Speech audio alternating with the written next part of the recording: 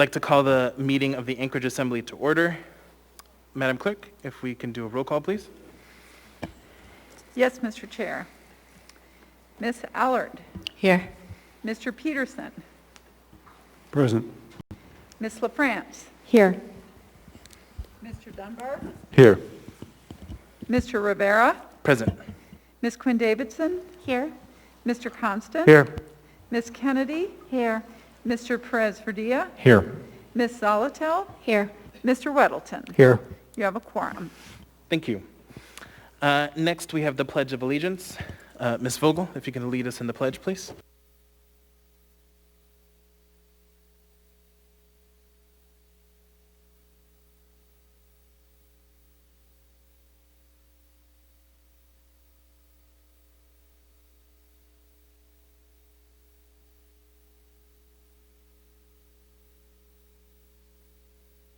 Thank you. Mr. Peterson, can you please read the land acknowledgement? Certainly, Mr. Chair. A land acknowledgement is a formal statement recognizing the indigenous people of a place. It is a public gesture of appreciation for the past and present indigenous stewardship of the lands that we now occupy. It is an actionable statement that marks our collective movement towards decolonization and equity. The Anchorage Assembly would like to acknowledge that we gather today on the traditional lands of the Dena'ina Athabascans. For thousands of years, the Dena'ina have been and continue to be the stewards of this land. It is with gratefulness and respect that we recognize the contributions, innovations, and contemporary perspectives of the Upper Cook Inlet Dena'ina.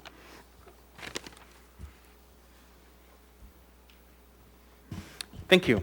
Next, we have minutes of previous meetings. Madam Vice Chair?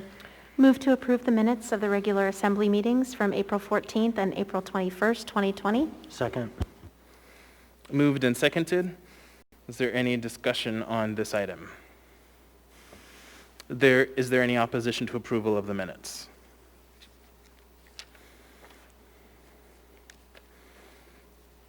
Seeing none, then those items are approved, thanks to the minutes clerk. Next, we have Mayor's report. Mr. Mayor?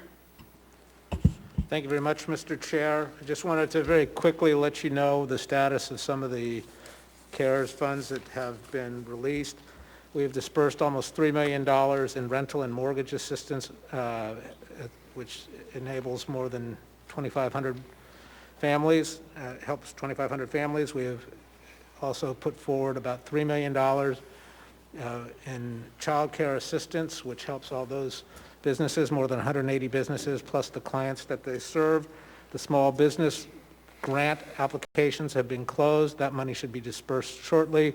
We have concluded an agreement with CHAR and are very close with the Alaska Hospitality Retailer to disperse the hospitality funds, which will be released in 3 tranches, 3 groups of funds, $30,000, $15,000, and $7,000, depending on the level that those businesses have been affected in the last few months. And that is my report. Thank you, Mr. Mayor. Next is the Assembly Chair's report. So 3 items for my report. First, I'd like to welcome the public back to in-person meetings, and I'd like to continue welcoming those watching us online and on Channel 9. As was outlined in the media releases, the Assembly has adopted the following process for in-person attendance: the requirement of mask wearing, physical distancing, filling out a contact tracing log, and getting a temperature check when you walk in the doors. AR 2020-296, or 296, approved on August 11th, provides for strict guidance on mask wearing, which I must enforce. Copies are available for those interested in reviewing the resolution. The clerks has it. Paraphrasing some of the language in this resolution, I shall call for compliance of all those within the assembly chambers to wear a mask. There are some notable exceptions, including eating and drinking, where it is okay for you to not wear a mask. but otherwise masks are required in the chambers. If compliance is not achieved, then I shall not allow public testimony in person and shall instead conduct public testimony by phone. Again, the resolution is available if anyone wants to look at that. Appreciate everyone's assistance in complying with these rules and for helping to keep everyone healthy. Second, I'd like to inform the public and Assembly, and I guess give an update to the Assembly about some changes occurring in the Assembly Department specific to our COVID-19 response through the end of the year. So on September 1st, I gave direction to the clerk's office to move forward on the following. First, bringing on assistance for our Assembly Council. After review of possible available attorneys through the Alaska Bar Association, Assembly Council brought forward a recommendation of Wheeler and Associates. This firm has been a great asset and assistance to both the Assembly Council and the Assembly. Second, bringing on communications and IT assistants. These two positions will be hired through a temp agency following the normal process to do so, with a goal to onboard these positions ASAP. With their increased need to both communicate effectively with the public and the increased demand on our staff for IT needs, these positions will alleviate in part the heightened burden to the clerk's office brought on by the pandemic. And then last, I'll turn it over to the Vice Chair to describe the two Assembly aides being brought on board. Thank you, Mr. Chair. The two aide position descriptions, along with information on how to submit applications, are available on the Assembly landing page at muni.org. These aides would assist any and all of us in our COVID-19 related work. When the chair asked me to take this task over, I reached out to the municipal ethics officer and to one of our municipal attorneys to ensure that whatever process I went through was fair and appropriate. While I was told that, unlike typical municipal hires, there's no requirement to go through any particular public hiring process for these Assembly aide positions, I wanted to. So I've been sharing the position description far and wide and hope to get many applications. And I asked my colleagues, Crystal Kennedy and John Weddleton, to assist me with the hiring process, and they graciously agreed. Applications are due by the close of business this Thursday, so we've got a couple days left. The three of us will then get the final packet of applications. All those that are eligible will review, and we hope to do interviews as early as next week. For additional information, please visit muni.org or feel free to reach out to me with questions. Thanks so much. Thank you. Okay, so that completes the Assembly Chair's report. Moving on to committee and liaison reports. I'll go ahead and start on this side of the room with Mr. Weddleton. Well, thanks. The Community and Economic Development Committee met this past Thursday on the 10th, and our discussion was primarily about possible changes to the marijuana code for special land use permit and also licensing. And that's a kind of an ongoing project. Thanks. Thank you. Ms. Zalatel. Thank you, Mr. Chair. Tomorrow will be a meeting of the Assembly's Committee on Homelessness. There will be a discussion of the Home for Good program as well as the Agnew-Beck recommendations with regard to the illegal properties. Thank you. Thank you. Mr. Perez-Verdilla. Thank you, Mr. Chair. No update tonight. Thank you. Ms. Kennedy. Nothing to add, Mr. Chair. Thank you. Thank you. Mr. Constant. Thank you. If you don't mind, come back to me. I have a brief report, but I'm not prepared. Thank you. Sure. Thank you. Ms. Quinn-Davidson. We'll hold our next health policy meeting. Ms. LaFrance and I will on October 8th, is it, the Wednesday? 7th, from 10 to 11, and we'll be doing a deep dive into the health department's budget for 2021, proposed budget. Thank you. Thank you. Mr. Dunbar. Thank you, Mr. Chair. No report this evening. Thank you. Ms. LaFrance. Thank you, Mr. Chair. The Budget and Finance Committee of the Whole will be meeting this Thursday, September 17th, from 12:10 to 1:10 p.m. This is a Zoom meeting. There are a couple changes that were made, some additions to our standard agenda that I just wanted to note for members, that the meeting will include a discussion of AO 2020-96, an omnibus ordinance revising Anchorage Municipal Code Title 12, taxation, and then also AO 2020-98, an ordinance amending Anchorage Municipal Code Section 6.50.060 to modify the MOA Trust Fund annual dividend calculation methodology. And just also wanted to add that a follow-up item is on the agenda, discussion on possible reduction in tax rate charged to businesses for personal property in 2021. Thank you, Mr. Chair. Thank you. Mr. Peterson. Thank you, Mr. Chair. The Ethics and Election Committee will be meeting on noon, September 23rd, and this will be a virtual meeting. And the agenda will be forthcoming. Thank you. Thank you. Ms. Allard. Thank you, Chair. So we have audit committee meeting tomorrow, and we're going to go over the BDO and the CAFR. And if we have time, we'll go over the P cards for 2020-08. And if not, I'll probably have another meeting probably next week. Thank you. Thank you. Mr. Constant. Thank you. Yes, the Enterprise Utility Oversight Committee will be meeting this week on Wednesday at 11 a.m. or Thursday at 11 a.m. And the topic that is currently published on the agenda is the Stormwater Utility Commission. So we'll be having a briefing on that. Thank you. Mr. Chair, may I make a point of order? Could you please read again the document that spells out mask wearing? I see there's some non-compliance in the room, and I just want to be clear on what the rules are. Sure, yeah, happy to read that again. And actually, I'll just read the paraphrased version that I have. So masks, as everyone knows, are required in the chambers for everyone, so assembly members, public, etc. So I shall call for compliance of all those within the chambers to wear a mask, with the notable exceptions of eating and drinking. But otherwise, masks are required in the chambers. If compliance is not achieved, then I shall ask for compliance, and then after that, if there's still non-compliance, I shall not allow public testimony in person and shall instead conduct public testimony by phone. And those are all outlined in the resolution. Thank you, Mr. Chair. Thank you. Okay, so moving on. Next, we're going to go through our procedure for laid on the table items. So we have a few items that were laid on the table that we need to go through.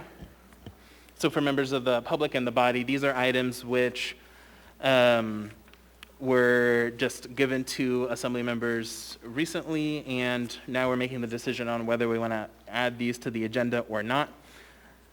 So first, I'll just read the laid on the table number 10G9, which is an ordinance for introduction, so we don't need to make a decision on that one. That'll be back before us on a public hearing on September 29th.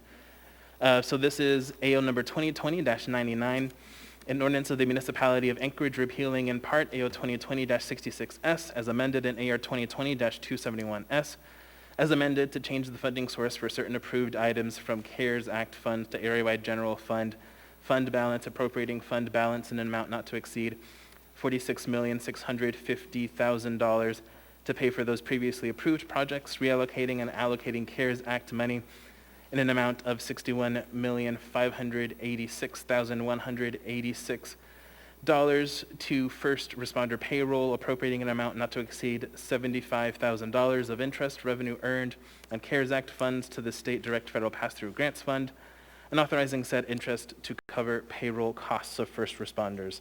So that'll be back before us for a public hearing on September 29th. Then next we have two items, both similar. The administration would prefer that we take up the unnumbered AR. So disregard the version that says laid on the table item number 10E6, and we'll take up the unnumbered AR. So that's a resolution of the Municipality of Anchorage appropriating $480,000 of municipal cash pool earnings to the Public Finance and Investments Fund to pay management and custodial expenses for the municipal cash pool. We do have to take action on this one, so can I get a motion? Move to lay this item on the table. Second. Moved and seconded. If the administration could provide the justification, please. Through the chair, this item came to our attention yesterday. We have to budget for the earnings that are accrued to the cash pool, and earnings this year are in excess of what was budgeted, and we had to bring this forward today so that we could continue on pace with our normal accounting process. So we need approval of this so that we can continue on that same schedule. Lack of approval would cause an unnecessary 2-week delay to our normal processing, so we would ask for approval. Thank you. Seeing no discussion on the motion to lay this item on the table, members may proceed to vote.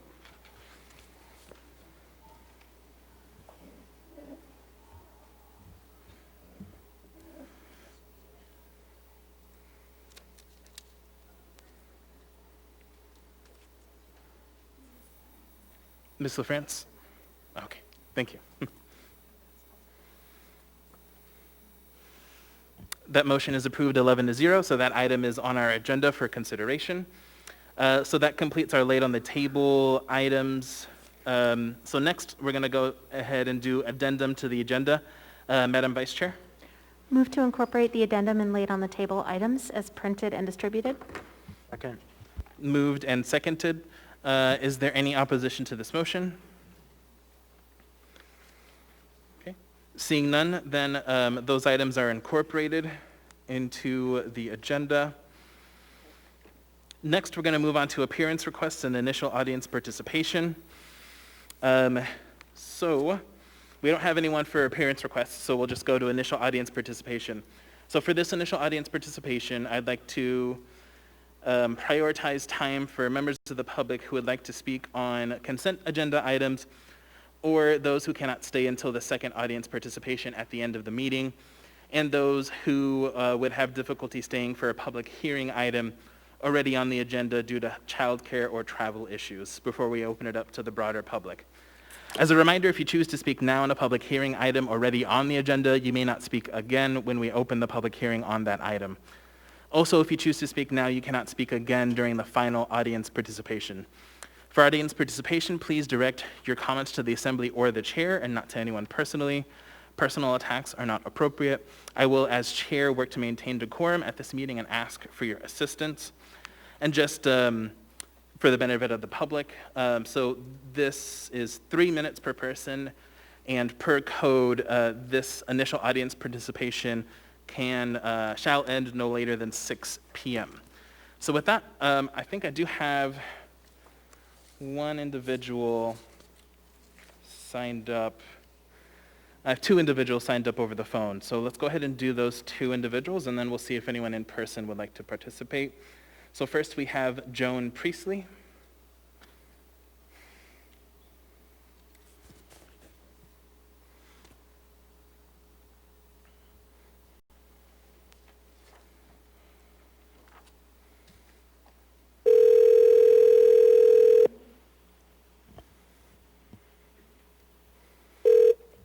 Hi, good afternoon. Hi, Ms. Priestley. This is Felix Rivera. You're here with the Anchorage Assembly. We are on initial audience participation. You have 3 minutes. Welcome. Wait. I was intending to testify when the hearing to approve Heather Harris for the director of the health department came up. Absolutely, Ms. Priestley. So that is an item for our consent agenda. So this is your opportunity to speak to that item if you would like. Oh, I see. Well, all right. Thank you. Thank you for calling. So, are you starting now? Yes, welcome. Okay, thank you. My name is Joan Priestley. I'm a retired medical doctor, and I would like to contribute my thoughts about the requirements for the position of director of the health department. I've sent a statement around to the comments to the members, but I'm sure not everyone had the chance to read it. So I am thankful for the opportunity to contribute my thoughts here now. John Boylton was kind enough to return my email with the thought that having an expert staff is very important, and it's okay for the staff to know more than the top person. I agree with John that when one is selling an item to a particular individual, it is very helpful to have wise and knowledgeable staff. But I beg to differ that the position of the director of the health department will be called upon to issue policy statements that will affect and even constrain the lives, the livelihood, the activities, and even our bodies of 250,000 people in Anchorage, not just one person buying one product. And in that case, I believe that this position really needs to be filled by someone with a very strong medical background, who is a practicing medical practitioner, who has also obtained a master's in public health. I believe those are the ideal qualifications.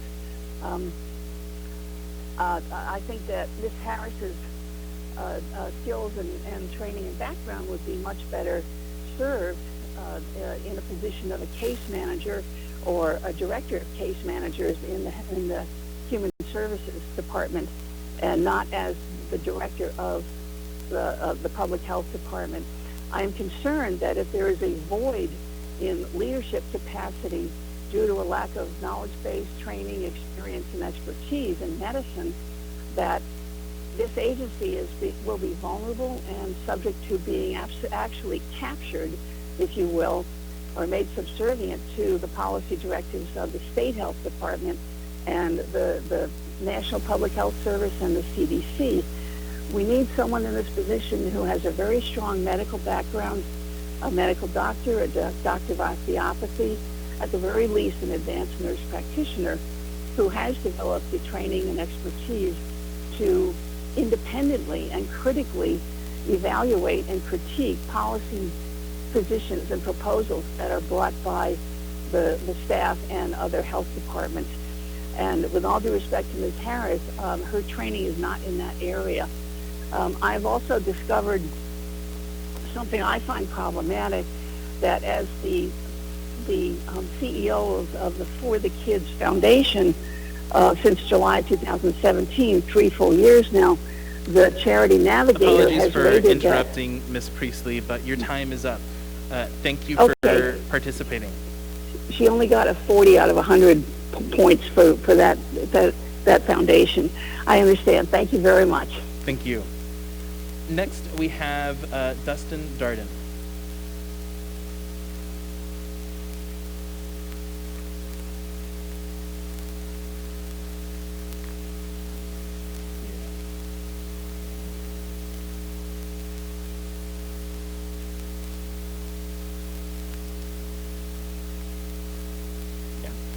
Okay, so we're going to go ahead and move over to in-person, and we'll come back to Mr. Darden here in a second.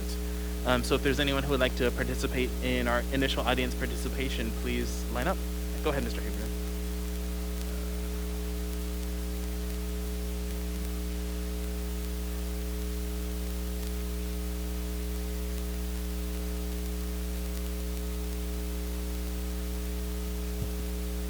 Go ahead, sir. Please introduce yourself for the record, and then you'll have 3 minutes. And could you turn the microphone on, please? The mic. There's a little face there. If you press that once, it'll light up. Oh, it has an arrow, the clerk is saying. There you go. Is that better? Yeah. Go ahead. Please introduce yourself again. Madam Chair, Assembly, my name is Frank McQuarrie. I am the chairman of a newly formed C4 organization called Alaskans for Open Meetings. It is our intent to file a lawsuit because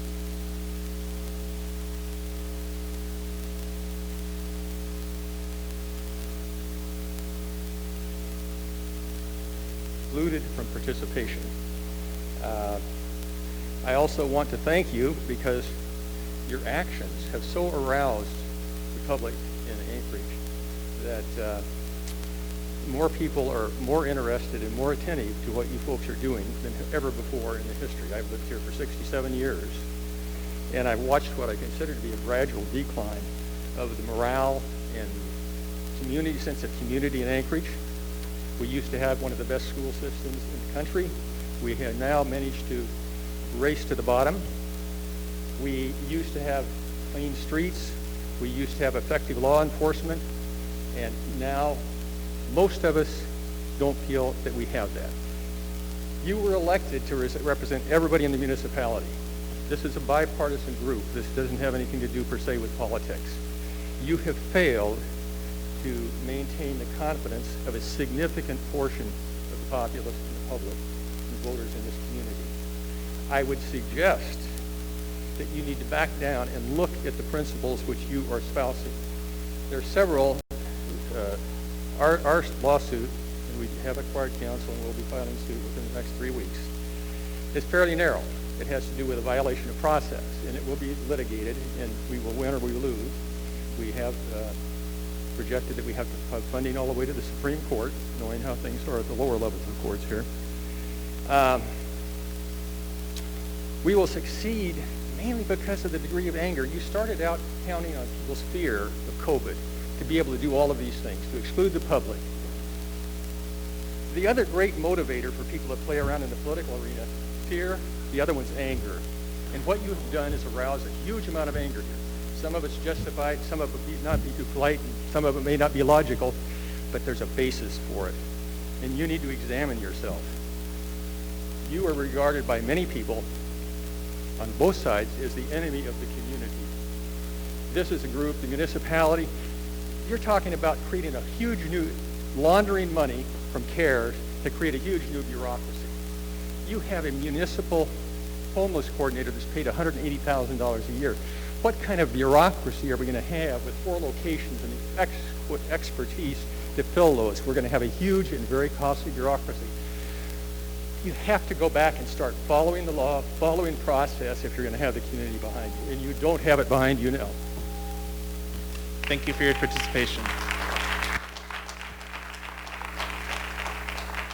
One note, we really are grateful because I just got a $5,000 donation from this gentleman over here.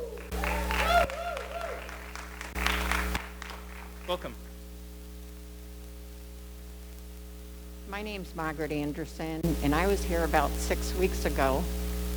And the reason I have my mask like this is guys that the one that,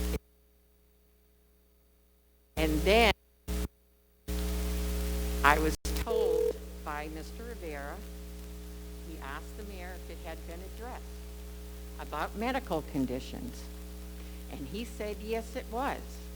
I sat here for 6.5 hours waiting for an answer on that of how, because I wasn't able to testify on the second half. What I was told that night by one of the representatives that I understood I was sitting there is to call my doctor, and that would be what I should do. So I set up an appointment with my doctor, and I did a teleconference with my doctor over. And I asked him about this, and he said that nothing has been done with the doctors. He had no idea about it. He had no information about it or anything. So I would like an answer this evening as to how that was addressed, because I'm in here now. I have to wear this when I can't hardly breathe, and I'm being told that I can't testify without a mask. So how has it been addressed to all the people that cannot wear masks? So that's the first thing. I believe in the emergency order for the mayor should be canceled. It should not be extended. I believe that the mask mandate should be stopped. And then I'm going to recite something that I think that all of you really need to hear, because you probably haven't heard it in a long time. And that's, Our Father, who art in heaven, hallowed be thy name. Thy kingdom come, thy will be done on earth as it is in heaven. Give us this day our daily bread, and forgive us our trespasses, as we forgive those who trespass against us. And lead us not into temptation, but deliver us from evil. For thine is the kingdom, the power, and the glory, forever and ever. Amen. So if I could please get my answer to the health as far as people not being able to wear them. Thank you. So I have a question for you from Ms. Allard, or a comment. Yes. Actually, Chair, I have a question for you. Can I address you? Sure, I may not be able to answer, but go ahead. Okay, are we under 13 version 2? EO 13 version 2? I apologize. It's 14 version 2. We're under 14 version 2? Okay, thank you. Thank you. I have your question down, ma'am. Okay. So do I stay here for that answer, or what do I do? When we take a dinner break, we can get you an answer to your question. Thank you. Thank you. Welcome.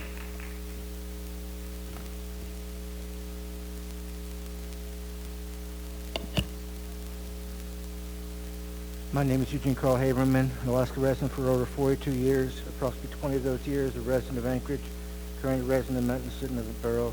I'm known as a self-appointed government watchdog. Now, I'm going to address, first off, the on your agenda dealing with the confirmation of the head of the Department of Health. I strongly oppose that appointment. One would think that you would have a hearing on it by the public, but there is no hearing. You move the agenda, and now you have initial audience participation, but that's very limited number of people could speak, so that doesn't give a fair chance. But when you look at the resume, and there was a point made by a speaker earlier that they have a master's in public health. On that very resume, it says master's in public administration. It doesn't say health. I'm really concerned that you're appointing someone with with a salary of, what was it, $130,000 or something like that. And one would think in times of COVID, even more, that you hire someone with experience dealing with health. Now, last week I attended your remote assembly meeting dealing with the appointment. And what astonished me was the situation. There was nothing said in questions in regard to COVID. It dealt with the background, which was, even when you were talking about it, didn't show health background. But the fact is, wouldn't you think that would be a question in times of COVID, that you would have that question? Now, I also listened to the press conferences of the mayor. Fortunately, a lot of times they're at the same time as your remote meetings. So I have to attend yours and listen later on the mayor's deal. But in regard to COVID, I'd like to bring out an issue that came up at not the last press conference, but the week before, the first one for September. Question was asked, when did you test these people dealing with Brothers Francis Shelter? And the comment came, it was in the last 10 days of August. Now, what month are we in? It was showing an irresponsibility of situation of dealing with the homeless. You were not even testing them when? And now the numbers start coming up, and then the press asked that question at the press conference. One would have thought way back when you're spending a significant amount of money in investment and expressing concerns about the homeless, you would go ahead and deal with the testing of these very people. But that did not occur until August. And a question mark is the tracing, and concern about how they're basically being locked up. Yes, locked up. Whose safety are we looking at? And how are people being treated? It's absolutely wrong. And I'll put a footnote in closing and give respect to this. Before COVID, I said this before the assembly, because I was part of before the Brother Francis Shelter. And I stressed concern that that thing should have been closed down. And I was shocked to find out that that's still open. Mr. Haberman, but your time is up. Thank you. All right, we're going to go ahead and go back and see if we can reach Dustin Darden, and then we'll go back to in-person.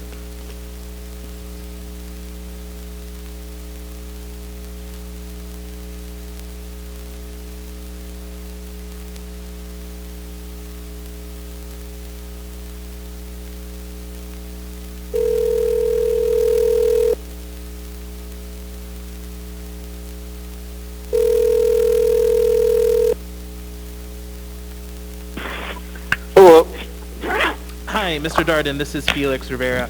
You're here with the Anchorage Assembly. We're on initial audience participation.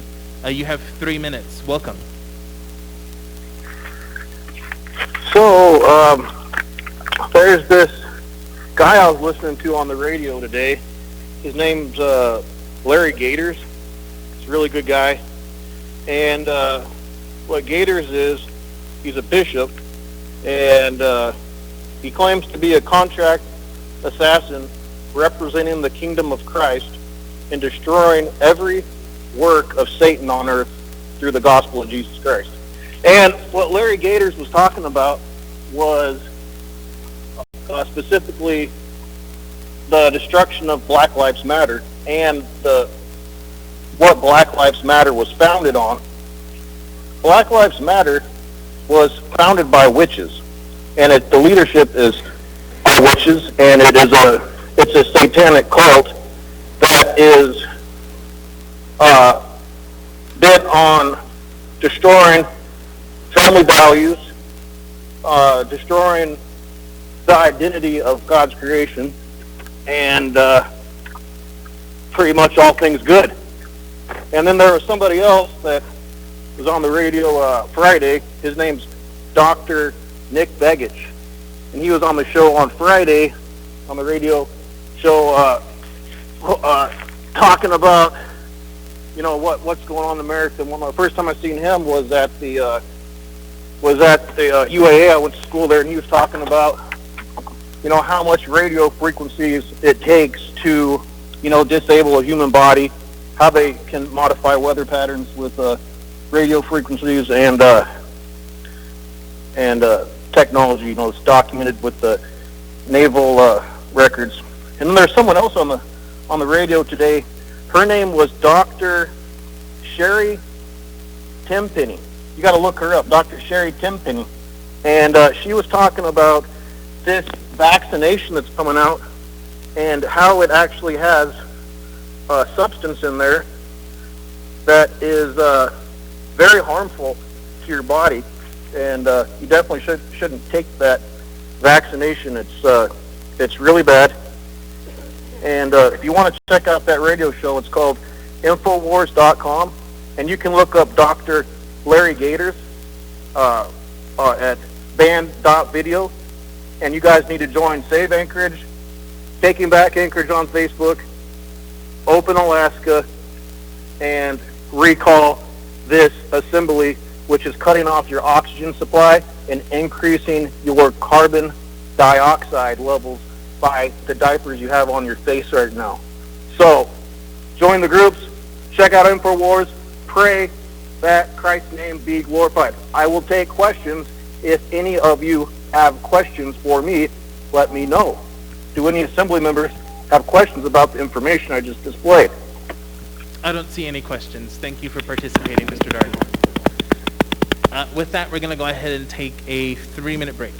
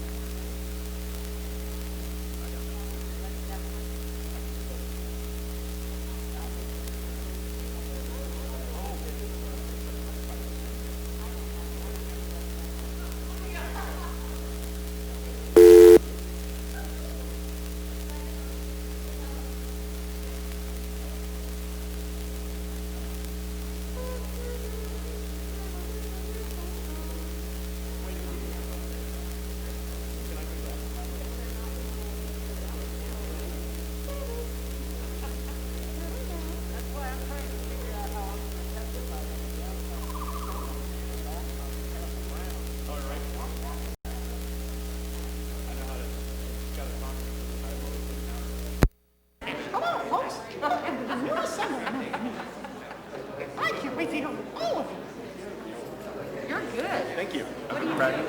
Huh? What do you do for a living? I'm a machinist. Wow, will you talk to your machine? Yes, Make it ma'am. work. I do. In the middle, especially. I'm like, okay, just slow down, you know. So can we touch now? When you have to wear a mask, can we touch now? I don't know. Oh, I'm gonna die. I saw some backpack going on up there, so I think.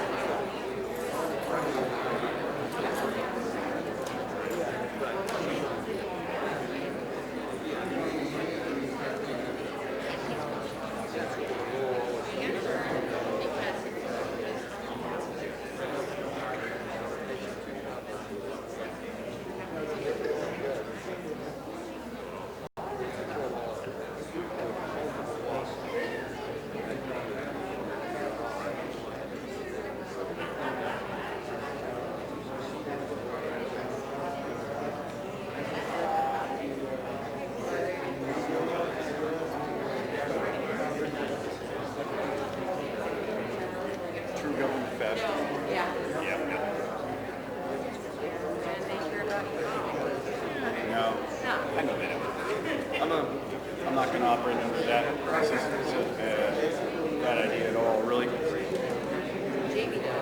Oh, yes, she does.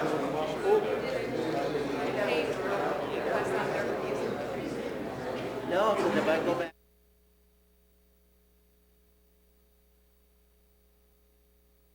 Apologies for that. But it looks like they're doing Okay, so just to put on record conversations that I had, so part of the resolution that I talked about earlier, AO 2020-296, one of the exceptions in there is for briefly removing your mask while speaking, drinking, or eating. And the speaking part is when you're up here to testify. If you would like to remove your mask while you are speaking for those 3 minutes, you may do so. So with that, welcome, sir.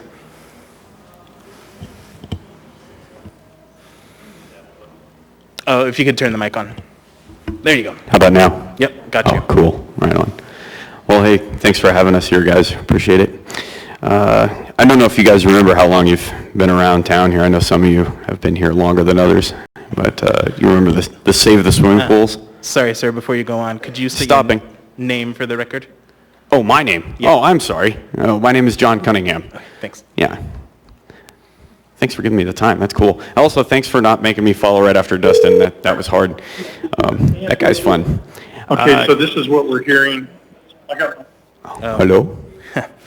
Whoops. If It's we like a can bad make sure Zoom folks on meeting. the You guys have phone done that before. are muted. Thanks. Go ahead. All right, Sorry, we're dealing here with we some go. technical issues. So you guys remember the MOA Save the Swimming Pools thing, right back in the day? This very body was thinking about kind of axing some of that stuff. I don't know if you remember, oh my gosh, what were they called? Oh, the billboard thing. You remember the billboard thing? Years and years ago, probably before some of the people in the audience were born.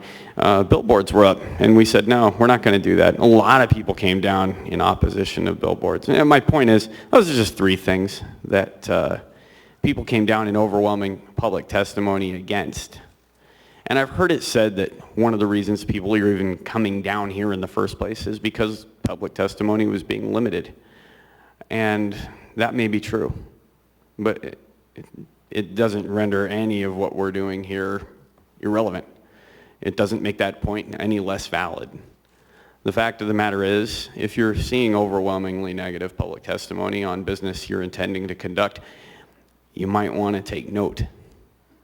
And when you limit things like that, you start to limit the options of the people. One of the things that I like to subscribe to is political philosophy. I know you guys are big into that sort of thing, right? And there are 4 boxes of freedom. Now, I'm not going to get into those because that's just another one person's opinion on how this whole process works. But as you start taking those boxes away, we get left with less and less. So it's a good idea that if you're not seeing a bunch of your voters come up here to tell you that this is a good thing, that if you're not seeing a bunch of your constituents that voted for you come up here and tell you they don't like what's going on or that they do like what's going on, if you're not hearing overwhelming support here, it's not there. Facebook is not the real world. Twitter is not the real world. The places where you think you're saying things in private and your parties and up in Bootleggers Cove and in your private groups, they're not private. We see it all. So I'd leave you with this. Consider the options you're leaving us when you limit us in all respects, not just public commentary, commerce, private living. And you know what's right and wrong. You all passed 10th grade civics, right? Right. Cheers. Thank you. Thank you for participating. Welcome. Hi, good evening. I'm Hezekiah Holland, or Kai Holland, that many of you might recognize that name by. If you could just raise it up. A little better? Yeah. Great, thanks. Again, Kai Holland, and I'm here tonight both personally and also co-chair of the Rabbit Creek Community Council. First off, though, just as a perhaps unnecessary but obvious comment, the music we're getting from outside is impacting the audience, and so just for the record, I'd just like you to be aware that it is distracting, and I don't know that you can do anything about it, but I'd like to at least say that so it's there. The reason I'm here tonight is to recognize the work that John C. has done. He's on the consent agenda, and I appreciate the work from Assembly folk, LaFrance and Weddleton, who brought that to you tonight. As co-chair of the Rabbit Creek Community Council, I got involved in this issue of FireWise and the fire dangers in Anchorage a couple years ago following the Paradise campfire and the loss of life and the loss of really a community, and saw the issues as one that needed more attention in Anchorage, and was able at that point to start working with John C. and with our assembly members and engaging in a more active awareness campaign and efforts using the grants that John had gotten to be able to help people on the hillside to be able to start understanding what they could do to mitigate the fire risk in their area and to be able to take some action to understand that. That's led to a greater awareness across the whole hillside, including the passage of Proposition 1. So I just want to acknowledge his work. He's just actually been a wonderful individual to work with. I appreciate the support from the fire department to engage with the FireWise program. And most of all, in addition to thanking him for his service, I want to encourage all of you to be aware that what's happening right now in California, Oregon, and Washington is a picture and an experience that we hope we can avoid here, and we need your support to continue to put even more effort into the awareness and the fire load reduction and encouraging the community to take action, particularly in the isolated areas that we have that only have single routes of access or for evacuation. We've not run a community drill for 15 years, and I'm afraid that we have the risk in these hillside areas of having a fire start and quickly finding ourselves cut off and not having practiced and developed the resources of how we'll respond when that day comes. I hope it never does. I appreciate the work that John C. and the fire department have done to make some effort. We have a lot more to do. But tonight, I appreciate the recognition you're giving, John, and look forward to your continued support. Thank you. Thank you. I have a couple of folks in the queue for you, sir. Ms. LaFrance? Thank you, Mr. Chair. Thank you, Kai, for being here tonight, and especially thank you for all the work that you do as the co-chair of the Rabbit Creek Community Council and all the tremendous organization and efforts towards FireWise and resiliency. So thank you so much for keeping the focus on this important stuff. Very good. Thank you. Thank you. Mr. Constant. Thank you, Mr. Holland. Thanks for coming in and testifying. You know, we, through the CARES Act, created a jobs program that is working to reduce fire danger. And one thing that I've been asking people to do is if you know public lands that have fire load, dead trees, public lands, please email your assembly members so they can know where to direct the Parks Department who's operating the project to remove all of that, as much of that fuel as we can while we can, because we're employing people who are otherwise out of work because of the COVID pandemic to do that work. So please let us know if you know of public lands that are close to residences that we can fix to make sure people don't lose life and property. Okay. Mr. Chair, may I respond to that? Sure. Just briefly, thank you for your comments, and also I do appreciate and acknowledge the work that the CARES Act funding will support there. I would like to point out, though, one key point briefly, which is in addition to the parkland assessment and fire load reduction that I'd like you to be looking at, I want you to be thinking about the need to also look at critical routes that need that same fire load reduction. I think that's gotten missed so far. We have significant and important sections of road where the right-of-way is not being maintained in terms of the fire load reduction that needs to be made there. And there are critical sections we found with the analysis done by UAA that identify a spot on Clark's Road, a spot on Robert Creek Road, and other neighborhood areas that if a fire got into those areas, we'd chop off the access and evacuation routes that we need. So the parkland's great, but I would suggest specifically look for right-of-way issues and try and direct some attention into that issue. Thank you, Mr. Chair. Just briefly, it's not park lands, it's public lands. It's just being run through the park department, so please do send that information forward. Thank you. Thank you. One last one for you, Mr. Dunbar. Thank you, Mr. Chair. Just a really quick, right here, just a really quick question. I have a couple emails from Mr. Kai Holland regarding investing in health technology businesses. Is that you? Am I in the right people? Yes, my formal name is Hezekiah, but Kai is a nickname, so you've seen emails from me, which is why I mentioned both names. Thank you. And will we be hearing more from you about health technology innovation, and perhaps you want us to spend some of the CARES Act money on that, is that correct? I'd love to be able to speak with you more about that, as well as to bring in others that are more deeply involved in that particular domain. I work in a number of different domains. That is only one of them. Okay, thank you. Thank you, Mr. Chair. Thank you. Thank you for participating. Thank you, everyone. All right, so I think at this point, we have time for one more individual for our initial audience participation, and then we will move on. So welcome. Can I remove this to speak? Okay. I thought I heard you say that, but I was just making sure. Okay, my name is Dustin Sherman, and I want to tell you guys a little story. So about 10 years ago, I used to live in Anchorage. I moved down to Northern California. I met my wife, moved down there.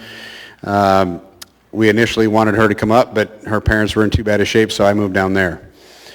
When I moved down there, I had no idea what I was in for. I'd grown up in Colorado. At that time, Colorado was a red state. I've been all over the country doing the business that I do.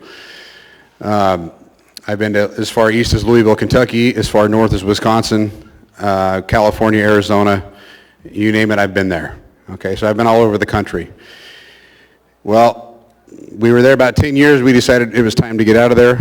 We decided to come back up here because we couldn't afford to buy a house in California. Most of you, I'm sure, understand that the price of living there is astronomically high. So we decided to come back up here. I retained the job that I had when I left. We come back up here. We get lucky enough to be able to afford a house. We buy a house. And this is before I started paying attention to what was going on, obviously before COVID. And I start seeing my city just completely disintegrated from what it was when I left. I could not believe this. I couldn't believe the homeless on the streets. I couldn't believe my assembly letting me down. I really mean that. There's a few that are fighting the good fight, but overall I feel like we have been let down. And I was involved in some politics and stuff down in California, and it was like pulling teeth. My question to you is, and this is for the entire assembly, why do you want to turn this state into California? I moved up here to get away from that. I moved up here to get away from high taxes. I moved away from moved away from there to get away from the brash politics and things like that. And I've just walked right back into it again. I didn't get into politics till about 5 years ago. And most of you can probably guess I'm conservative. And what I'm seeing right now is absolutely appalling. I can't believe it. I really can't. I can't believe it from the mayor. I can't believe it from the assembly members that I deal with. I do want to thank a couple assembly members, though, if I may. Can I call them by name? Okay, so I do want to thank a couple assembly members that came to an event that was held this last week, and it was a 9/11 remembrance. It was a rolling rally. I'd like to thank John Weddleton for showing up. We appreciate that.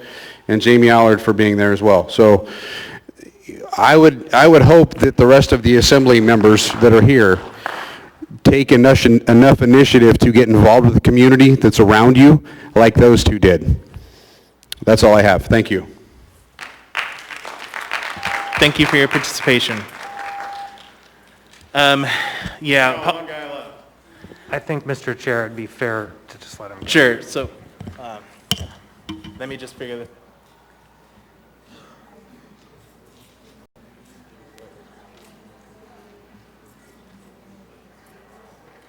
I would make a motion to suspend the rules, Mr. Chair. I will entertain that motion. Is there a second? Second. Seconded by Ms. Kennedy. Is there any opposition to that? Okay, so that rule is suspended just for right now. Welcome. Hi, so my name is Brandon Conant. I'm a welder fabricator here in Anchorage, Alaska. I've worked on the pipeline. I've worked down in Portland, California, Washington. Well, Oregon, not Portland, sorry. I'm not here to bash you or understand how you guys do your job because you probably don't know how to do mine.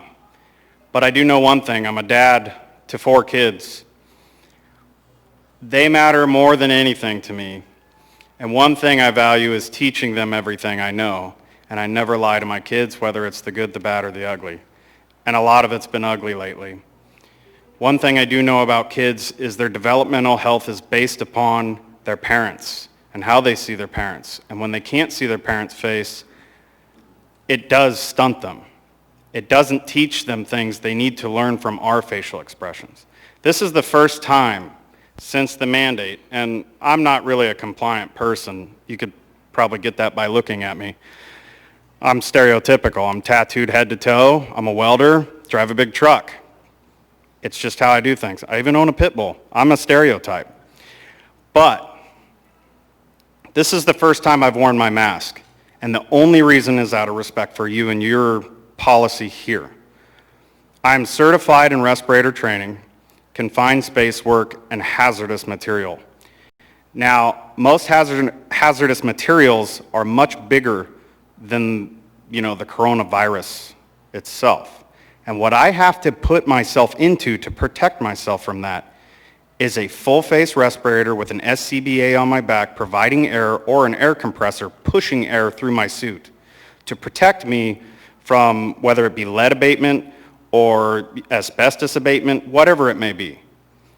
To put this on my face is a joke.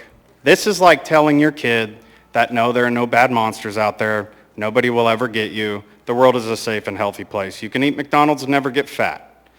This is a lie to people. And that is, granted, everybody believes what they want to believe, okay? And I get that. But I've been trained in this.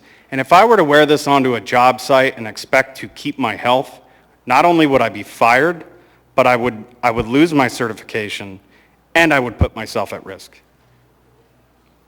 My kids need to go back to school. I pulled my 11-year-old from school.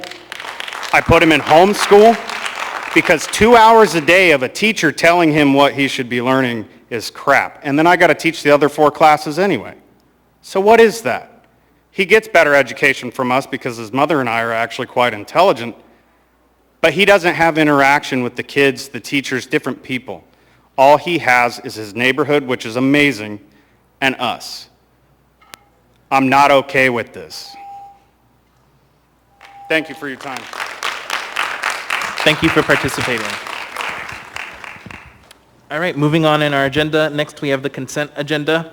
So consent agenda items number 10A through 10G are typically routine or non-controversial items such as bid awards, new business, information reports, and ordinances and resolutions for introduction.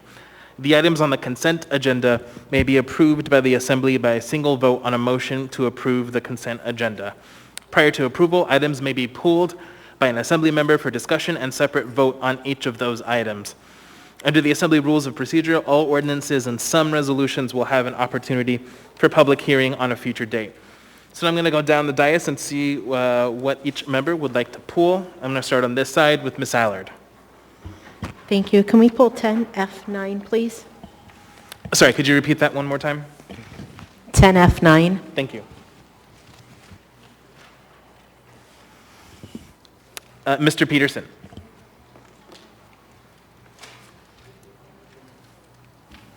Thank you, Mr. Chair. No items this evening. Thank you. Ms. LaFrance. Thank you, Mr. Chair. No items this evening. Thank you. Mr. Dunbar. Thank you, Mr. Chair. No items this evening. Thank you. Ms. Quinn-Davidson. Thank you, Mr. Chair. 10B1, 10A2, and 10D1, please. Thank you. Mr. Constant. 10A1, please.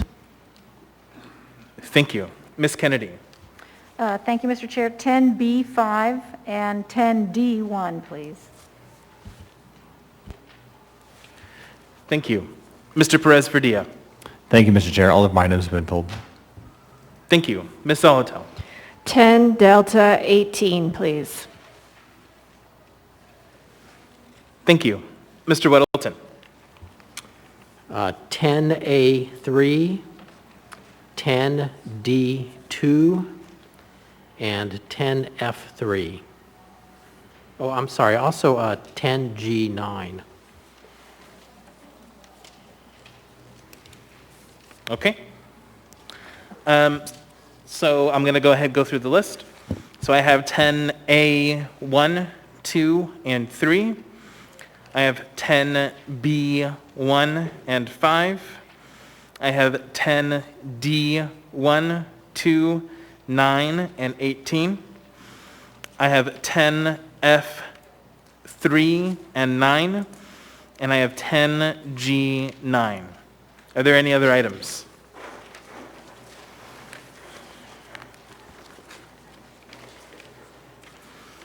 Okay, seeing none, Madam Vice Chair? Move to approve the consent agenda with the exception of the pulled items. Second. Moved and seconded. Is there any discussion on this motion?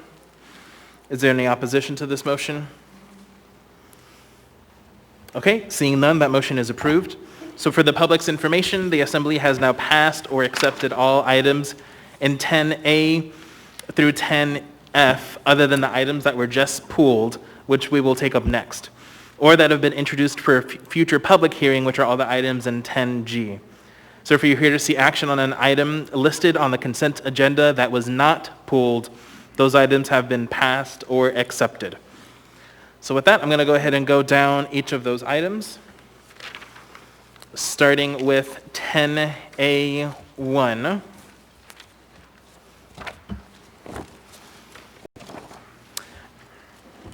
AR number 2020-324, a resolution of the Anchorage Municipal Assembly recognizing and celebrating September 15th through October 15th, 2020 as Hispanic and Latino Heritage Month in Anchorage, Alaska. What is the will of the body? Move to approve. Second. Moved and seconded. Is there any opposition? Seeing none, that item is approved. Who's reading, who's presenting? I'll be reading. I think so, yeah, coming up. A resolution of the Anchorage Municipal Assembly recognizing and celebrating September 15th through October 15th, 2020 as Hispanic and Latino Heritage Month in Anchorage, Alaska. Whereas Hispanic and Latino Americans have played important roles in American and Alaskan history, making significant contributions in the sciences, education, business, law, politics, music, arts, and sports with a rich tradition of military and community service. And whereas the U.S. Congress first recognized Hispanic heritage in 1968 with the enactment of Public Law 90-498, calling upon the people of the United States, especially the educational community, to observe a week with appropriate ceremonies and activities. And whereas September 15th was chosen as the starting date for National Hispanic Heritage Month because it marks the anniversary of the independence of 5 Latin American countries, Costa Rica, El Salvador, Guatemala, Honduras, and Nicaragua, with the month-long recognition also including the Independence Days of Mexico, Chile, and Belize. And whereas National Hispanic Heritage Month is a time for our community, home to over 56% of Hispanic and Latinos living in Alaska, to reflect on and celebrate the history of Hispanic and Latino Americans and their contributions to our city, state, nation, and world. Whereas Anchorage's Hispanic and Latino communities have enriched our community, sharing their cultures, art, foods, traditions, helping to make Anchorage a more vibrant, inclusive, and welcoming home for all of our residents. Now, therefore, the Anchorage Municipal Assembly recognizes and celebrates September 15th through October 15th, 2020 as Hispanic and Latino Heritage Month, passed and approved by the Anchorage Assembly this 15th day of September, 2020.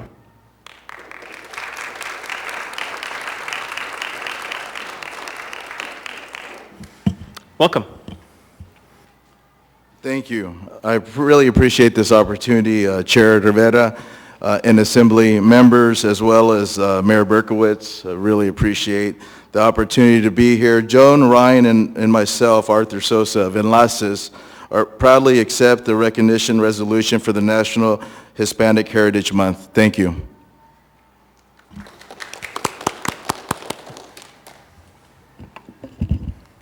Yeah, thank you very much. And as you said, most of the Spanish-speaking countries in the Americas got their independence from the Spanish in September in this month. So thank you for recognizing our community.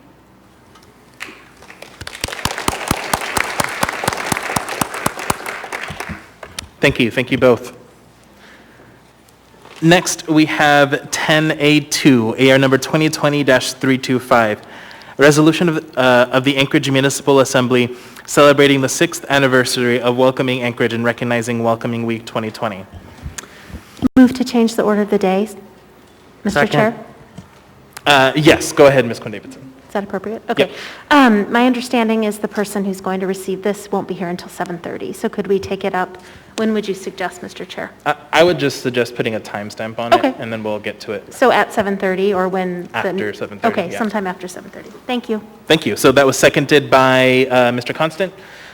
So for members of the public and the body who didn't follow that, so the individual who's accepting this resolution isn't available until after 7:30. So we're changing the order of the day to take this up after 7:30.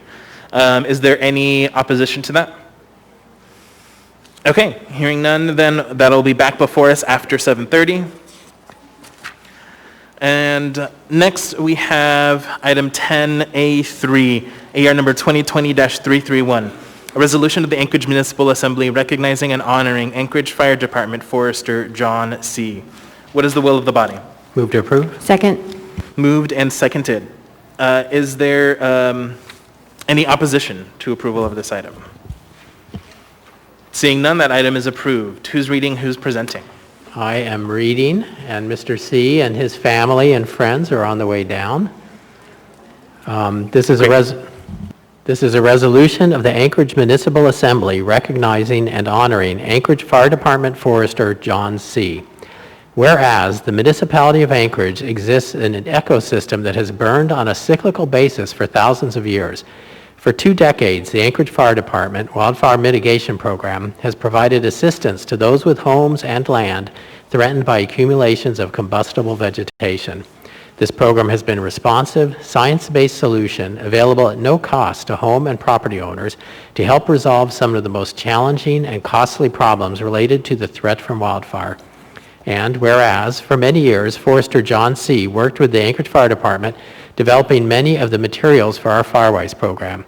He became an AFD contractor in 2012 following his retirement from the Alaska Division of Forestry after 27 years working in Alaska and assisting wildfire response efforts in Montana, Oregon, and Arizona. And whereas Forester C. helped the municipality of Anchorage apply for $549,000 in wildland urban interface grants to support community engagement and the Firewise program. His efforts included coordination and training of AFD personnel, Firewise home inspections, public land wildfire hazard identification and mitigation project coordination, community awareness programs including work with Eagle River, Basher, Bear Valley, Hillside, Turnagain Arm Community Councils, and the Hillsides Home and Landowners Organization, and a variety of other groups to assess hazards and implement strategies to reduce the risk of wildfires and to increase the capacity for all hazard local citizen response and coordination with public agencies. And whereas Forester C's efforts with the Rabbit Creek Community Council Resiliency Committee heightened awareness of wildfire risk and led to the Rabbit Creek Community Council receiving designation as the first Firewise community in the municipality of Anchorage. Now therefore, the Anchorage Assembly recognizes Forester John C. for his 35 years of service to the community, his leadership in reducing the risk of urban wildfires, and strengthening the community's capacity to work together to increase awareness and to reduce the risk of urban wildfires. Passed and approved by the Anchorage Assembly this 15th day of September 2020.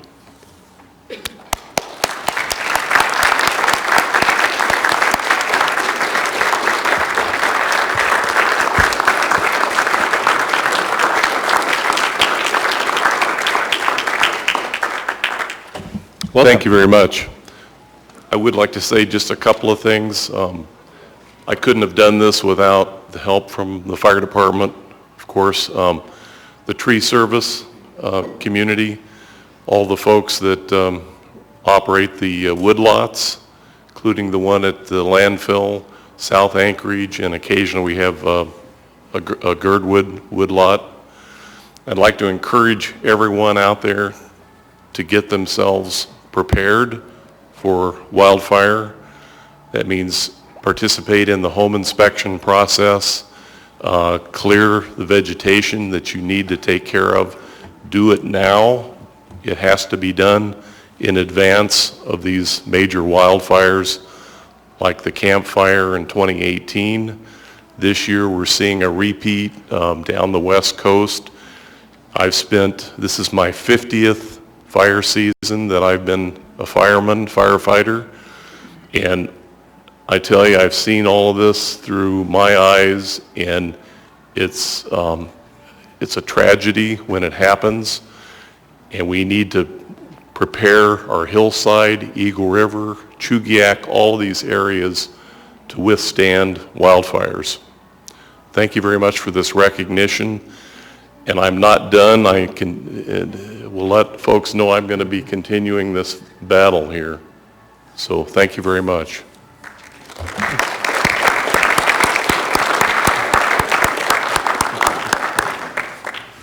Mr. Weddleton.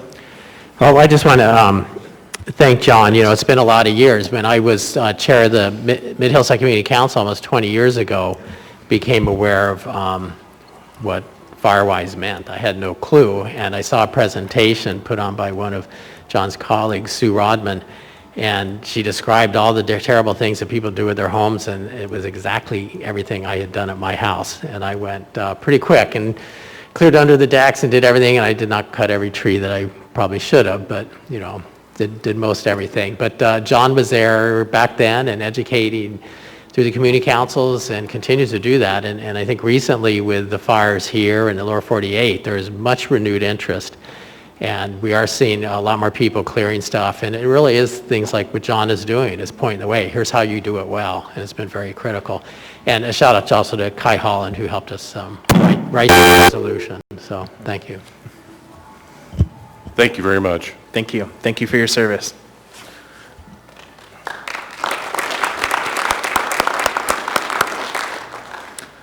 Next item we have before us is item 10B1, a resolution number AR 2020-320, a resolution of the Anchorage Municipal Assembly appointing a citizen naming panel for the purpose of naming a public place or facility in honor of Sladen J. Mole. What is the will of the body? Move to approve. Second. Moved and seconded. Ms. Quinn-Davidson, you pulled this one? Yeah, thank you, Mr. Chair. I pulled this to propose a slight amendment. There's an error on line 27 that the word horror should be replaced with honor. Thank you for I would catching second that. Moved and seconded by Mr. Constant. Is there any discussion on the amendment? Is there any opposition to the amendment? Okay, seeing none, then that amendment is approved. Is there any further discussion on this item? Seeing none, members may proceed to vote.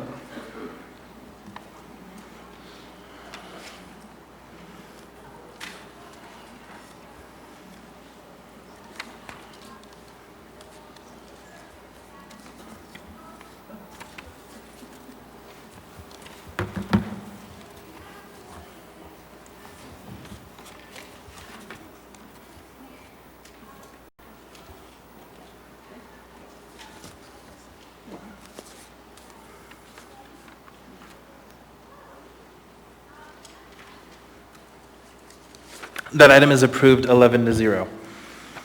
Next, we have 10B5. Resolution number AR 2020-328. A resolution of intent establishing that financing of energy improvement projects through assessments serve a valid public purpose and related matters. What is the will of the body? Move to approve. Second. Moved and seconded. Ms. Kennedy, you pulled this item? Yes, thank you, Mr. Chair. And actually, I just kind of wanted the Cliff Notes version of what this is all about. It looks like there are things that the municipality is committing to. So I'd kind of like an idea about what the municipality is actually allowing or permitting here, what the public's expectation is of this particular resolution, is particularly because I see it will come back before us as an ordinance. So can you tell me a little about that process, why we're doing it this way? Thank you. Yes, through the chair. The Cliff Notes version is, this allows for a commercial property owner to do an energy efficiency program, and then will ultimately create a process where the lender can be paid through an assessment program that the municipality runs. So this is the very first step in the process as defined by state statute, which says the first thing you have to do is say that it's in the public good, which is what this does. And then what we will bring back before you is a lot of the mechanics behind it. But what it functionally sets up is, if you're a property owner and you want to do an energy improvement program, you can go to a bank and they'll give you a loan, and then the payments can be processed as an assessment in the exact same way that we do utility assessments, and it allows for the lender to have a higher comfort level that repayment will happen because it is involved in the same municipal process as assessments. Hopefully that was short enough. May I follow up? Thank you. So essentially, this will be operational in terms of a citizen, a community member wanting to take advantage of this, or do they have to wait till it's formalized in an ordinance? Thank you. Yes, this is just the very first step. The next step before you will be the ordinances which lay out how it can be accomplished. So the state statute is very clear. The first thing we have to do is pass this resolution that says that it is in the public interest, and which is all this does. And then the next steps will be to lay out in code how it actually happens. Thank you. Ms. Quinn-Davidson? Thank you, Mr. Chair. I think this is a great idea. It doesn't cost any public money, and it enables people to make decisions about their properties. So it sounds great to me. But did you say commercial? Is this only for commercial? My understanding, so not residential. Chris Schutte is answering using his head, nodding up and down. Correct. For the record, through the chair, this is only for commercial property. Okay. Thank you for the clarification. Thank you.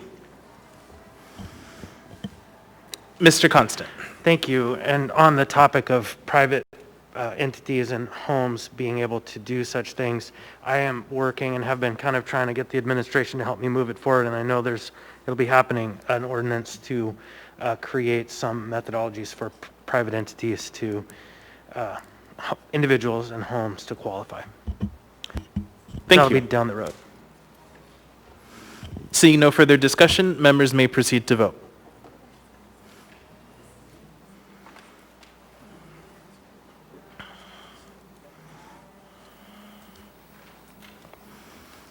That item is approved 11-0. Mr. Chair? Yes, Mr. Constant? And taking up the next item, I have a conflict to declare. Okay, thank you. So we'll do that when that item is before us. So next we have item 10D1, Assembly Memorandum Number AM 508-2020, Executive Appointment Confirmation Hearing for Heather Harris, Anchorage Health Department Director. What is the will of the body? Move to approve. Second. Moved and seconded, and apologies. Mr. Constant? Yeah, thank you. I have a real estate license. Her husband has a real estate license, and in fact, we are both parties to a transaction closing this Friday. It's about as hot a conflict as you can get. It's a humble brag, too. Thank you. So let me go ahead and go through those questions, and then I will make my ruling. Is the this is a little bit different, but I at least want to go through a couple of them for the record. Is the financial or private interest a substantial part of the matter under consideration? No. Does the financial or private interest vary directly and substantially with the outcome of the official action? No. Okay. I won't go through the rest, but I will declare that you do have a conflict on this item. Thank you. Thank you.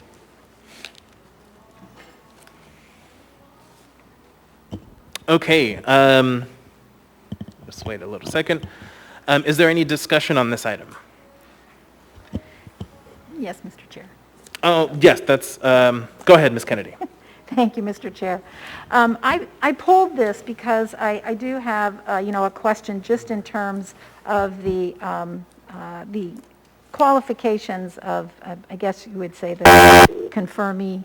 And not to say anything, I have no reason, qualms whatsoever, against Ms. Harris personally. Certainly don't really know her well personally either. But looking at her resume, it is kind of a glaring absence in terms of any kind of medically related experience. So I was wondering if the administration, if the mayor might comment on why this is actually acceptable for somebody that's leading the department, the health department. So if I might. And if that's appropriate for, obviously this is a confirmation of a, personal nature. So I'm not trying to put anything out there that somebody wouldn't want to normally talk about. But I do think it's important if we don't have somebody that is actually medically experienced to actually be taking on a position of the Anchorage Health Department. So thank you, Mr. Chair. Thank you. Who from the administration would like to address that? I believe that Bill Falsey is on the line and will provide a few comments. Mr. Falsey? Through the chair to Assemblymember Kennedy. I appreciate the question. It has actually been quite rare in recent years for the director of the health department to hold a Master of Public Health or to be a doctor. In fact, I'm not sure in the history of the health department when we have last had a doctor who was leading the helm there. Melinda Freeman, I believe, was a licensed counselor. Natasha Pineda did have a Master's of Public Health. Heather Harris has a Master's of Public Administration, and what is really critical is not necessarily to bring the direct medical or public health expertise in the person of the director, but to be able to coordinate all the various entities in the municipal health department and to work with our epidemiologist and with our chief medical officer who holds the medical certification.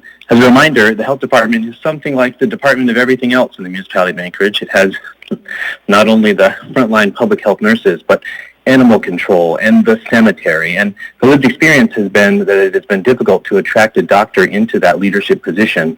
What we really need is someone who can organize all the different portions of that into a seamless whole. And Heather Harris comes highly recommended to us from a number of individuals. We were told that we would be quite lucky if we could convince her to do it. That has certainly been our lived experience so far.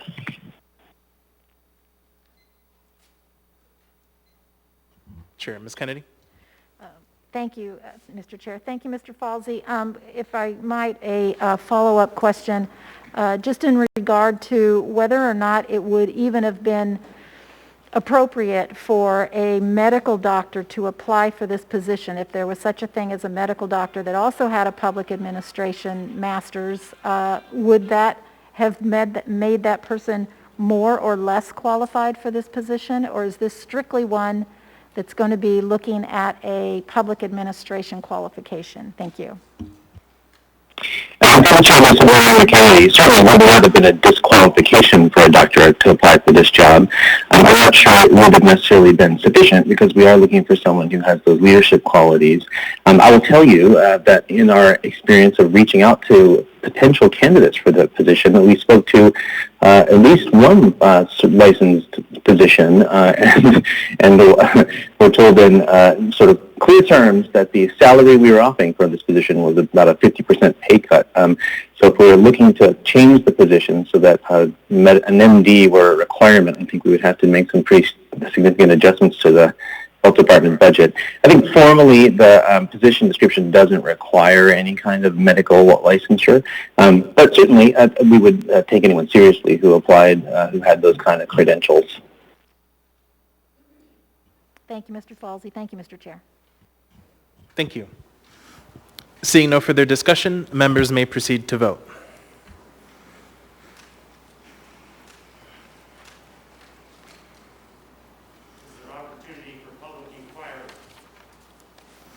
Not on this item, sir. So that item is approved 9-1.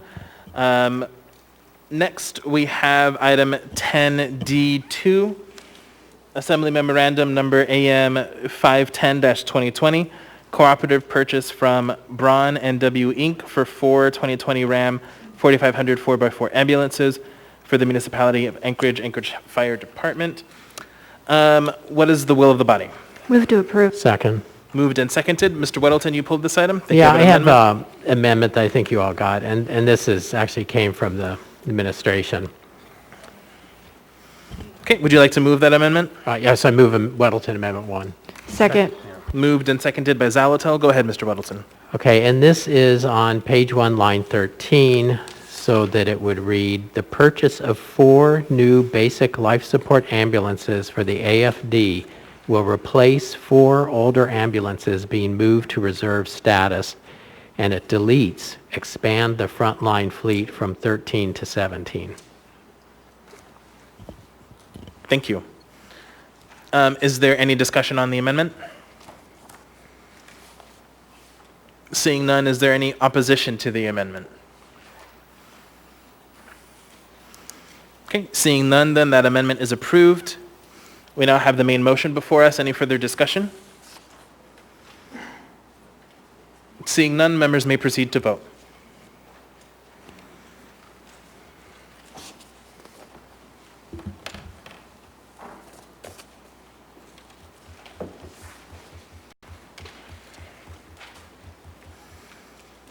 That item is approved 11-0.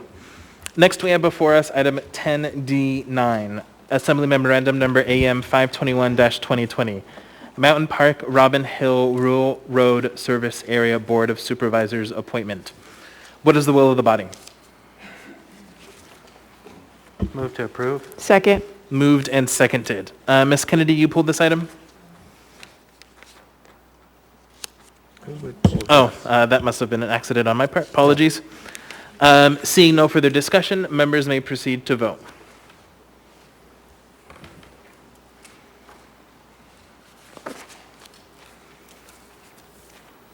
That item is approved 11-0. Next, we have item 10D18, Assembly Memorandum Number AM 539-2020, non-encumbering sole source contract with United Way of Anchorage and Social Finance, Inc. to provide services related to the Home for Good project and to establish pay for success financing in the amount of $4,500,000 for successful outcomes from the Home for Good project Chief Financial Officer. What is the will of the body? Move to postpone to the meeting of September 29th. Second. Moved and seconded by Mr. Constant. Do you want to speak to that? Thank you, Mr. Chair.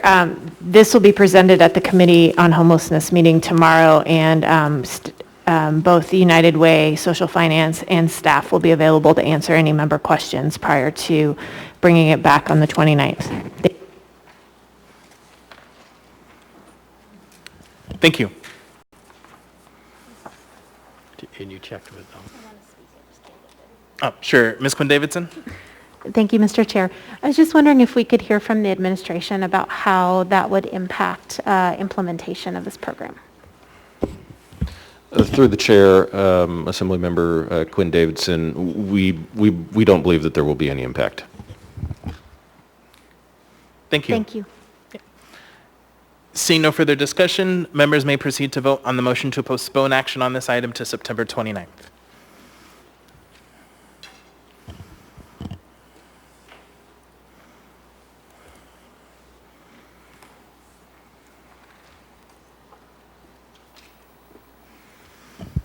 That motion is approved 11-0, so that'll be back before us on the 29th. Next, we have 10F3. Information Memorandum, number AIM 124-2020, Glen Alps Community Council conforming Community Council bylaws. What is the will of the body? Move to approve. Move Second. to accept. Accept, thank you. And second by Zalatel. Mr. Weddleton, you pulled this item? You know, I just pulled it to, I guess just to mark that this is a return of a community council that had not existed for a long time. Girdwood has, Glen Alps has a road service area that's very, very active, and they've been serving somewhat as the community council, but there felt like there was a need to be more involved at the community council level as far as getting ordinances and having that role. So a group stepped up, and they're doing a tremendous job. They got in there, they know the area, they're getting people involved. It's really impressive and short order to do it. So I'm a community council supporter, and it's just really nice to have one more to go to. Thanks. Thank you. Ms. Zalatel. Yeah, just for the record, that was Ms. LaFrance who seconded. Thanks.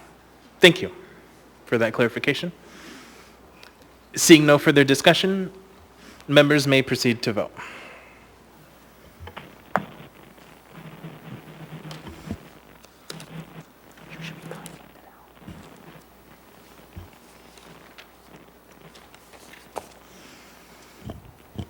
That item is approved 11-0.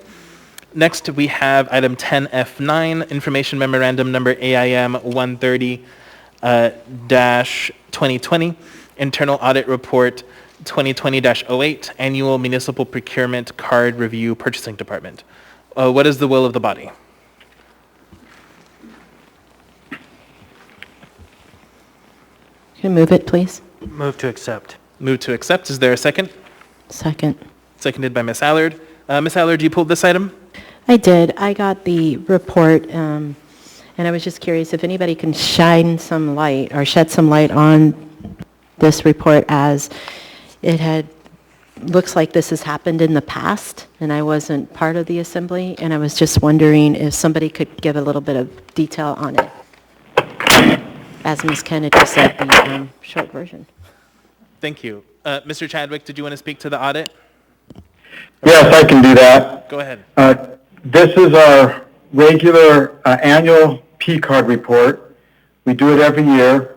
Every year we do find some questionable purchases. However, the magnitude of these purchases is not significant. The good thing is that we don't find that fur coats and diamond rings are being bought. Normally the purchases tend to be smaller in dollar value, but they are questionable. We do have some prohibited items, such as food or Christmas trees in office areas or retirement badges. But generally speaking, as a whole, the municipality does a pretty good job with their internal controls over P-cards. Did you have anything else, Ms. Allard? Yeah, go ahead. Thank you. So you're right, I see where they purchased somebody, employee gifts, funeral-related items, and there's also a section in here where it looks like they tried to max the card to be under a certain amount, and they split the payments in two. And Mr. Chadwick, based on your experience and being here, has this has happened in the past? Because it looks like there's a reckless use of cards here for procurement. Can you elaborate a little bit on them individuals splitting the card in two payments for me, just so I can understand a little bit more? Yes, Ms. Allard, through the chair. We have had split P-card purchases in the past. This time we found there were 14 purchases totaling $62,000 on 28 different separate transactions. This is what we have found this in the past. I know that the purchasing officer has revoked some P-cards from those people who have abused the system. This year, we found that these P-cards, a lot of these purchases were from ML&P. Two of them were from the police department, and the remaining purchases belong to the fire department, the library, and ALU, and facility management and the radio shop.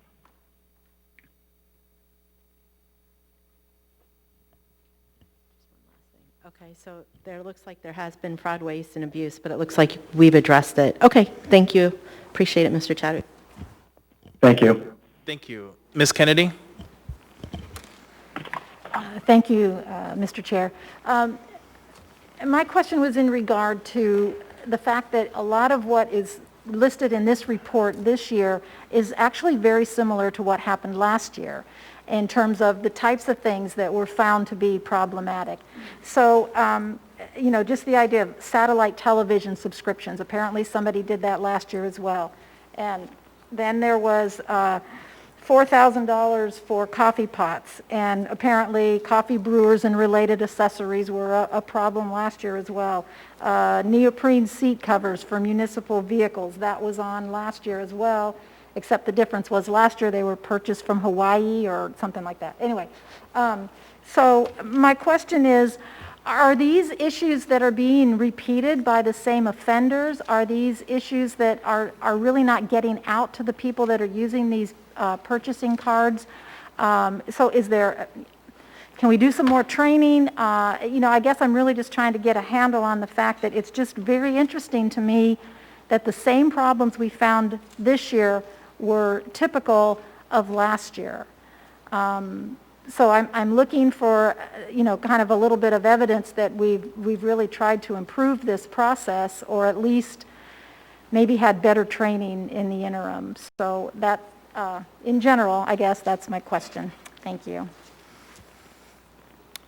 Did you want to address this, Mr. Chadwick? Would you prefer Mr. Haddon address this issue? I can address it partly, and then I'll turn it over to Mr. Haddon. Some of these purchases were made by some of the same departments that were in the report from last year. Some of these issues are also due to some training issues where perhaps there is a new P-card user who didn't quite understand the rules, the policies and procedures. I'll turn it over to Mr. Haddon for further response. Thank you. And then Mr. Haddon, did you want to add on to that, please?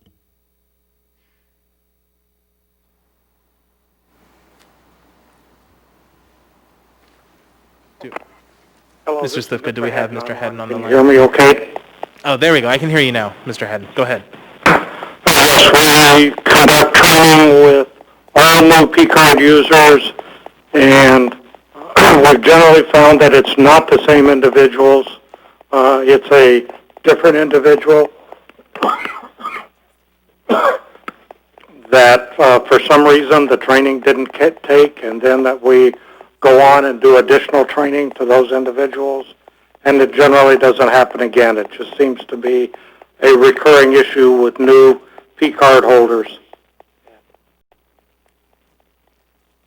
The good thing about it is they're generally small dollar items and they only happen once. The bad thing about it is they continue to recur. Thank you, Mr. Haddon. Thank you, Mr. Chadwick. Thank you, Mr. Chair. Thank you. Mr. Weddleton? Thanks. What was the motion on this? It was the motion to accept. Okay. I wonder, Ms. Allard, I think you had mentioned in your opening comments that you would take this up at the audit committee. And if that's the case, then I would make a motion to postpone till September 29th work. Can we wait so I can ask a question? I'm in the queue. I just have a question that I would like to enter into the record before it gets moved off the table. Oh, I understand. Sure, I'd be happy to. Thank you. Okay, so I'll come back to you, Mr. Weddleton, after Mr. Constant. Mr. Slivka? Yes, through the chair. I just wanted to provide some level of clarity in that, this report reflects over 40,000 transactions and $20 million worth of transactions on an annual basis. And that we, as Mr. Hayden said, we do try to encourage and train people on how to use these cards. The concept of splitting purchases is something we've tried to ask people. If you have a large purchase that does qualify for the P card, but it just exceeds the nominal amount we have set on your card, that you contact purchasing so that we don't run into these issues. But what Mr. Hayden is saying is, for the most part, it's a training aspect in terms of the split purchase, and it's not exactly that they're buying things that they shouldn't. Thank you. Mr. Constant? Thanks. Mr. Slivka, you answered half of my question. So you noted the number 40,000 transactions. Do we know how many transactions were found to be problematic? I guess I would defer to Mr. Chadwick for that answer.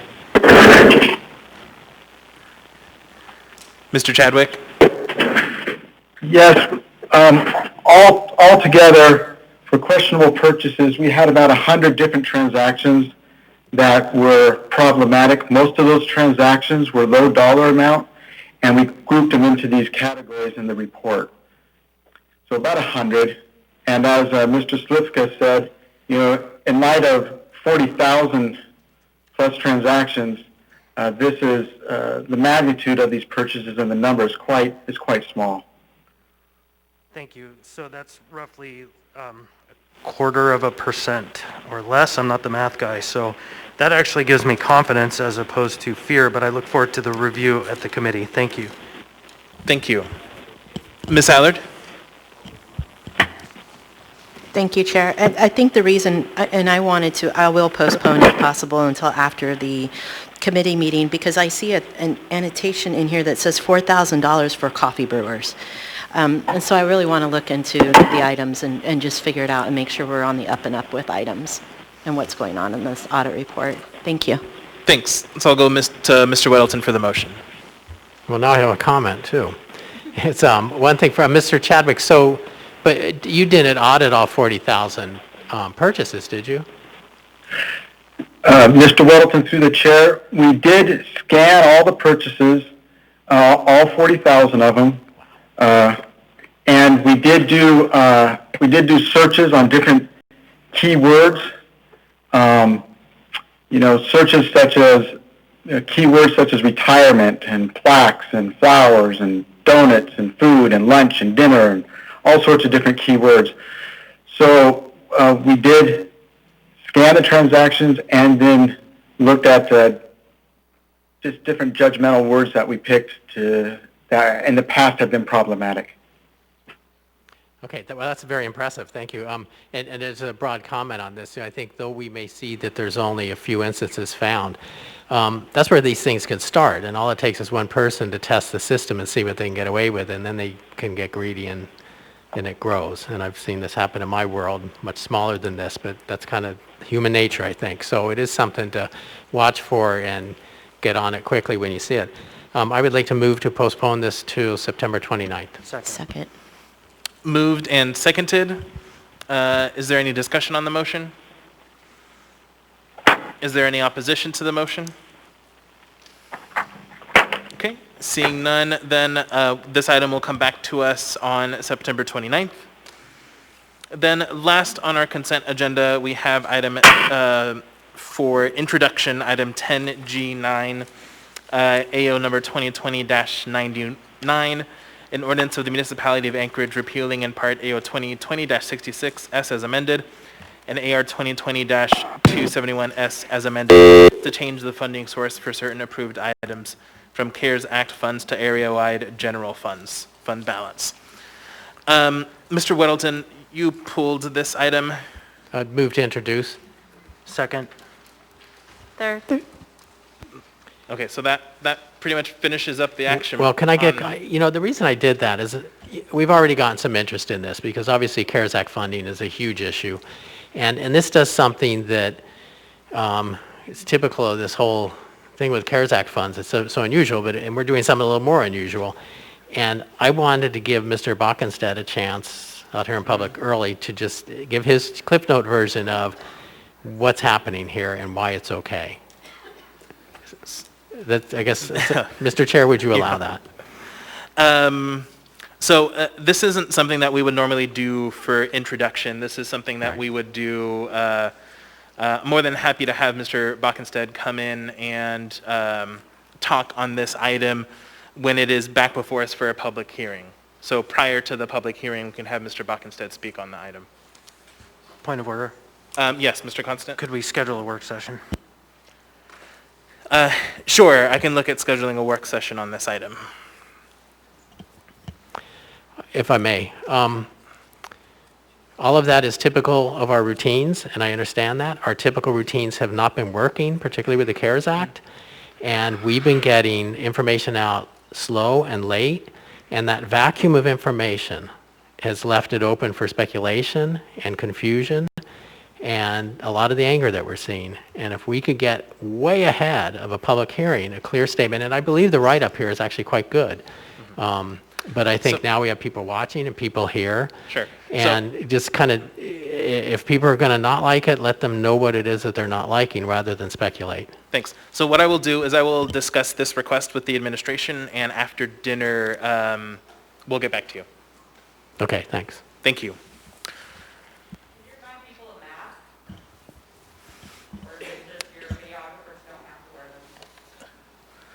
Thank you for that clarification. So, yes, masks are, or for that question, I guess.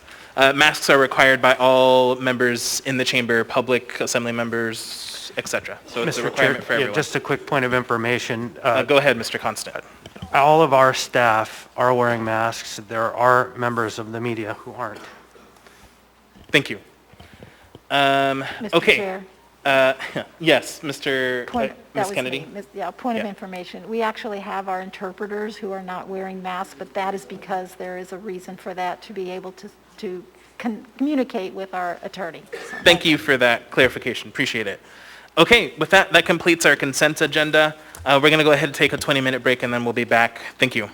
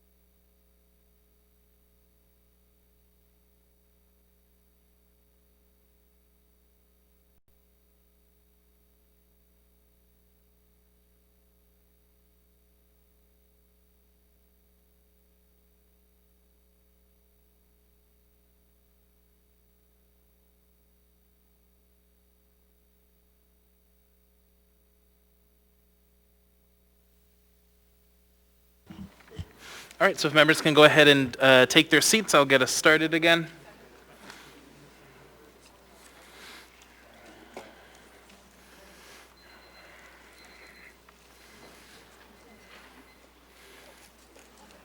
Okay, so before we move on to item 11A, I would like Mr. Buckenstead to speak to item 10G9, which was just introduced for a public hearing on September 29th.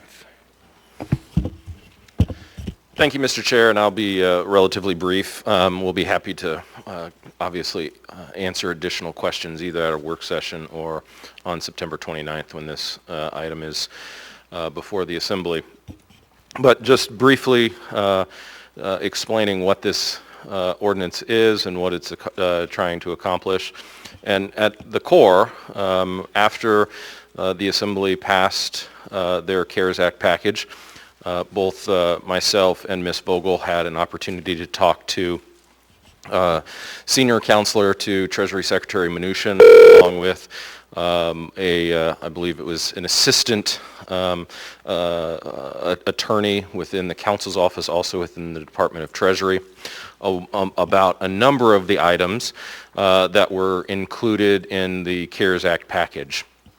This ordinance that is being introduced is a reflection of that conversation and is a direct reflection of what the Treasury Department told us to do, both from an administrative convenience aspect on the municipality side, but also as an administrative convenience on their side as well, because they obviously know that there will obviously be other municipalities or states around the country where they will have to do audits on the spending, and they said that from an administrative convenience on their end, this would also be helpful because we would be in full compliance with the CARES Act, and we would have no issue with the Inspector General or the Department of Treasury looking at how we were spending the money.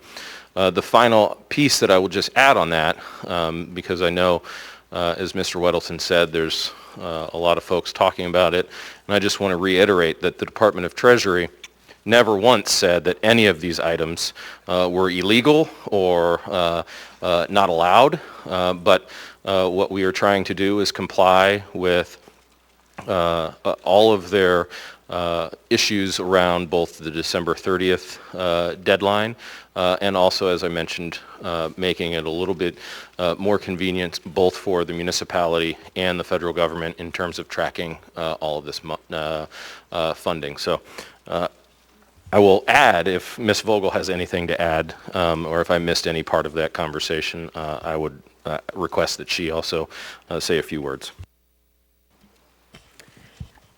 Through the chair, thank you. Yeah, I would just like to reiterate that we had a very productive discussion with Treasury. We confirmed that they're the ones making the policy decisions on what is a proper use of spending of CARES Act money.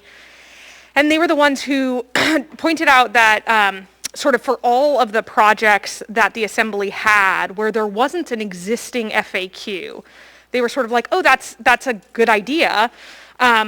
We would have to think about that. That would prompt more questions without it sort of being any known problem. So one example was the jobs program, and it was sort of a candid admission. Yeah, rather than just giving people aid because they're unemployed, giving them a job because they're unemployed and in both of those instances due to COVID-19. The comment that we got was, yes, that seems like good policy. If there's not an existing FAQ exactly on point, or if this is a little different from the training program referenced in one of the FAQs, that might prompt more questions as the administrator of a bureaucracy. And that was the line that we got from Mr. Kowalski. And he wasn't saying don't do it. He was just saying, to figure out the rightness of it, all of these individual projects all have questions in terms of why is it necessary? And so then there are the broad categories that they've already spoken to in FAQs. And he said to us candidly, with local communities, it was sort of I don't know why communities are moving into contortions when we've provided this administratively convenient option. And it was not subtle, steering us towards when we've got smaller projects to use the administrative convenience and then spend the municipal funds, if municipal funds are freed up, according to ordinary municipal spending rules. They need to be things that the community is willing to spend its own money on. And so that was the direction that they steered us in, and we put that into writing back to the Treasury and said, can you confirm this is how we understand the conversation to have gone. We spent most of the time on buildings and confirmed that purchasing buildings is okay. It's okay even if those buildings are not temporary shelters. It's okay even if people have not been living in those buildings for most of 2020. And he confirmed back that fact and then did confirm that essentially we'd been pointed towards the simpler option. So this is us taking that simpler option and following Treasury's advice. Since that time, Treasury has issued supplemental guidance on CARES Act funding, which we had understood in our conversation that guidance might be coming out. And that guidance confirmed the conversation and was consistent with it in sort of directing whose payroll could be covered under the administrative convenience option that they've laid out. And our proposal is to certainly stay within those boundaries that the federal government laid out for us. Thank you. So moving on in our agenda, we have item 11A, Assembly Memorandum Number AM 410-2020, recommendation of award to Stantec Consulting Services, Inc. for professional engineering services to assist in the creation of a stormwater utility. Waive reading. Thank you. Do we have a motion on the floor, Madam Clerk? Okay, with no motion, Ms. LaFrance? Thank you, Mr. Chair. Move to postpone to the meeting of September 29th. Second. Moved and seconded by Mr. Constant. Ms. LaFrance? Thank you, Mr. Chair. We passed a resolution back in, well, actually on July 28th that stated that before an award to Stantec or anyone else would be approved, we would run it by the Stormwater Utility Commission. And the commission is actually, 9 members have been confirmed, and there's 1 member remaining to be confirmed, and that is expected to be on the meeting of September 29th. And in fact, the first meeting of the commission is scheduled in the next few days. And if I may, Mr. Chair, ask Mr. Bockenstead to confirm that I have those details correct. Through the chair, Assemblymember LaFrance, yes, you do. Thank you. Thank you, Mr. Chair. Thank you. Is there any further discussion on the motion to postpone action on this item to the meeting of September 29th?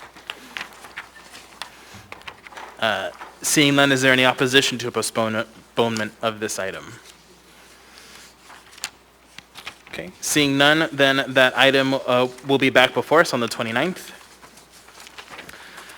Before we get to the 13s, the administration did make a request to change the order of the day to take up our 15 items prior to the remainder of our public hearing items. Is there a motion to do so? I move to change the order of the day to take up all the 15s presently. Second. Moved and seconded. Did you want to speak to that any further, Mr. Constant? Only that there was a request from the administration that related something along the lines of the tax deadline tonight, and it would be beneficial to have these businesses able to pay their taxes tonight. Thank you. Is there any opposition? So for the members and the public, so we would take up the 15, so 15A, B, and C first, and then we would go back to our regular order, so we'd go back to 13A after finishing up the 15s. Seeing no opposition, then the order of the day has been changed. So the next items on the agenda involve applications for a liquor or marijuana license and/or a special land use permit for alcohol or marijuana. The process to review these items is different than the Assembly's legislative role because these are administrative or quasi-judicial hearings and require the Assembly to be impartial, refrain from ex parte communications, accept in liquor license applications, and make a decision based only on the record before us and testimony today. So the next item we have is item 15A, resolution number AR 2020-317, a resolution of the Anchorage Municipal Assembly setting public hearings for the first-time renewals of and approving the renewals of municipal marijuana licenses for retail establishments Alaska Tasty Cannabis, number M212151, Tip Top, number M14359, stating the Assembly's waive of protest to the renewal of State of Alaska marijuana license numbers 20151 and 14359. Waive reading. Thank you. Public testimony is now open on this item. I do have one individual to testify over the phone on this item, Mr. Dustin Darden.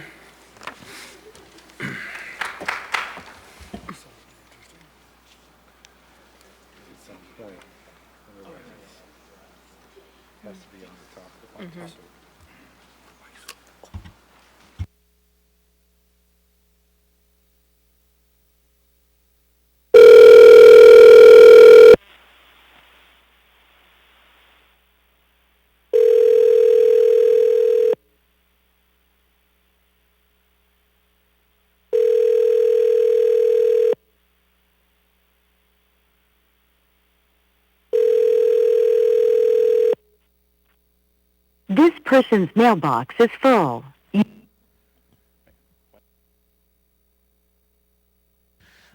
If we can try one more time.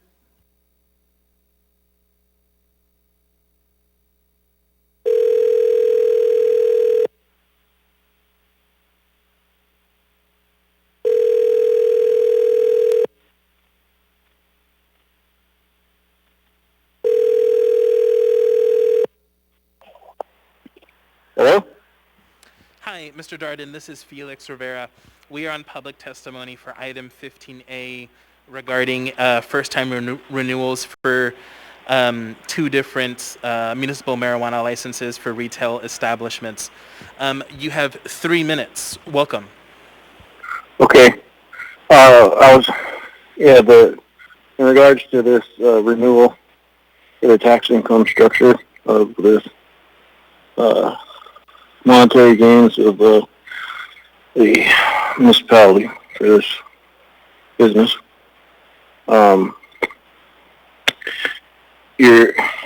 it's appalling that we're taking time talking about these menial issues when there is an entire municipality of people who bought property, such as myself, in good faith,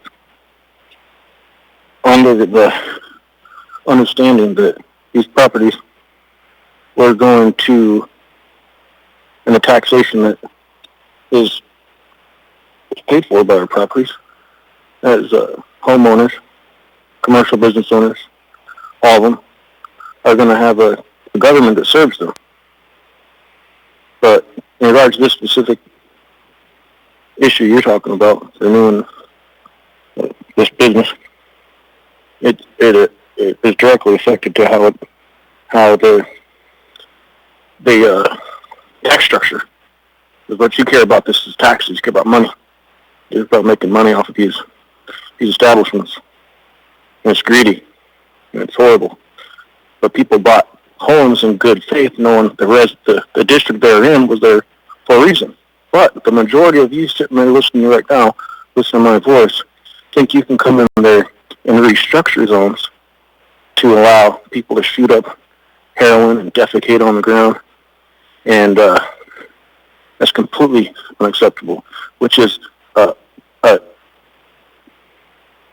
lack of intelligence and a lack of good faith of what these people bought these properties for, and it's a legitimate reason for, and directly related to this issue we're talking about, the renewal of this business is ability to operate, is why you, the majority of the 9 of you listening to me right now, need to be recalled and removed. Because there's 3 reasons, and this is another reason. And the name of the substance in this vaccine that's coming out is called hydrogel. It goes into your body, it doesn't leave, don't get the vaccine. Okay? The vaccine, this is all hyped up. It is all from the synagogue of Satan. What's going on right now on the shutdowns, and people need to push back and pray, because the symbol that you're listening to is being influenced by the devil, and I pray you all repent, because Christ is coming back, and it's going to be soon. How soon? I don't know, but it's going to be sooner than you think. Thank you for your testimony. That ends our phone testimony for this item. Is there any further testimony? Go ahead, sir. Welcome. Oh, if you could turn the microphone on, please.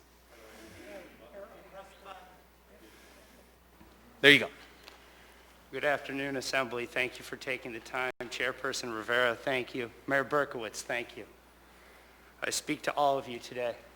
As we have this up in front of us, this marijuana license renewal, and there are maybe, I don't know, 40. Apologies for interrupting. Could you state your name, please? Niall Williams. Thank you. Nial is the first name spelling. When we have marijuana license renewals and new licenses before this assembly body, and we have members of our community starving, homeless, we have men and women who can't see their children and loved ones at hospitals because they are being medically kidnapped, they are being held against their will, and not allowed to see their loved ones.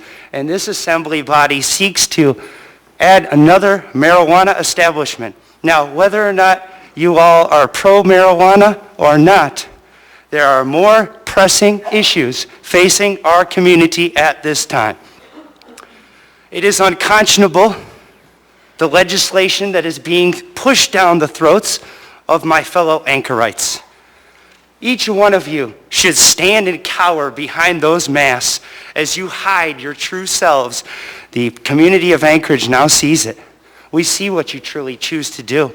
We see that you seek to destroy the nuclear family. We see that you seek only to have your personal viewpoints push down the views of everyone. Interrupt, sir.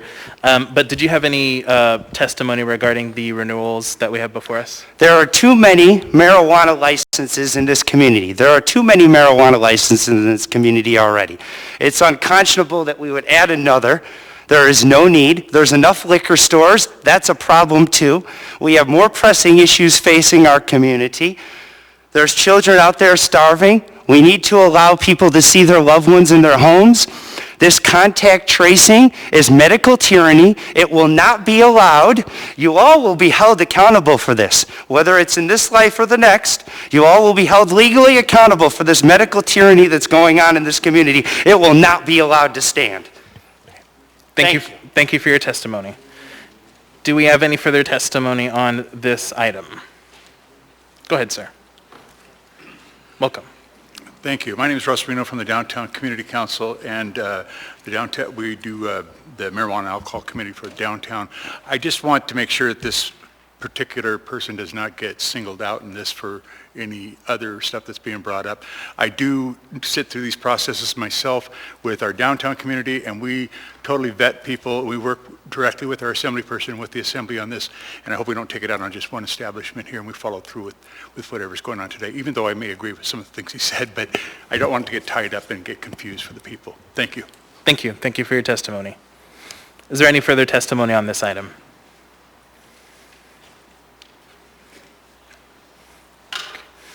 Welcome. Good evening. Thank you for giving me this opportunity. So, my name is Christine Hill, and I'm awfully glad that that those licenses come up for renewal, and I'm glad that there's actually, an open hearing on them. But I can see also that the communication between the assembly and the general populace is not really very good, and the community councils are not the best venue. I don't know of any community council that represents more than 0.5% of the people in that community. People are busy, people are working, and they have families. So I think this is the best venue right here at the assembly meetings for people to speak.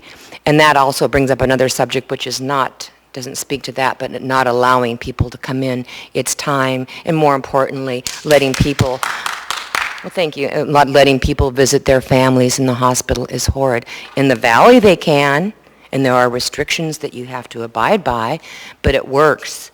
So I hope that you actually continue to open up the assembly to allow people to speak. And the telephone system that you have, I've done that one time and it did not work well whatsoever at all. You could actually call beforehand and say, hey, you're going to be coming up in 5 minutes or so. So that way if they're cooking dinner or putting a child to bed, they can go ahead and prepare for that. And then also the noises is really very difficult. So it's good that you're having these, having these open, but I think also besides having them, people be able to speak here at the assembly, I think it behooves you to go and contact the people that live in that vicinity, whether it be a human being knocking on their door or a postcard in the mail, to allow them and they understand what is before them and giving them an opportunity. It's been wonderful. I can't remember the little gal's name with Save Anchorage. What she has done, it's huge, and so maybe you should hire her to actually communicate and contact the constituents and the voters here in Anchorage, Alaska. Thank you. Thank you for your testimony. Is there anyone else who would like to provide testimony on this item? Anyone at all? Seeing and hearing no one, public testimony is closed. What is the will of the body? Move to approve. Second. Moved and seconded. Is there any, Mr. Whittleton? Oh, thanks. I just want to make clear, it is very important on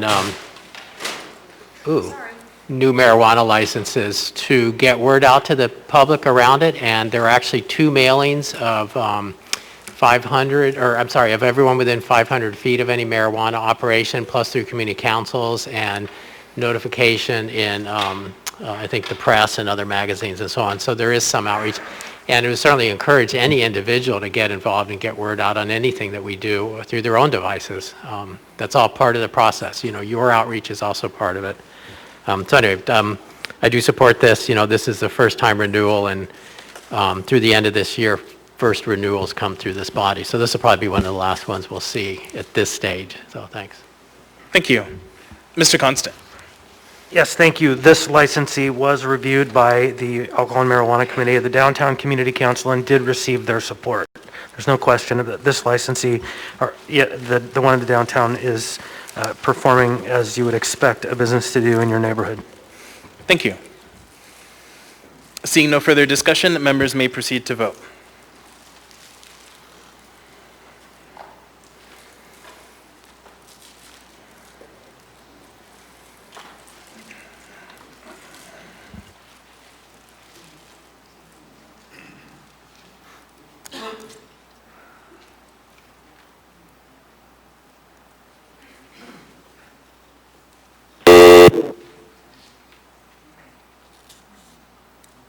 That item is approved 11-0. Next, we have item 15B, resolution number AR 2020. Oh, yeah, thank you for that reminder. So we're actually going to go back to item 10A2. AR number 2020-325, a resolution of the Anchorage Municipal Assembly celebrating the 6th anniversary of welcoming Anchorage and recognizing Welcoming Week 2020. As a reminder to the body and the public, we made a motion to take this up after 7:30. With that, is there a, what's the will of the body? Move to approve. Second. Moved and seconded. Is there any opposition? Hearing none, the item is approved. Let's go ahead and call up, yeah, if you could, thanks.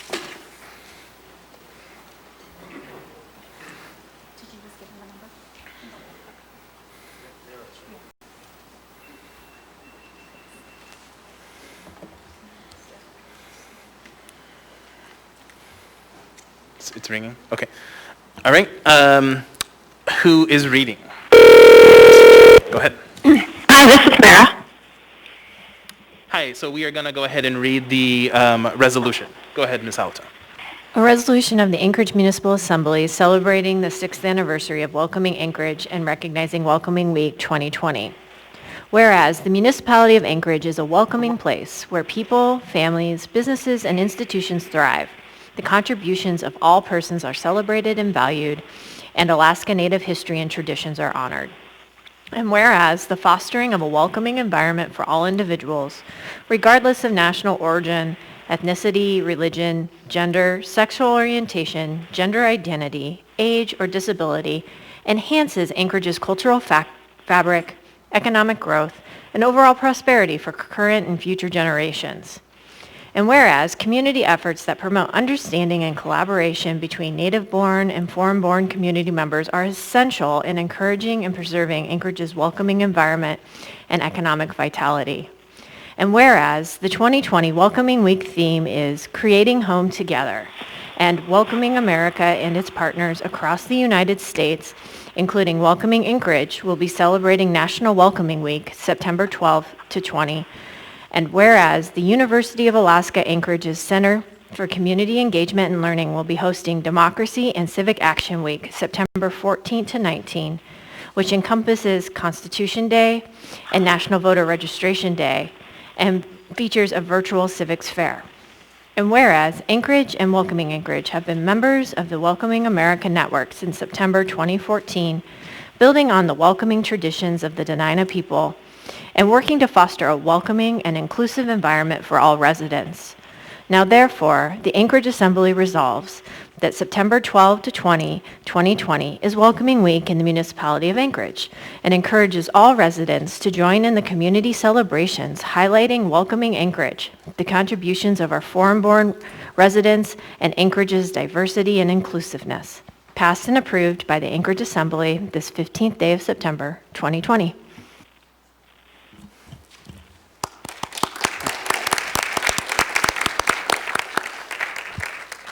Thank you. So I think we have Dr. Mara Kimmel on the phone to accept this resolution. Dr. Kimmel? Yes, yes, you do. Thank you all so very much, and I think it's really important in this day and age as we have to socially distance that we are acknowledging the welcoming nature of our city and that we are creating home together. So I'm very appreciative on behalf of the Welcoming Anchorage Initiative for all the work that you're doing. Thank you. Okay, so with that, we're going to go ahead and go back in our agenda to item 15B, resolution number AR 2020-318, a resolution of the Anchorage Municipal Assembly stating its conditional protest regarding the transfer of controlling interest of package store liquor license number 1967 for liquor stores USA North Inc. DBA Brown Jug located at 5400 East Northern Lights Boulevard, Anchorage, Alaska 99508. Waive reading. Thank you. Public testimony is now open on this item. Would anyone like to testify? Actually, I think we have one individual to testify over the phone, Mr. Dustin Darden.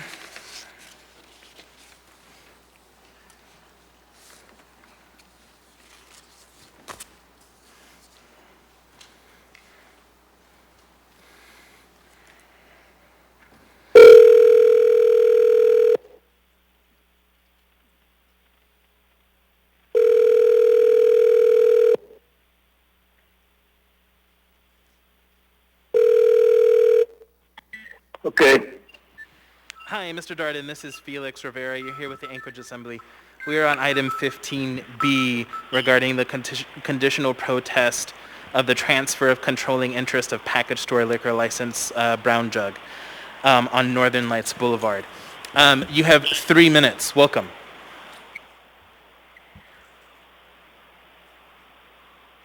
The transfer of a licensed business to another business, or they transfer it themselves, doesn't really matter. What matters is the censorship and the directed officials that were put in place to represent my community want to dictate what I say and how it relates to a subject. So all you people sitting in the chairs, I want you to get up off your butt, walk to the podium, and get in their face about their tyranny. You know, this guy can get on the horn and say, this is not related to the subject that we are discussing. Look, we put you in your position to govern us, and we are contemplating ways to govern ourselves against your tyrannical regime that you have established. You're a disservice to America. Mr. Darden. Excuse me? Are you censoring me on how this relates to the transfer of a liquor license from one person to another? Your public testimony on the item regarding the transfer of controlling interest for the Brown Jug located at 5400 East Northern Lights Boulevard. If you can please keep your testimony on that item. Could you repeat what you just said? Apologies, I'll repeat myself. So if you can please keep your testimony on the item we have before us, which is the transfer of controlling interest of... Are you God? Have you dictated what relates? Sir, who do you think you are? The rules of I serve Jesus Christ. It is my... So if you can't keep to the rules of the body we have before us, then I will not. I will have to end this testimony. So if you can keep usurping the First Amendment for a recall. Thanks, buddy. All right. Do we have anyone else who would like to testify on this item? Go ahead. Welcome. Russ Reno from the Downtown Community Council, through the chair. I believe this is the same things that we've been hearing in our alcohol and marijuana meetings about the Brown Jug transferring name ownership only. Please correct me if I'm wrong, but I think that's what's been going on all over the city with a lot of these Brown Jugs. So just for clarification, that we don't get off subject of this particular license holder. Thank you. Thank you. Thank you for your testimony. Yeah, welcome. Good evening. Thank you again. Niall Williams. I understand that the body has something before it today when it relates to taxi cabs and transfer of medallions between taxi cabs and prohibiting that, is that correct? That is, but that's not before us right now. I understand. However, the same prohibition, we shouldn't be picking winners and losers in our economy. So if it's illegal for the transfer of a taxi medallion, then the transfer of a liquor ownership, that should be considered the same. Thank you. Thank you for your testimony. Is there anyone else who would like to testify on this item? Anyone at all? Welcome. Good evening. My name is Christine Hill, Christine Hill, and I don't do what Dustin Darden tells me to do, but I would like to speak to this also. That all of these things need to be looked at and the community heard, and I really doubt and I would hope that all of the people in that community around them had an opportunity to contact you, not through necessarily their community council. The community council is not, again, the place, it could be a starting place, but it's not the end place. People around the neighborhood need to know, and if it's impacting their lives, whether it be through traffic or illegal activity. So I would hope that you would consider when these things take place that are actually going to affect the community, that you contact people at least within a mile radius, whether they be business owners, people that live in Anchorage, or if they have businesses in Anchorage, that certainly counts, or they live in a residence. I think that's about it. Thank you. Thank you for your testimony. Thank you very much.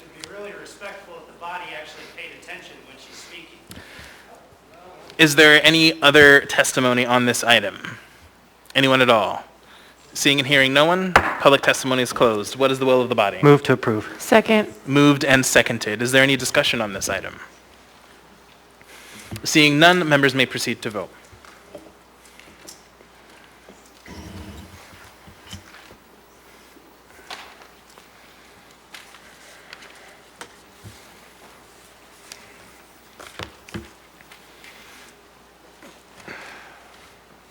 That item is approved 11-0. Next, we have item 15C, resolution number AR 2020-326.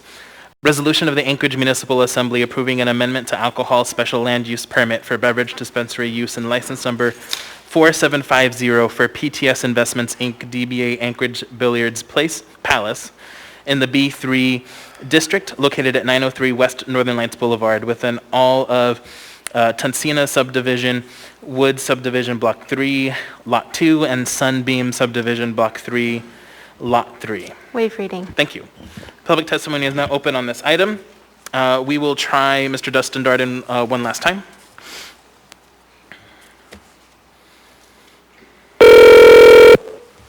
License number 4750 for PTS Investments Inc., DBA Anchorage. Is he with us?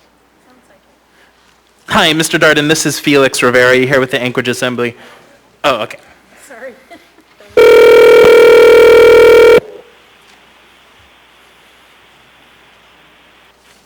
Subject matter. Hi, Mr. Darden. This is Felix Rivera. You're here with the Anchorage Assembly. We are on item 15C regarding an amendment to an alcohol special land use permit. You have 3 minutes. Welcome. My name is Dustin Darden. It's spelled D-U-S-T-I-N-D-A-R-D-E-N. I live here in Anchorage, Alaska. And I'm here on behalf of the Anchorage citizens and how this matter set before us will affect the Anchorage residents directly.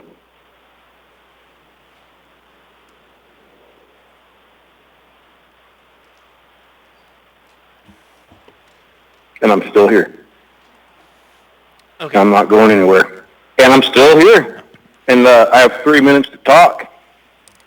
And I'm going to say whatever I want. And you're not going to start talking again.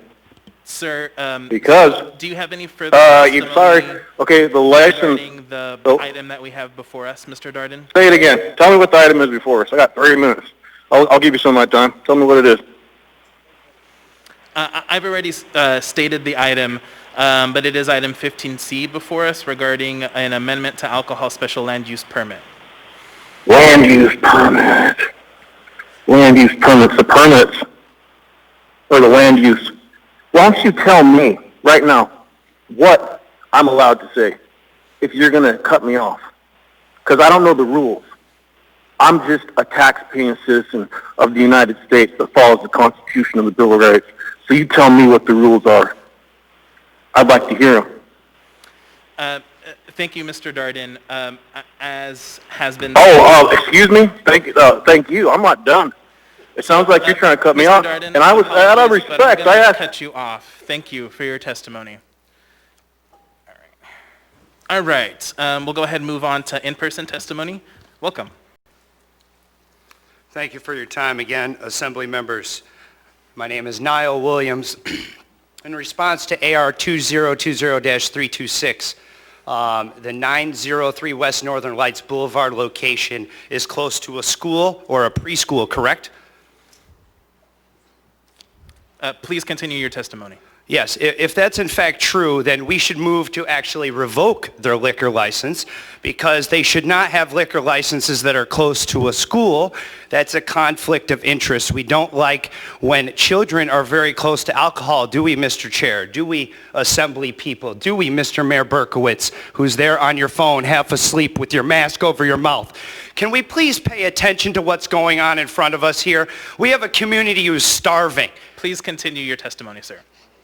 Yeah, the public stands in opposition to any renewal of any liquor license, especially one next to a school.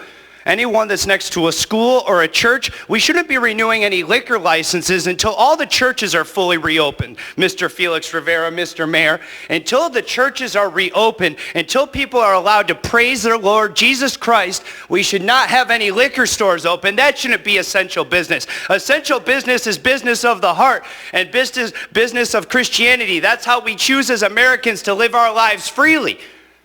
And you have this before your body. Your concerns are off base. You're so out of touch with reality. You're so out of touch with your electorate.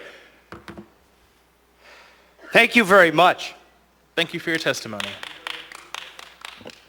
Welcome. Again, Russ Reno from the Downtown Community Council. I just want to keep us on track that this is I believe, a new license that's going for approval here today.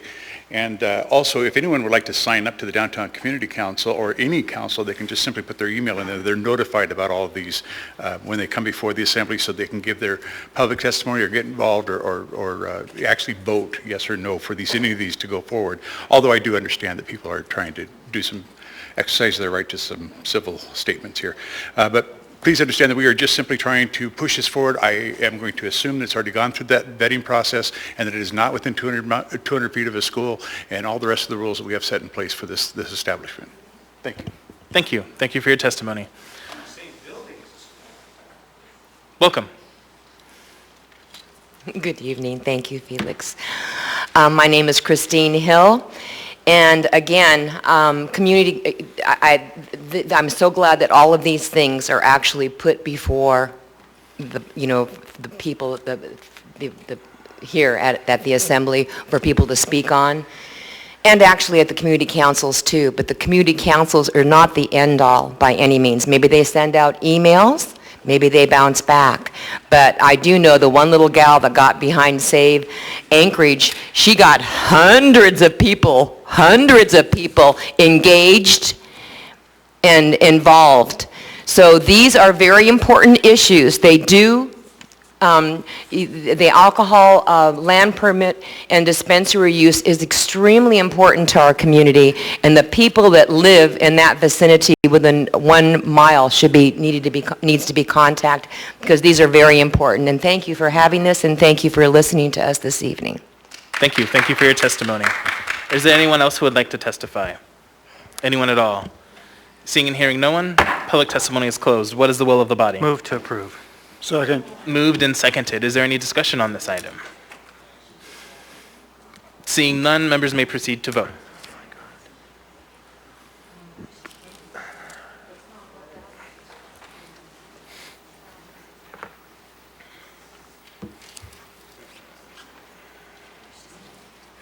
That item is approved 11-0. So going back in our agenda, we are now back to item 13A. And just for the information of the public and the assembly, I forgot to mention this during my chair's report. So it is the intent of the sponsors to continue the public hearing for items 13B and 14C. We also plan on changing the order of the day to take up item 14A before 13C, which I'll explain in more detail when we get to that item. And now we have before us item 13A, ordinance number AO 2020-74, an ordinance adopting the Spenard Corridor Plan as an element of the comprehensive plan. Waive reading. Thank you. Public testimony is now open on this item. I don't have anyone on our phone list to testify. Is there anyone in person who would like to testify on this item?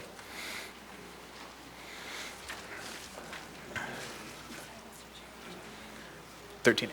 Yeah. Welcome. Thank you, Niall Williams, once again.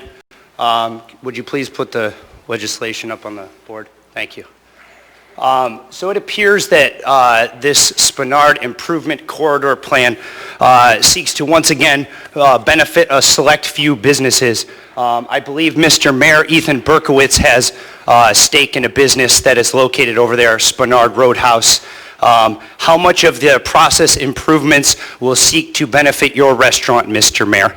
And another question, the Anchorage Downtown Partnership has a bunch of large flower pots that are square, y'all.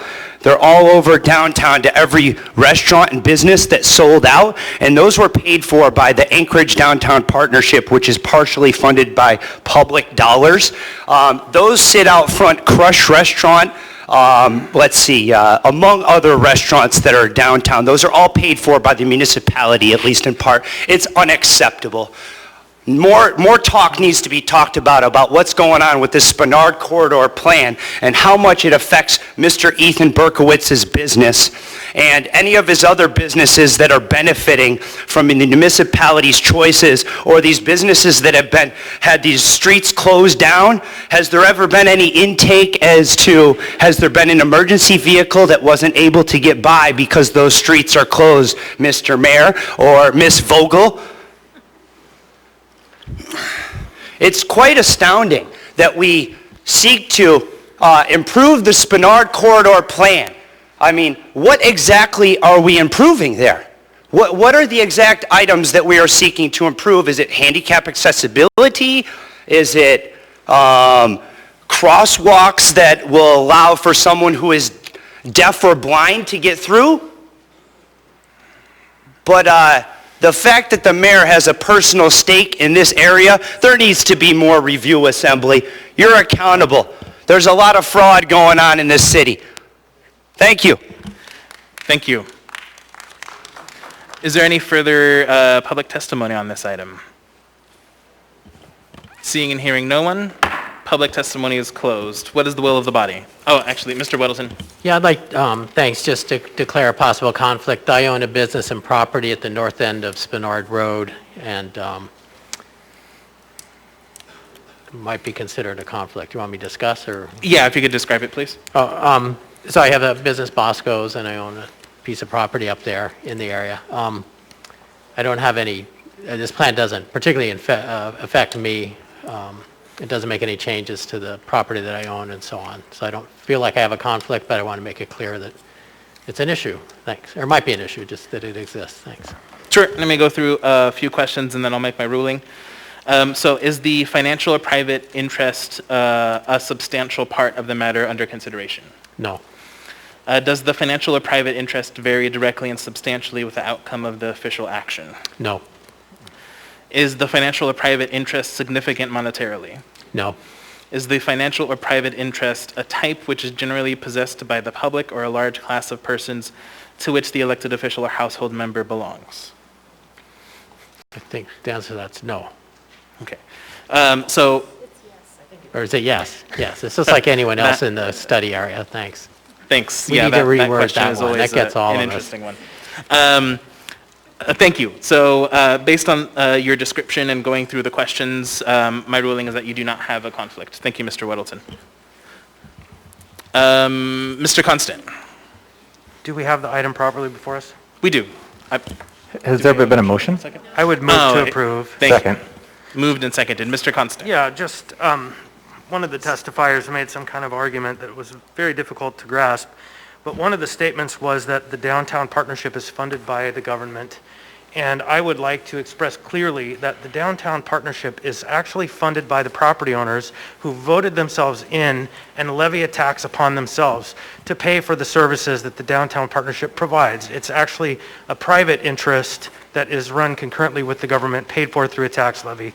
And so I just want to stand in defense of the downtown partnership and their methods, because the business owners of the downtown believe in the downtown, and that's why they invest in the downtown. Thank you. Is there any further discussion? I'd like to move Weddleton Amendment Number 1. Yes. Which is actually quite lengthy. Second.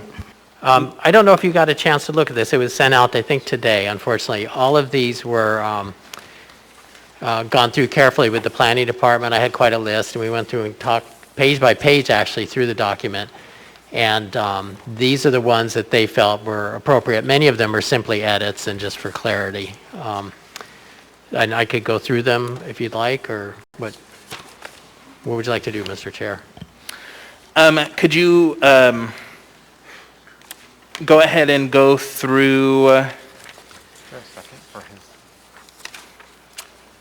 So if there are any more substantive amendments, feel free to go through them. Otherwise, we'll just scroll through them on the list. It is on the screen. You know, okay, good. I apologize to the public that it's lengthy and won't fit up there. Again, it's like number 1 is a simple word support, integrates with transit, and that just kind of coordinates the language that we use throughout the plan. The 1B just says finalize reinvestment focus areas for Spenard to initiate the small area implementation plan. These are things that are pulled out of the land use plan, which was done concurrently with this, ended up being about a 4-year effort. So those things weren't really in existence for much of what this time that this plan was being done, but they're very important because those are the things that a plan can use to move things forward. And Chugach Way area should be considered for a targeted area rezone to facilitate redevelopment. Again, this comes out of the land use plan, and it just needed to be emphasized in this plan. 1D is just kind of highlighting that it's not a high traffic road. It won't be a place like Minnesota or Diamond or Old Seward Highway where businesses have high visibility. A number of changes were made where the plan talked about transportation network companies and the neglected to mention taxis. So we added taxis back in. It's fairly simple changes.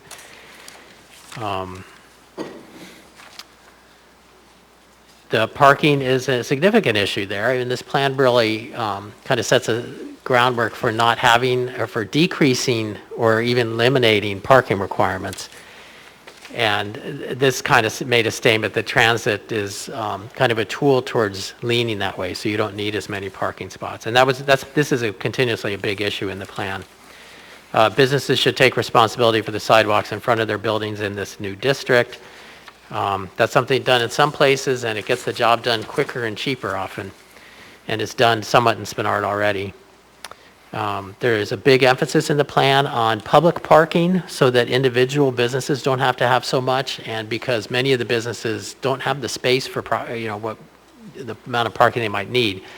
And we kind of brought in an overt mention of Anchorage Community Development Authority, which does the parking downtown. They can also have the ability to do that throughout Spenard, so we brought that mention in. Then after that, really, it's just some edits. Some of the figures weren't titled and so on, and just kind of patched that up. So that's the gist of it. Nothing earth-shattering. It just moved a little bit ahead and tightened up some language. Thank you, Mr. Weddleton. So on the amendment, Ms. Zalato? Thank you, Mr. Chair. Mr. Weddleton, I know there was a lot of community involvement in working on the Spenard Corridor Plan. Did you get to share your amendments with those folks and get their feedback?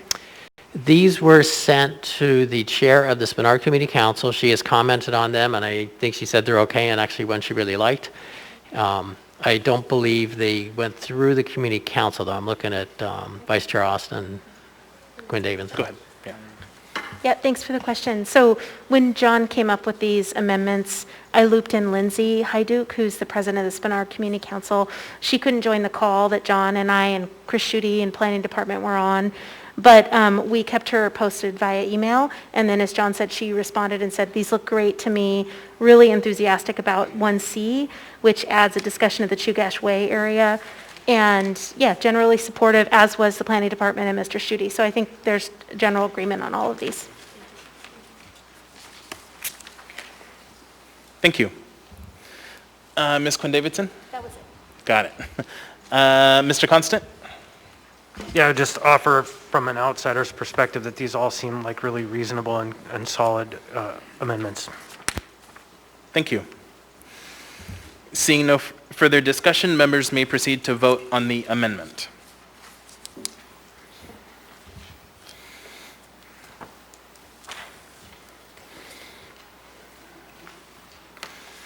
That amendment is approved 11-0. We now have the main motion before us. Is there any further discussion? Mr. Weddleton.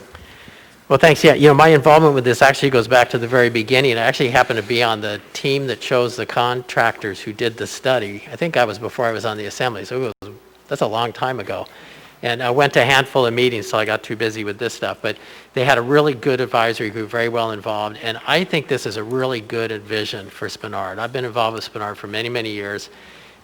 They took a long time to do this, but it really does outline a good vision, and they're very realistic about the constraints as well. So that I really appreciate. So I fully support this and hope you will too. To Mr. Williams, if you'd like to learn more, you may have my copy of this. It's annotated. It's all right. Yeah. Okay, thank you. Mr. Constant? Thank you, and to Mr. Weddleton, and to all of Spenard and all of the hard work that goes into creating such a plan. I say congratulations, and I'm jealous. Investment started in Spenard long before the plan was finished, but very much because the plan was started, I believe. That the private industry showed up in that neighborhood and said, we're going to make this place great. And they did, and it has seen a total transformation, at least on the northern side, and is well underway toward the southern side as well.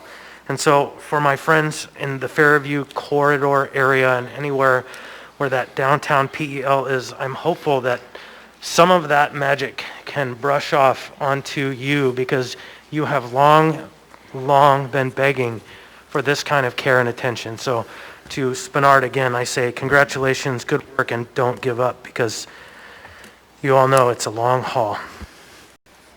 Thank you. Ms. Allard. Thank you. In regards to this particular motion or resolution up here, I wanted to also just give a shout out on 2020-74 to a gentleman by the name of Paul Berger, and he's been pretty relevant in making things happen over there. Thank you. Thank you. Seeing no further discussion, members may proceed to vote.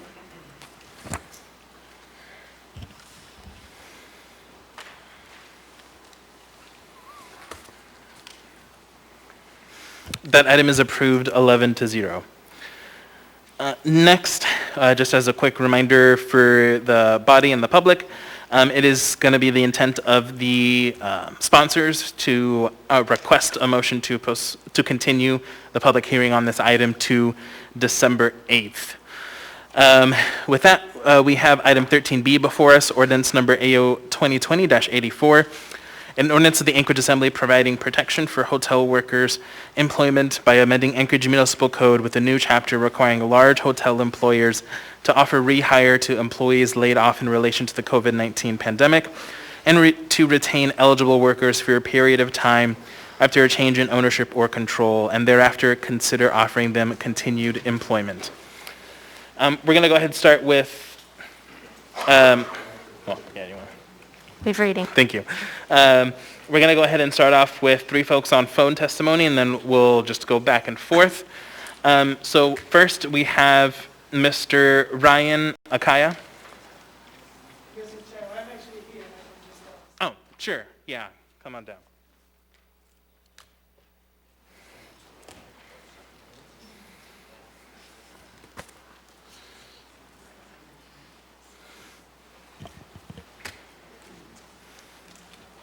Welcome. Is this on? It is, yes. Yes, it is. Okay. Good evening. My name is Ryan Akaya. I work in the industry. Before I start, I just want to tell you that this is the first time I felt bad for you guys. For whatever you have gone through tonight, I felt bad for you. Your job is hard. I understand now. Anyway, so about this ordinance, of course, I do not support it. And the reason is it may cripple our operations at the hotels.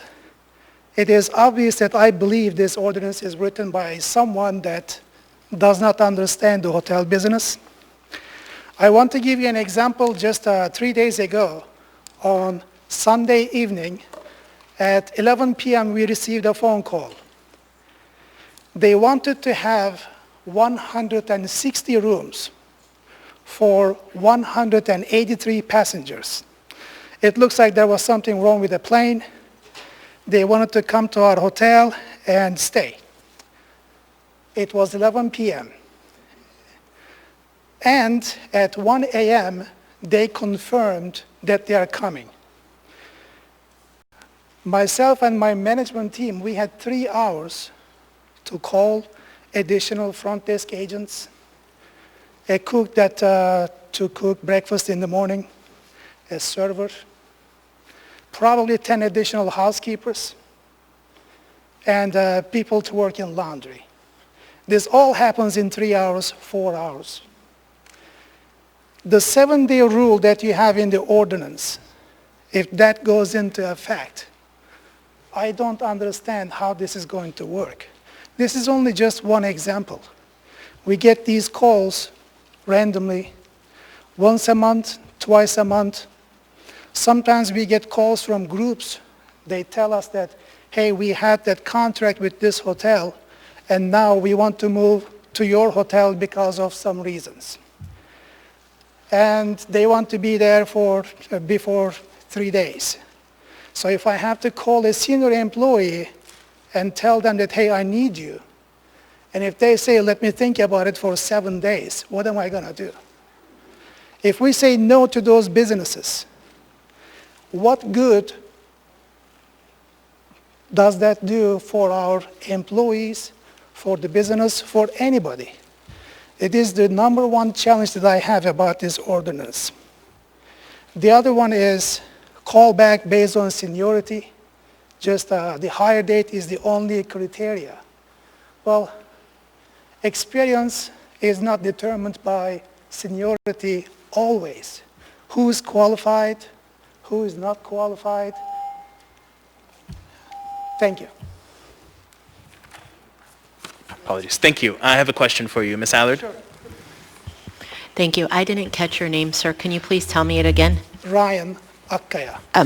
So my question to you is, what would be the financial ramifications of this? Well, just that business we had on Sunday night, if we were not able to get our staff, our revenue was about $34,000 that night. I could have lost that if I didn't have enough people. Thank you.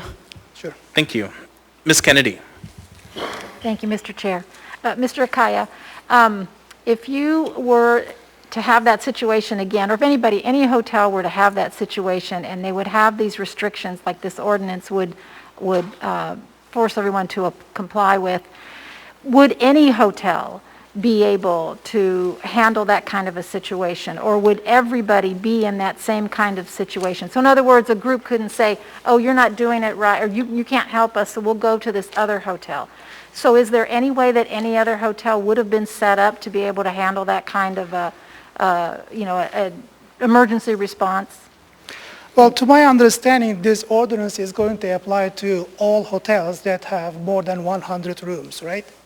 So if they need 160 rooms, they're going to have to call hotels that have that many rooms. And because that ordinance applies to all hotels, I believe they'll find themselves in the same situation. We don't have people standing by so we can call them to come and help us in these situations. Again, it doesn't happen every day, but it does happen quite often. Groups and those flights, immediate need for rooms, it happens quite often. And when we need people, we need them now. We don't have time to go through a list and wait for them to decide. 7 days, I don't even have 7 hours. So when I call them, if they don't pick up the phone, I don't have a choice but call the next person because we want to get the job done. And if they can't go to other hotels either, what are they going to do? We try and market this city, the tourism. It is one of our greatest income for the state and the city, right? So we try so hard to bring businesses from out of state as well. We tell them what we have, we market that product, and then when we are crippled by ordinances like that, it is going to make our job very hard. I really want you to understand what we go through every day before you vote for this ordinance. Thank you. And just one more question then. Were you able to find the employees that you needed to staff for that particular situation? Not really. It was a late night, so we called our managers. They all came. If I'm not mistaken, we were able to find 2 hourly employees that answered their phones, and they said, yes, I will come.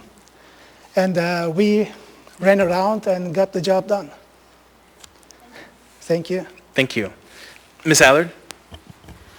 Thank you, Chair.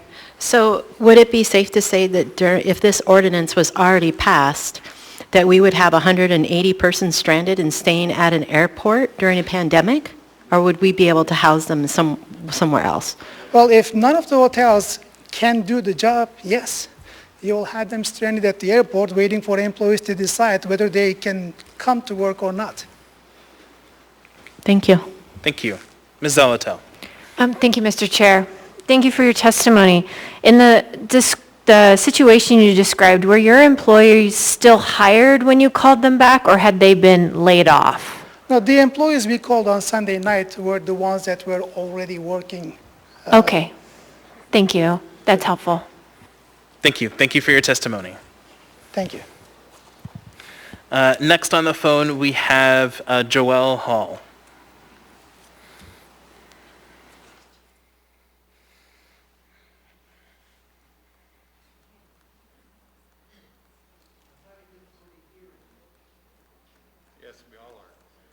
Okay. Microphone then. Thanks. Is there a way that we could? This is Joelle. Hi, Ms. Hall. This is Felix Rivera. We are on public testimony for AO 2020-84. You have 3 minutes. Welcome. Oh, good evening, Mr. Chair and members of the Assembly. My name is Joelle Hall. I live in Peters Creek, and I really appreciate the ability to call in tonight.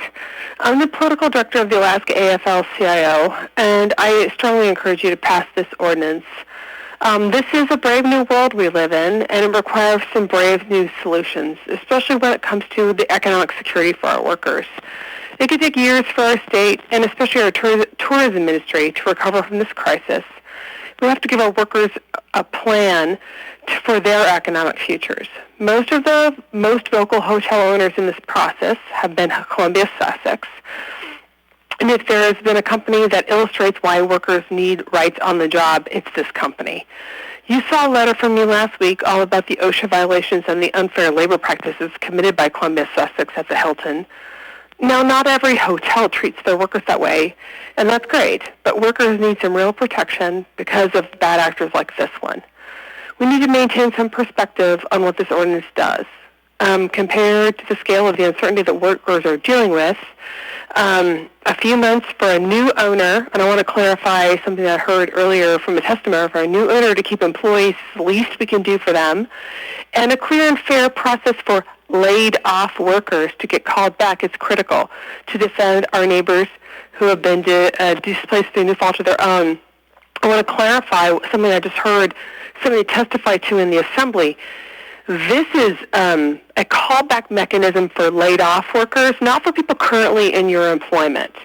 So the person who was just talking about an aircraft coming in is trying to get people to come to work who are currently on his payroll.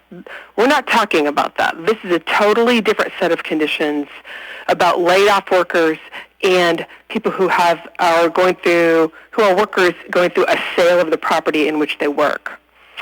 These measures are things that have never been done before. That's okay. We've had to get creative recently to respond to this crazy situation and protect our neighbors. Also, the hunker down, the quarantine, the testing requirements were all new, but they were all necessary. We don't want a few people to put everyone else in grave jeopardy, and this is no different. We cannot let a handful of hotel owners who put the financial well-being of thousands of workers in jeopardy. Recovering from this crisis will take bold leadership and courage to try new things. This ordinance is an opportunity to decide whether everyone will recover or just a few people. I really encourage you to eventually vote yes on this. We will get there in December. Thank you for your time. I'm happy to answer any questions. Thank you. I have a question for you from Ms. Allard. Yes. Thank you. Ms. Hall, I have a question. It's the two-parter, and I'll just ask it, and then you can answer. How many workers have come to you and asked you for such an ordinance, and do you have a list of names or emails of those persons that you would be are willing to forward to me? Well, I would assume that since a vast majority of the workers in these hotels have been laid off, I could probably round up those, but would I be willing to send you their names? I would need to ask them that. That sounds great. Thank you. Thank you. Thank you for your testimony. Thank you. Next, we have Jessica Cottle, and then we'll go back to in-person.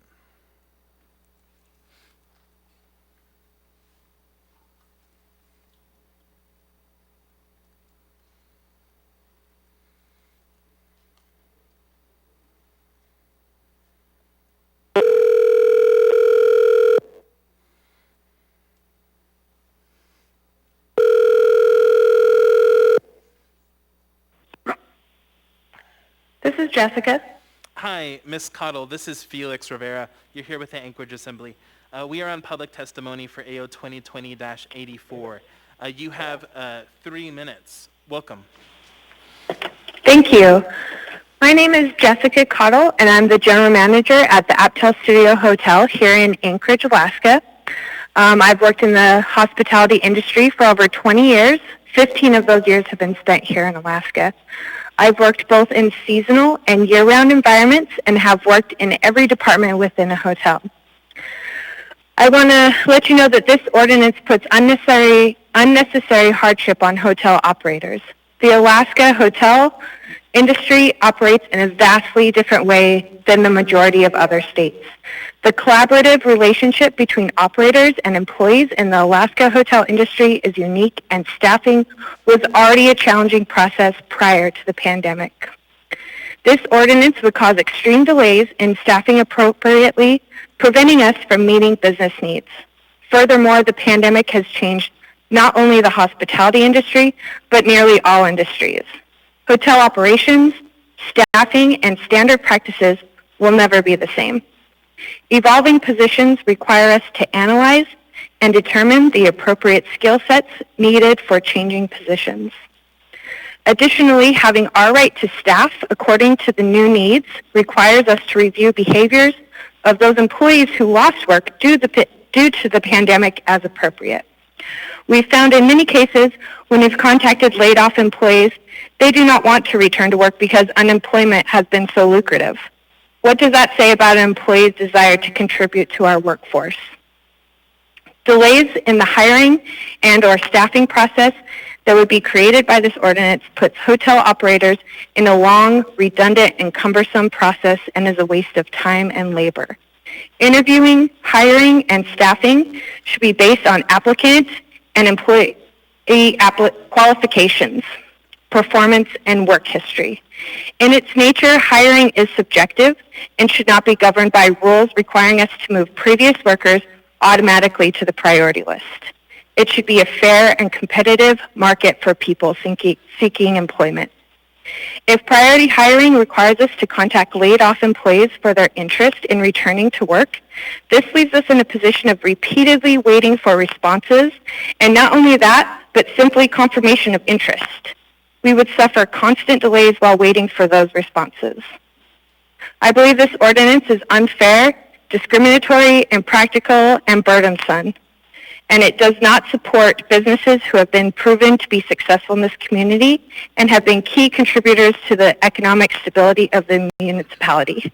This will not get people back to work faster or more effectively. Thank you for your attention. Thank you for your testimony. We'll go ahead and switch it back to in-person testimony. Welcome. Through the chair, I'm representing myself here for this statement. Russ Reno, business owner and resident downtown Anchorage. I really challenge you to not get involved with the hotel business. You don't know what you're doing here.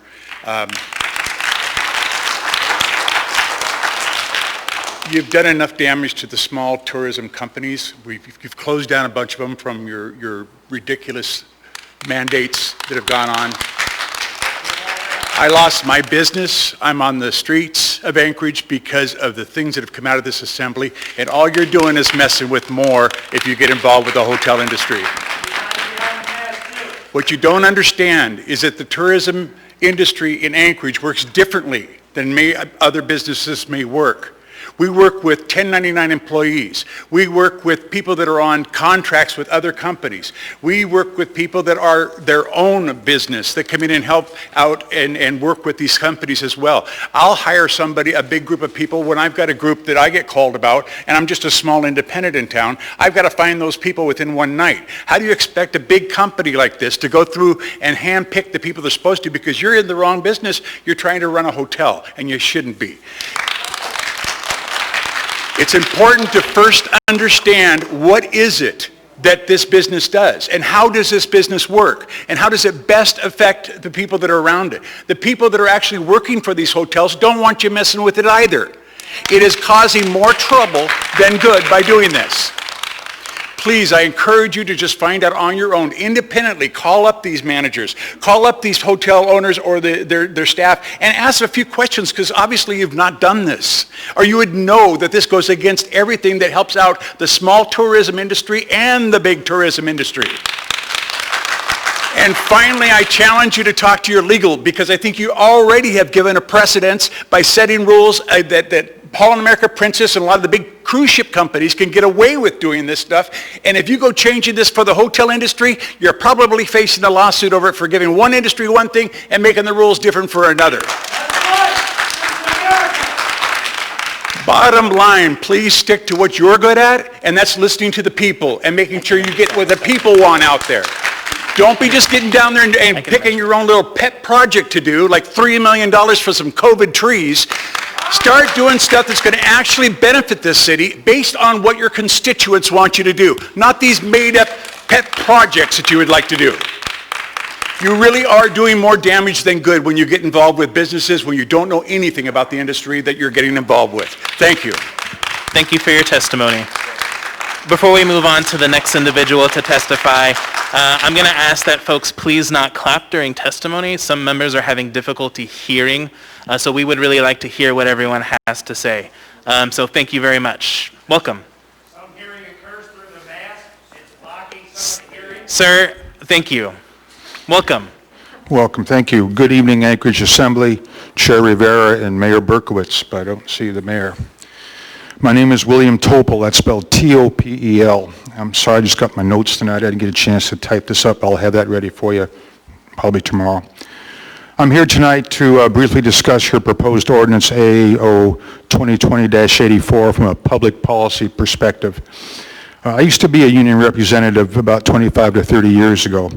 I also used to work in the hospitality industry about 35 to 40 years ago, 35 to 45 years ago. Now, what this ordinance proposes falls outside the usual and customary labor relations practices. Management has the exclusive right on hiring and firing, and a union can negotiate on certain working conditions. These parameters have been upheld by the Federal Labor Standards Act, National Labor Relations Board, and the Federal Labor Relations Board decisions. I don't understand why this body would interfere with the usual and customary labor practices of the hotel industry in Anchorage. Providing protection for some workers at the exclusion of others is picking winners and losers. Special interest legislation. Once you start interfering with one segment of the private sector, then what business sector is next? When does your unwarranted interference in the private sector stop? Haven't the actions of this assembly and the mayor done enough damage to the private sector in terms of lost jobs and lost business revenue this year? I urge a no vote on AO 2020-84 because this smacks of socialism on the way to communism. Thank you. Thank you for your testimony. Welcome. Hi, my name's Jessica Wardlaw, and I am on the hospitality industry for over 15 years now on behalf of Homewood Suites, Hilton Garden Inn, and Hampton Inn Midtown. I am the only salesperson currently for all three properties, and I strongly hope you guys oppose this ordinance today, specifically for several different reasons. The 7-day callback is definitely not anywhere near enough time. I mean, that's just way too much time. We have people call off and we have to jump and cover a different shift. Whether it's somebody who is trying to be called back from being laid off, everyone, like other people say, don't want to come back because of the, I can't even think of the words right now because I'm just so overwhelmed right now and kind of irritated with this because this is a waste of our time in the hospitality industry because you guys don't know the industry. That would be like an assistant filling your position because one of you get laid off. They don't know your job. You don't know ours. I have to cover many different positions, whether it's front desk, housekeeping. Luckily, it's because I do know the positions, but to call back somebody on seniority who is a chef that's been here longer to now have to cover front desk, we don't have somebody to cover that time or train that person, let alone somebody who is a housekeeper that now you need for a bellman who will be driving vehicles and shuttling guests. And what if that person doesn't actually have a valid license? Now we're having to bring them back for a position that we don't have. So I ask that you guys oppose this position and listen to the rest of the hospitality industry because there's a lot behind me that really strongly oppose this. Thank you. Thank you. I have a couple questions for you, Ms. Allard. Ma'am, I'm over here. Right there. Sorry. Thank you. So one of the questions, and there's no wrong answer, I just really need the answer to it. Mm-hmm. Has there been any coworkers or employees or employers that have said that they want this ordinance or that have reached out to have this ordinance happen that you know of? Not that I'm aware of. Everyone is very against this, not just our property, but other small, not necessarily small because obviously it has to be 100 rooms, but everyone in Anchorage that there is 100 plus rooms. I mean, anybody even in our restaurant, you're now making our restaurants have to follow this protocol when you're not enforcing it to other restaurants. Can I have a follow-up, please? Sure. So when you have individuals that you call back and sometimes they need to either drive a vehicle or hop in the kitchen or do different skill sets, but maybe they've cross-trained, do they ever complain or are they happy that they're just being called back to come back to work? No, a lot of times they either don't want to even come back to work or they're feeling like they're set up to fail.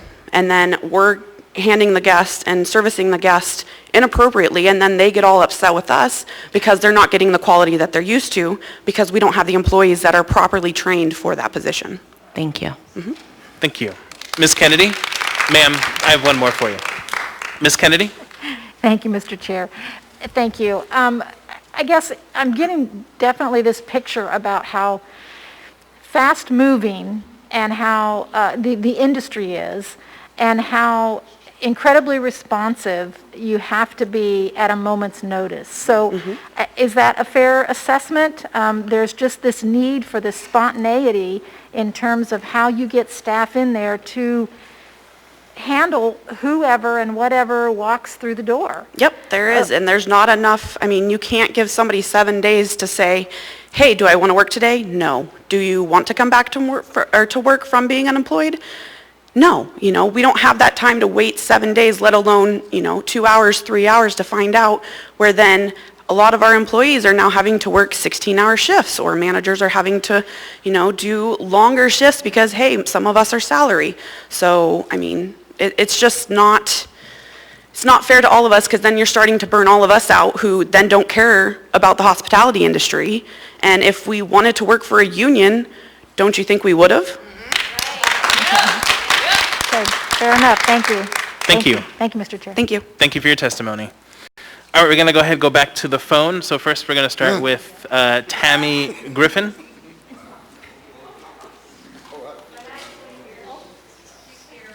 Okay, coming up.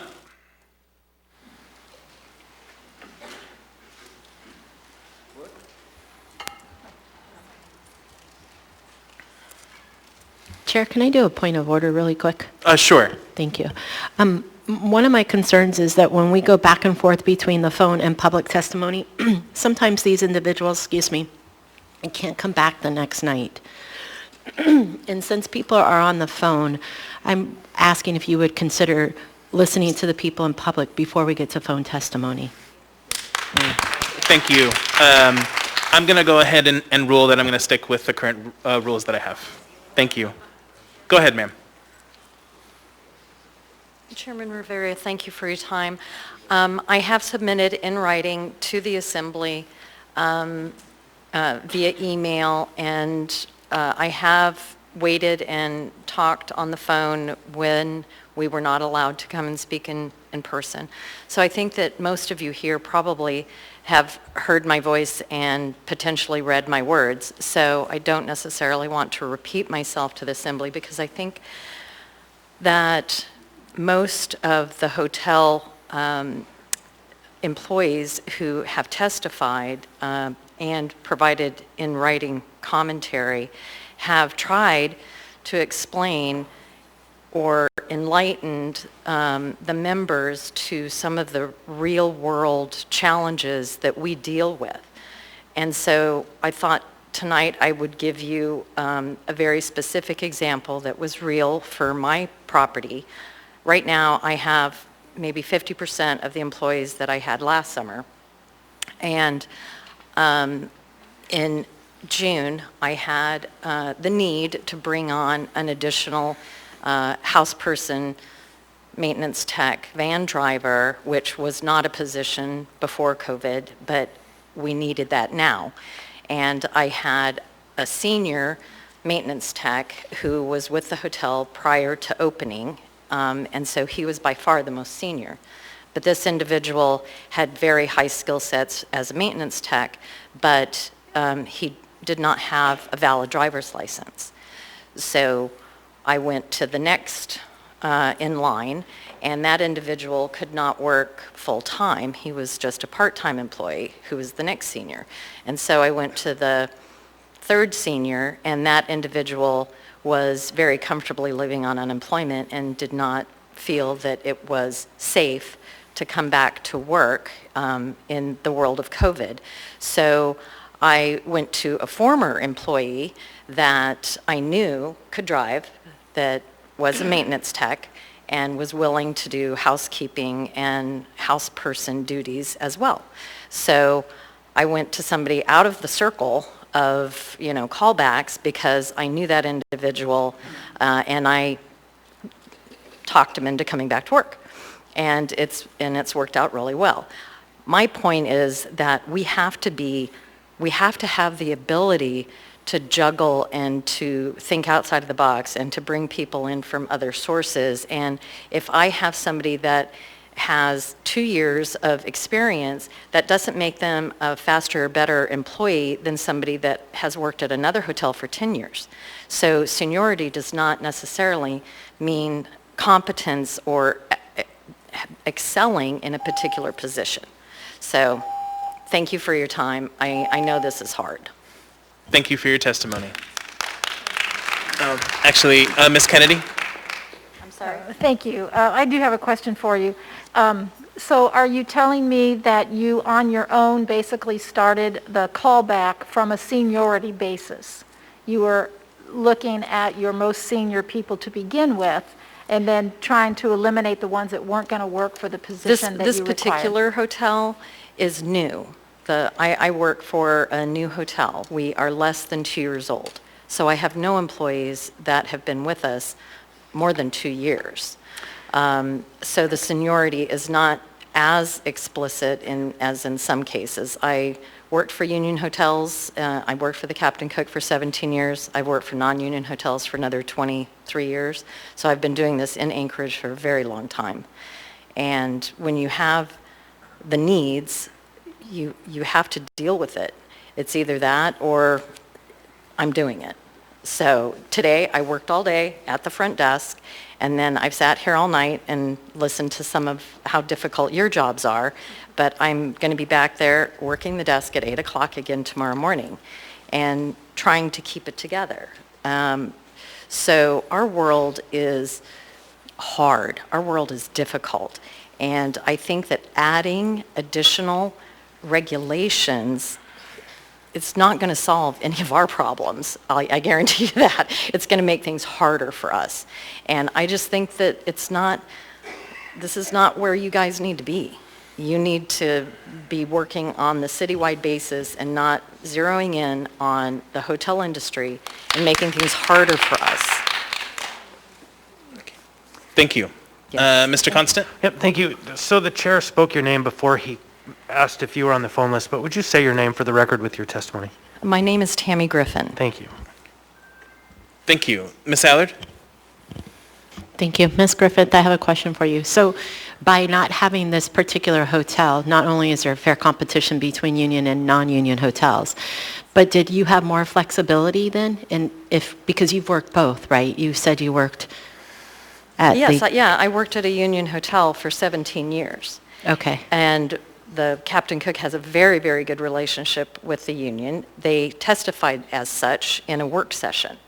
And I experienced that same thing. It's just, it's different.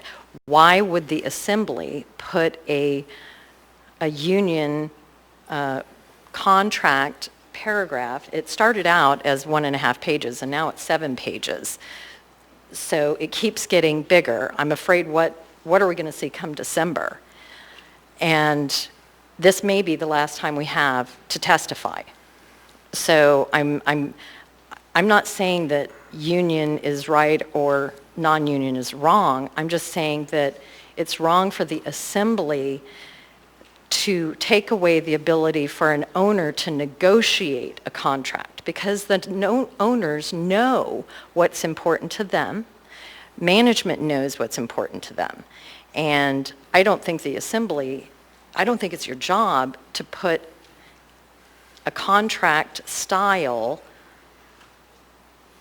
rules, work rules, and hiring rules into an industry. It makes no sense to me. Why would be the question. Thank you. Exactly why. Thank you. Thank you. Ms. Quinn-Davidson, one more for you, ma'am. Ma'am. Oh, thank you, Mr. Chair. I'll be quick. I just want to say thank you. I really found your testimony to be helpful, and you obviously have a lot of experience, and I just really appreciate your approach. And one of my many jobs I had when I was younger was I worked at the front desk of a hotel, and I think your job is, well, that's not your job all the time, but when you're doing that job, I think you actually can relate to our job. There's a lot of similarities. So anyway, thank you for your hard work and your testimony. Yeah, thank you. I appreciate that. Thank you for your testimony. Are we done? Yeah. Next, we have Christine Talley.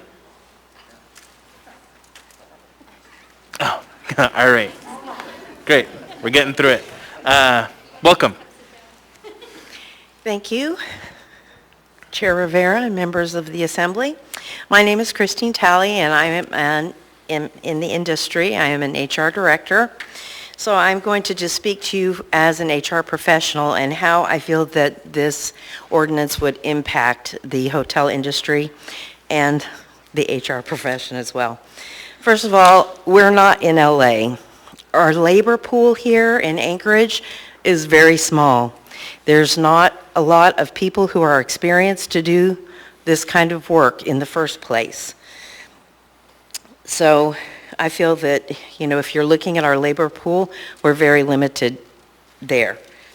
Also, when we call back workers, we have furloughed all our workers. We have not laid off any workers at all. But when we call back workers to come back to work, they have 5 days or 7 days to say, oh, yeah, maybe I want to come back. And I have someone down the line who is anxious, willing, needing to come back to work. And they will be back the very next day. They'll be there in an hour. I've called people back that have come to work just like that. Also, I believe that this ordinance, because there's not some clear definitions, will just cause a lot of confusion, and it will be impractical and onerous for us to implement. And those are my comments. Thank you. Thank you. I have a question for you from Mr. Dunbar. Yes. Right. Thank you, ma'am. Thank you for your testimony. I'm sorry, I didn't catch which hotel you were with. I'm with the Hilton. Thank you. Thank you. Thank you for your testimony. Thank you.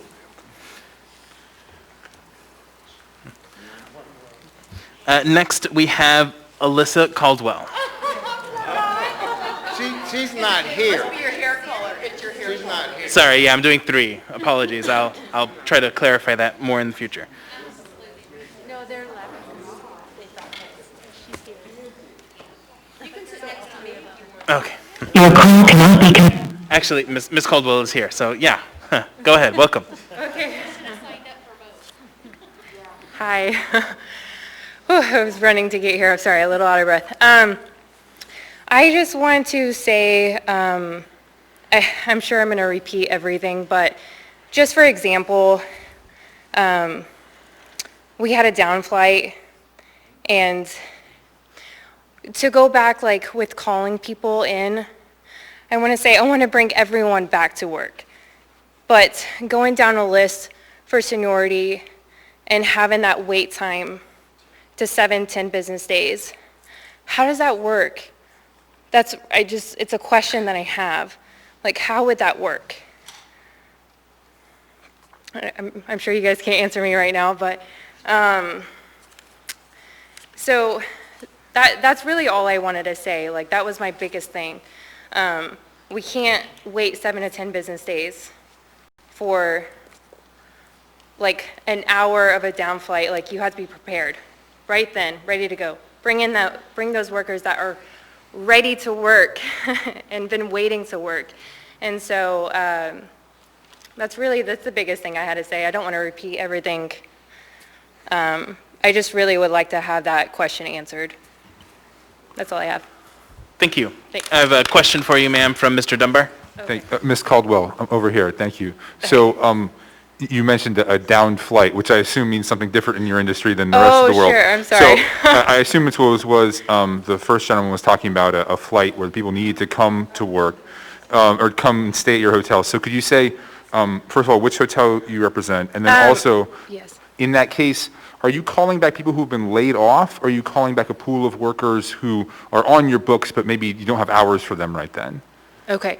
I would say we would go by seniority as it is, and we're just going to be calling people, but we can't wait 7 to 10 business days. So I'm asking the people you typically call, like in this case you just had, were the people who were laid off and off your books, or the people in some other status where they typically, they still work for you, they're just not working for you right now, and so you can call them back quickly? So we would call the people that are on staff right now. Okay. And then from there, we would then want to reach out to the other people. Okay. Absolutely. And I represent Hilton, Anchorage, downtown. Thank you. Thank you. Thank you. Ms. Allard? Thank you. I'm over here. Hi. Can you tell me why you don't call the laid off individuals first before you call off the ones that call the ones that are already on your books for clarification? Why do you do it that way versus calling the laid off individuals first? Are they on unemployment? Like, how does that work? Can you educate me a little bit? Like, I just want to be clear, like, I'm calling the people that are on the schedule already, right?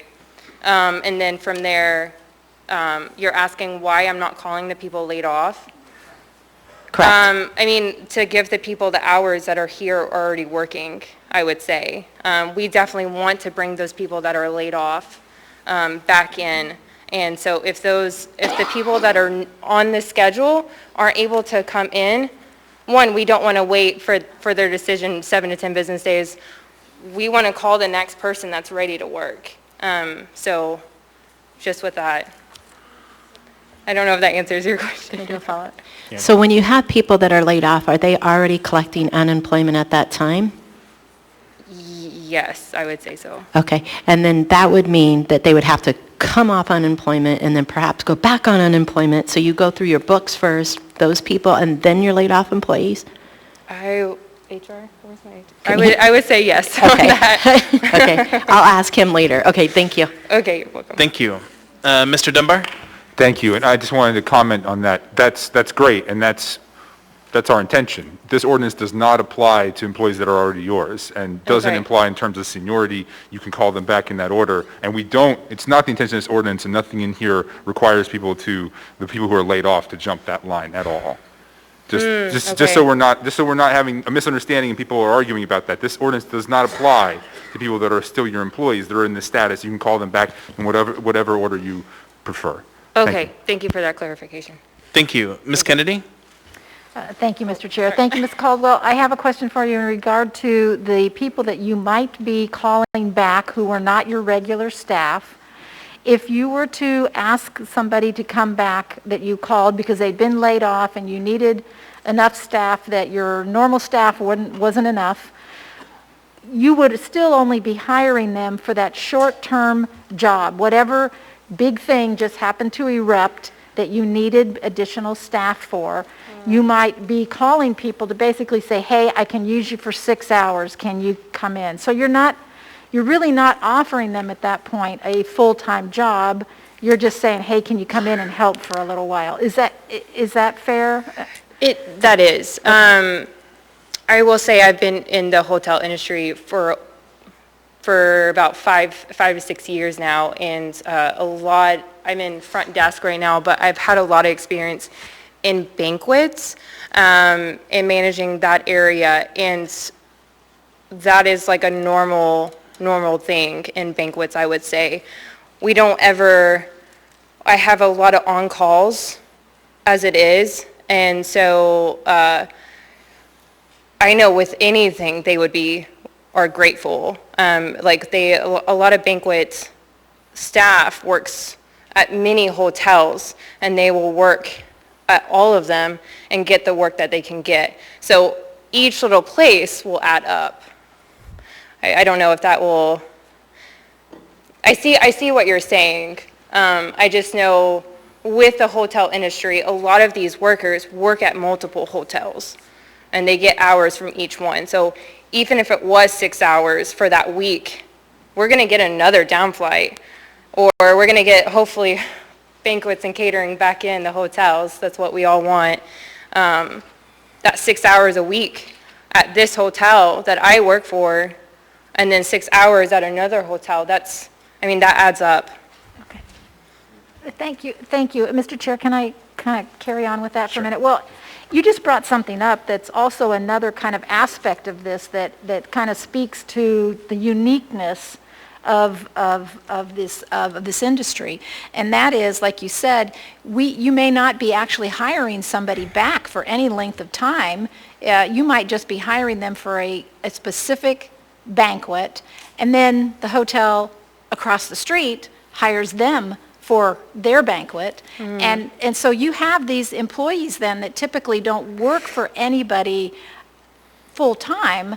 They're just kind of traveling around and hitting whatever big events that hotel might be hosting and might be needing them for that particular event. Is that true?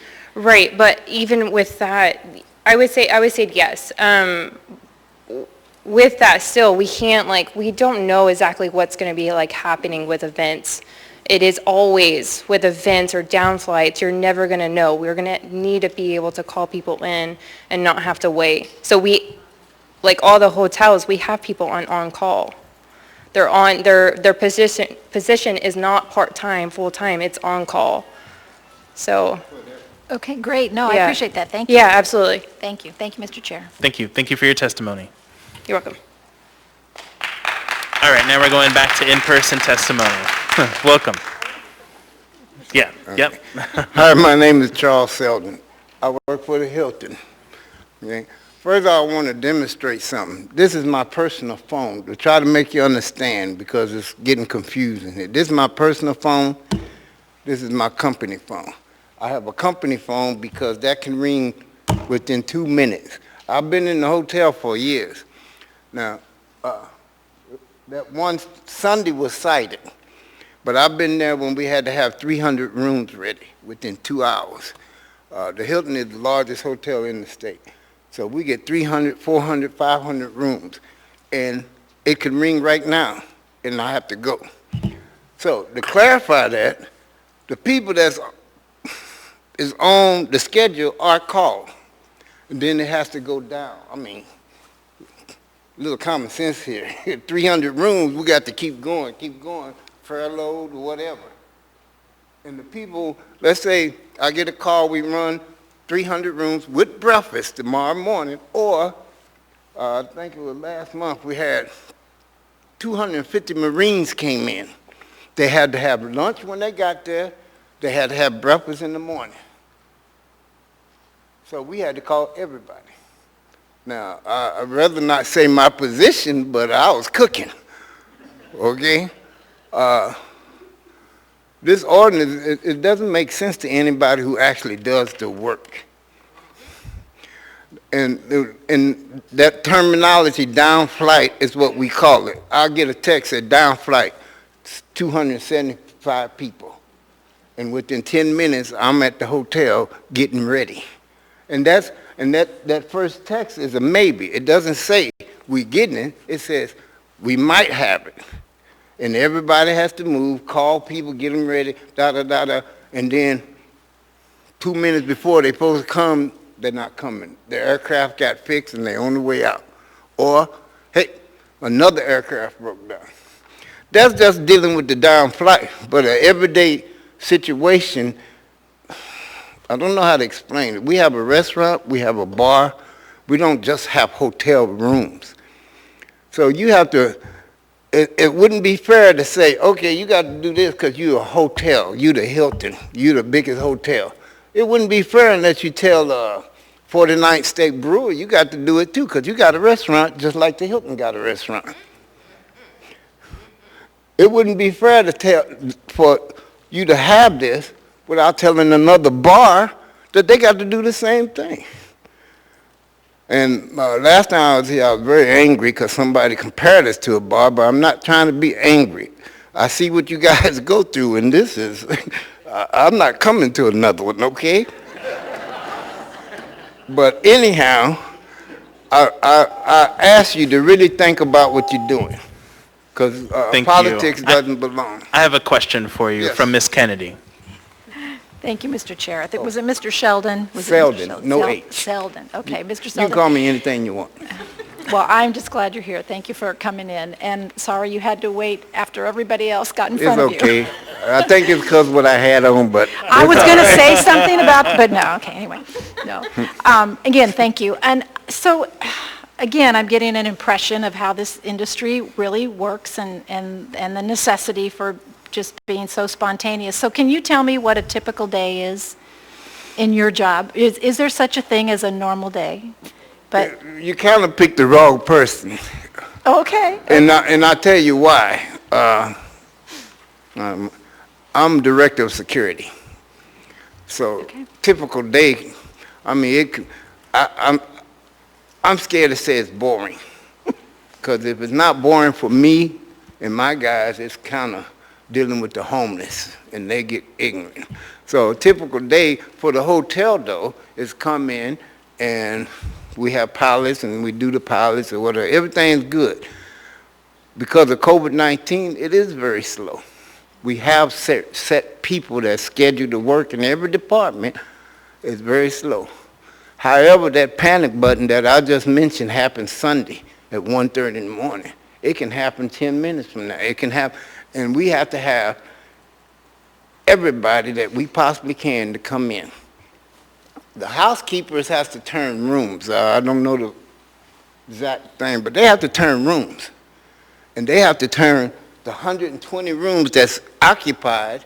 Let's say we get a down flight in an hour, 300 rooms. They have to turn that 120 over, plus the 300, plus to have the rooms the next day. So think about that. That's not just the people working. We have to call people furlough. We have to call. Seniority? Yeah,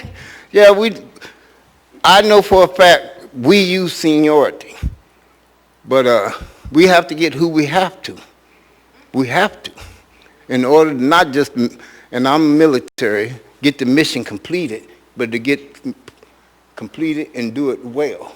Because every room we get and every person stay in that room is money, not just for the Hilton, but for this city. That's a tourist.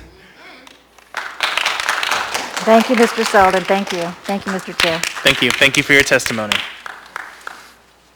Welcome. Chair, I had a question for him, Chair. Oh, sure. Go Sorry. ahead. Apologies, sir. If you could come back. There's one more question for you. I think I hit the wrong one. Okay. Apologize. Got it. Go ahead, Ms. Allard. Hi, Mr. Selden. So have you heard of, oh, I'm over here. Oh, okay. Sorry. Have you heard of Unite 878? No, You haven't? I think I have. I'm over 60. I'm trying to remember. Is that, you talking about the union? Yeah, I Yes. heard of them. Okay. Yeah, okay. I had to put in this place. I have a couple questions for you on it, and they're just going to be just quick little questions, and then you can answer. And some of them I will try. Some I won't, because I just want honesty. I don't mess so with them. That's okay. So with Unite 878, or let's just take them out of the picture. Have you been approached by the unions, and have you been pressured by the unions to join the union as far as this Well, is I'll concerned? be honest with you, they will never approach me. Okay. Okay. Not just because... Let me just ask you this one last, and then you can do your thing, Okay. because then it'll kind of roll in together. Have any of your coworkers or your subordinates come to you and said, I want a union? No. And can I elaborate on this?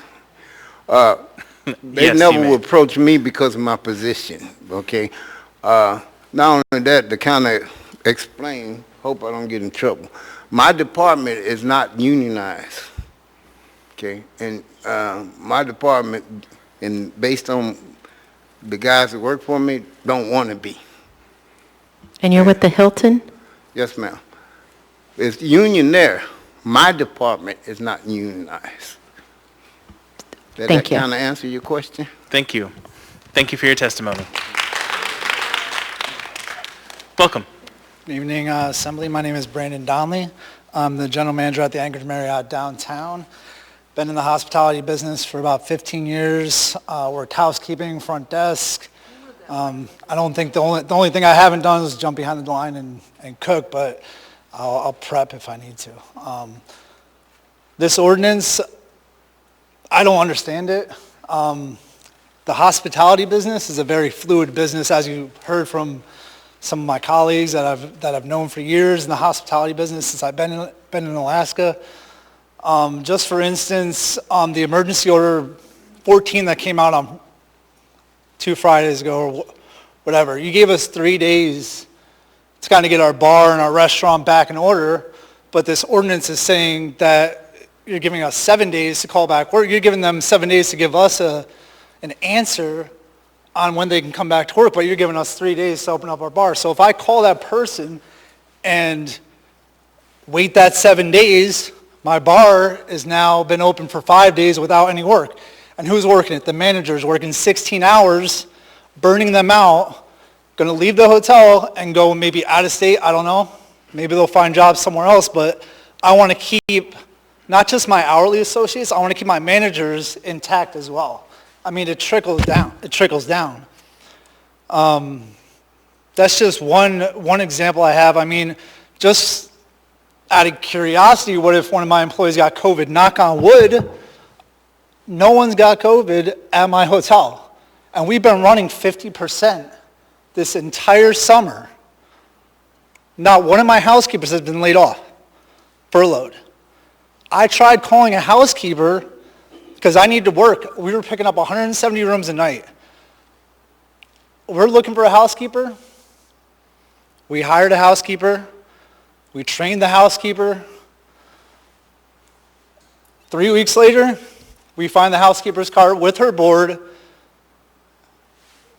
And that's the kind of work we get as a hotel manager. Is like, we don't get cream of the crop here. We don't. I can tell you that right now. We do not. It's hard. It's very hard. My housekeepers have been with my hotel for 20 years, since the hotel opened. I'm very loyal to my housekeepers. My housekeepers are loyal to me. This week is International Housekeeping Week, and it's celebrated throughout the country, globally, and we're celebrating our employees. We're celebrating them. And this ordinance, I don't understand why you have to step into my world and tell me how to run my business, because I can do it. I can do it without you guys. I've been doing it for years. Thank you. Thank you for your testimony. All right, we're going to go and do one more in person, and then we'll go back to the phones. Welcome. Thank you, Dustin Sherman, once more. Not to be confused with Dustin Darden. So I'm going to come at this a little bit different, and I oppose 2020-84 just because, well, I don't think it's right for Alaska. I don't think it's right for Anchorage. And the reason I don't think it's right is, let me ask you something. I'm going to come at this a little different. So when you buy a house, I'm sure most of us, a lot of us have houses. When you buy a house, does the current owner still live there with you?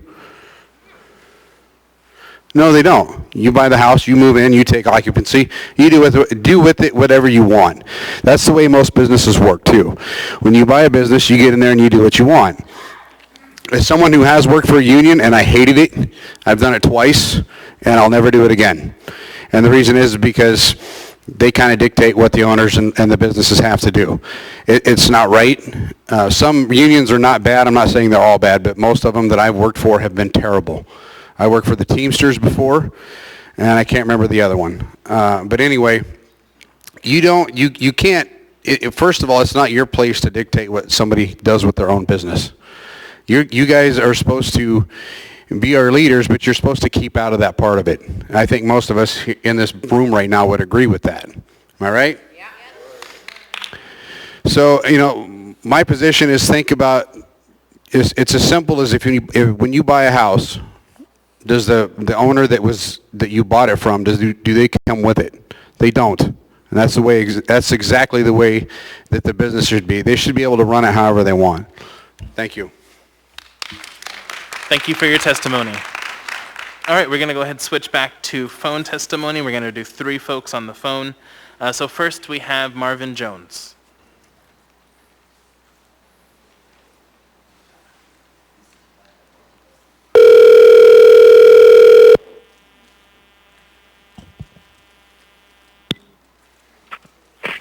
Hello. Hi, Mr. Jones. This is Felix Rivera. You're here with the Anchorage Assembly. We are on public testimony for AO 2020-84. You have 3 minutes. Welcome.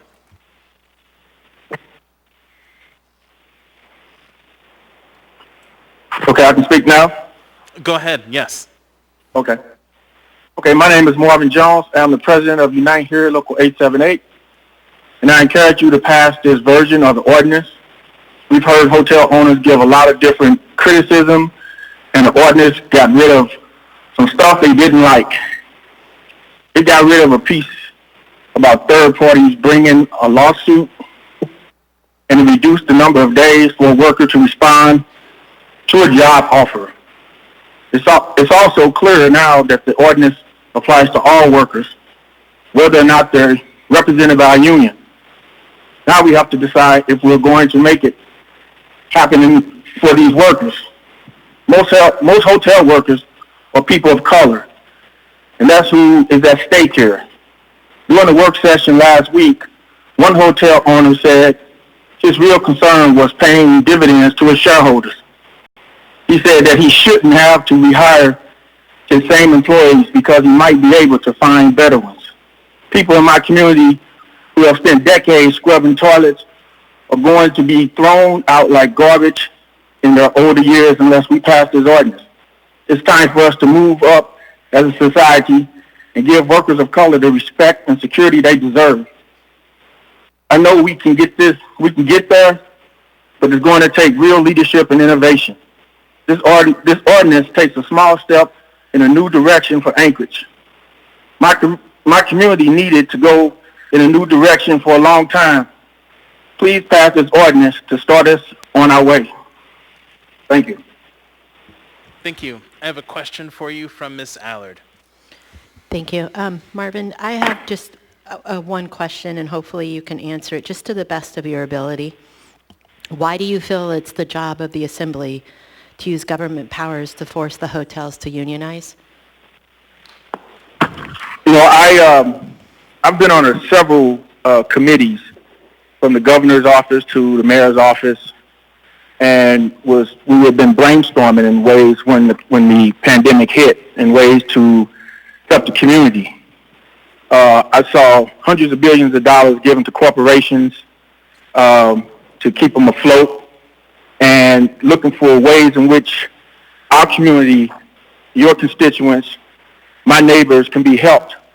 And they've been through a lot. Obviously, I've witnessed so many people out of work, and I think that it's the responsibility of the Assembly to protect these workers' jobs, at least.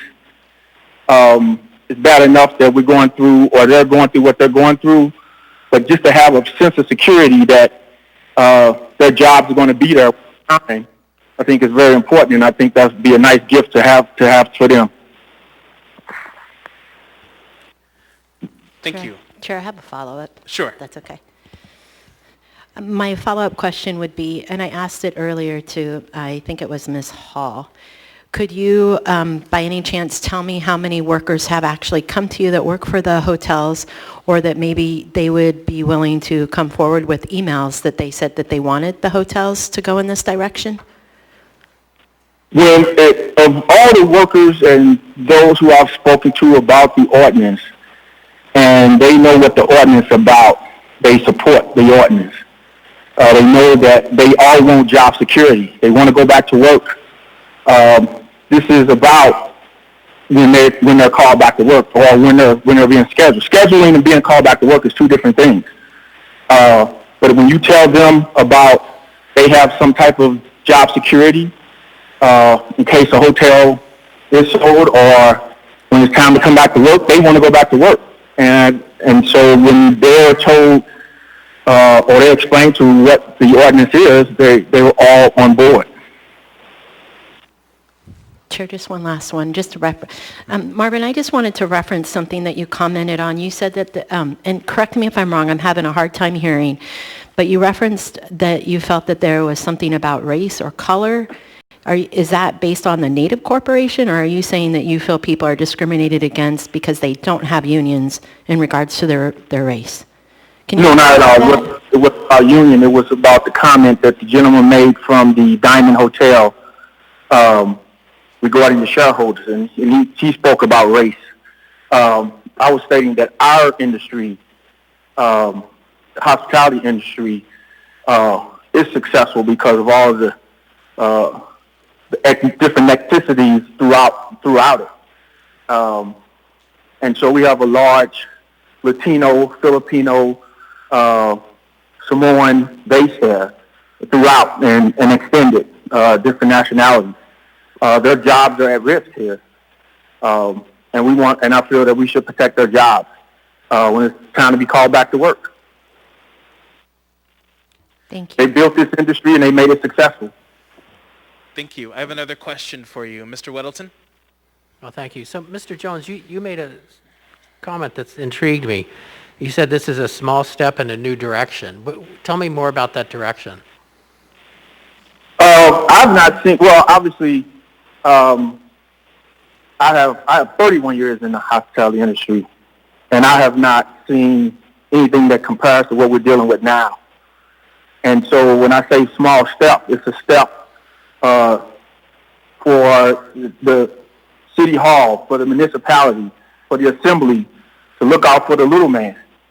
As I stated earlier, everybody jumped on board, and our senators and our Congress people came to the rescue and bailed out corporations, and that's fine.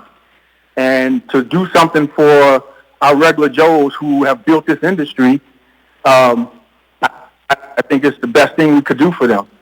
Right now, people need hope, and to know that your job is secure gives them hope. As someone said earlier, they have people that's been working in their hotels for 20 years. Well, we have people who work in our hotel for 40 years. And they love going to work, and they love working in this industry. And to all of a sudden, because of this pandemic, lose that, I think we should make sure that we give them a peace of mind that their jobs are going to be intact. And that's supported by our assembly. Thank you. Thank you. Thank you for your testimony. Thank you. Next on our phone list, we have Kate Camrith Sprout.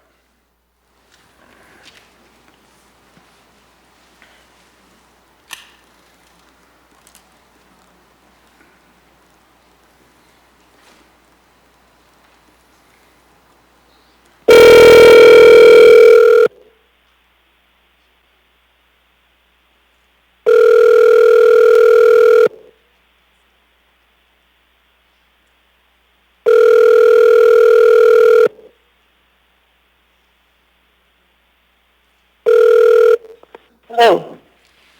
Hi, Ms. Sprout. This is Felix Rivera. You're here with the Anchorage Assembly. We are on public testimony for AO 2020-84.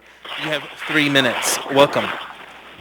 Thank you very much. My name is Kate Sprout, and I am the Director of Sales for a large convention hotel here in town. And my primary concern about this ordinance is that I spend a lot of time right now trying to convince people, meeting planners from inside and outside of Alaska to try and come to Alaska to have their events. And we need to be ready at a moment's notice to host these events. And the 7-day waiting period could prevent us from being able to do so. And I can tell you that a lot of these meeting planners from around the country are watching very carefully what we're doing right now. And if we're not able to, not just our venue, but all venues, if we're not able to respond immediately to business, such as delayed flights that have a lot of rooms, or large conventions that come up, or small even meetings that come up in town, it could prevent them from wanting to come to Anchorage for their meetings and conventions. I'm pleased to say that most of these conventions have postponed instead of canceling, but my concern is if we don't respond well when things come back, that they will decide not to come back to Anchorage, and it will affect businesses, not just hotels, not just meetings and events, but also other businesses that are support businesses when conventions are in town. That's all I have to say. Thank you for your testimony. Absolutely. Next on the phone, we have Carol Frazier.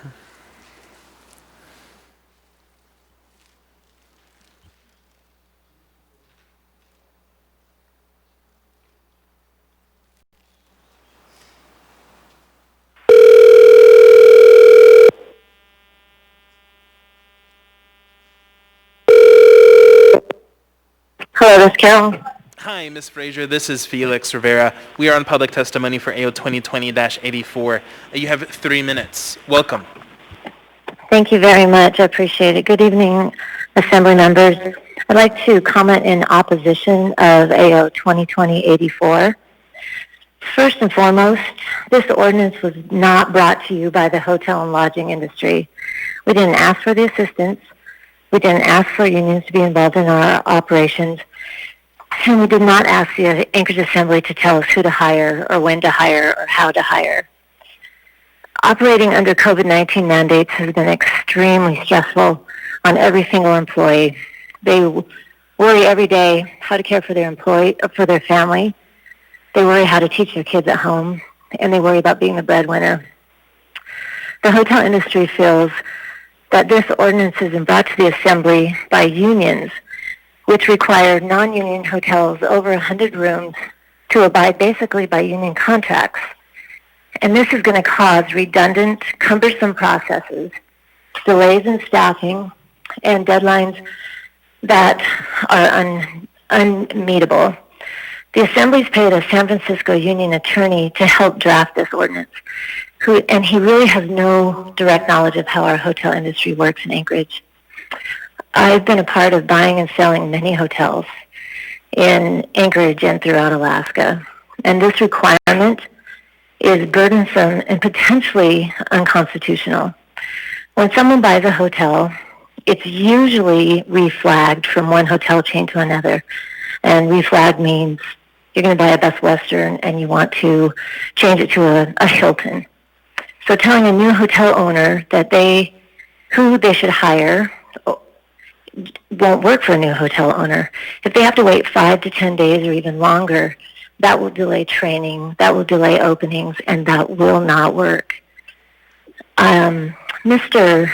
Marvin, the union rep, who just spoke, I think 2 people ago, said that we throw out employees like garbage, and we have never, never, never treated an employee like that. We celebrate birthdays with our employees. We're open 365 days a year. We actually celebrate every single holiday together. And we already do everything that we can to keep our employees employed. And as the general manager of the Anchorage Marriott said, it's National Housekeeper Week. I think any of the Assembly members could go to any hotel and see amazing decorations. It's all about housekeepers this week. So members of the Anchorage Assembly, we pay 12% bed tax. We employ thousands of Alaskans. We give hundreds of thousands of dollars in free room nights to Anchorage's nonprofits and to organizations. And the hotel industry, again, did not bring this to the Assembly. We feel that we're being targeted and punished by you and by the unions. We've done nothing wrong. And this ordinance will not get people back to work. And so we urge you and plead with you to vote no on this ordinance. For interrupting, Thank you. but your time is up. Thank you so much for your testimony. All right, we're going to go ahead and go back to in-person testimony. Welcome. Hi, my name is Cash Anand, Cash with a K. I have industry experience of 25 years in the United States. Out of that, 7 years I've been traveling in lower 48. My colleague and one of the said that HR department is one of the most difficult department in Anchorage. If you do not understand, please look back at your constituency and see that we have so less skill set people in our industry. When you say that to call back the employees, but in the COVID situation, how do I call back the employees when I have a little bit business left in my hotel, has only multi-task? If I bring a senior employee back who can only cook, but cannot do a dishwash, so how does it help me to run a business on a daily basis? If you look at a couple of the people standing behind me and who have spoken to you guys, we on telephone, we work 24 hours a day. I woke up today morning 4:30 to run 3 hotels. I hadn't had breakfast or lunch. We care about our employees. We care about our employees. When you have somebody ask for the down flight, yes, we call the people of laid off too. Okay, follow people down too. It's not that we are trying to give them all the hours to the people who are working in the hotel. We are trying to bring the people back to we are humans. We try to take care of the employees. How do you guys sit there and tell us that we are not taking care of our employees? We want the employees to be paid. If I give up my seniority level of 40 hours and the next person doesn't have money to take back home, how is that fair for you all? I see happy faces every day who come to work because they can take back some money to feed their family. If I go with the seniority, he takes his 40 hours and goes home, but rest of my 3 employees does not have any hours. So we care about our employees in our hotel industry. If you look at the back, all these people who are given the testimony, we care about the employees. That's why we are here talking. The people who are supporting this one are sitting on telephone in the couch and talking to you guys. So you should think about that when you finish this conversation, that why are they not here representing for this ordinance, and we people who care and work every day are here at this time still coming and talking to you guys. So please look into this ordinance. It's not fair. Okay, I have employee who works, I have only 2 hours of houseman, and rest 2 hours he goes and does dishwashing for me. But for your ordinance, I have to bring one dishwasher, I have to provide him hours, and I have to bring another person to do the houseman work. How can a hotel industry work with so many laborers? We're not going to make any money. So what is going to happen? Either we shut down or we have to lay off the employees. It goes back to your same thing. We're going to lay off again. So to help us, please do not support this ordinance is my kind request to you all. Thank you. Thank you. I have a couple questions for you, sir. Sir? Yeah. Miss Allard. Which hotel, thank you, sir, for your testimony. Which hotel do you work for? I focus on Midtown, Hampton Inn, Okay. Hilton Garden Inn, and Homewood Suite. So then are you saying this could be financially detrimental? And Of course. You know, we have little bit business. I do 10 rooms, 15 rooms a day. And I have still employed all of my employees. Because why? I can afford to give 3 hours here to 4 hours there so that they can at least take some paycheck. If you guys bring an employee back from laid off and I have only 10 hours, it affects their unemployment. How many employees come and say, sir, how do I not get my unemployment and still want to come and help you guys, but you have only 5 hours? How do you justify that? And they have to come for unemployment, then they have to go back again. It's a juggle of situation. Make sense? I hope I answered your question. thank you. Thank you. Ms. Kennedy? Thank you, Mr. Chair. Thank you, Mr. Cash. I'm just curious, in terms of employees and kind of the range of salaries or hourly rates and that, if you have someone who comes in and, like you were saying, cooks for a couple of hours, but then maybe they also do housekeeping for a couple of hours, how does is that person paid by the individual rate of the particular job they're doing at the time, or are they just hired on at a flat rate, no matter what they're doing? So they are paid with the same rate where they are in the primary job code is. If he's a cook, if he comes and helps me as a houseman, he still gets the same hourly rate. Okay, okay. Because it's not fair for me to cut his salary to come and help. He's actually helping me. So why should I affect him, you know? So I always take care of the employees. Great, I appreciate that. Thank you. Thank you. Thank you, Mr. Chair. Thank you. Thank you for your testimony.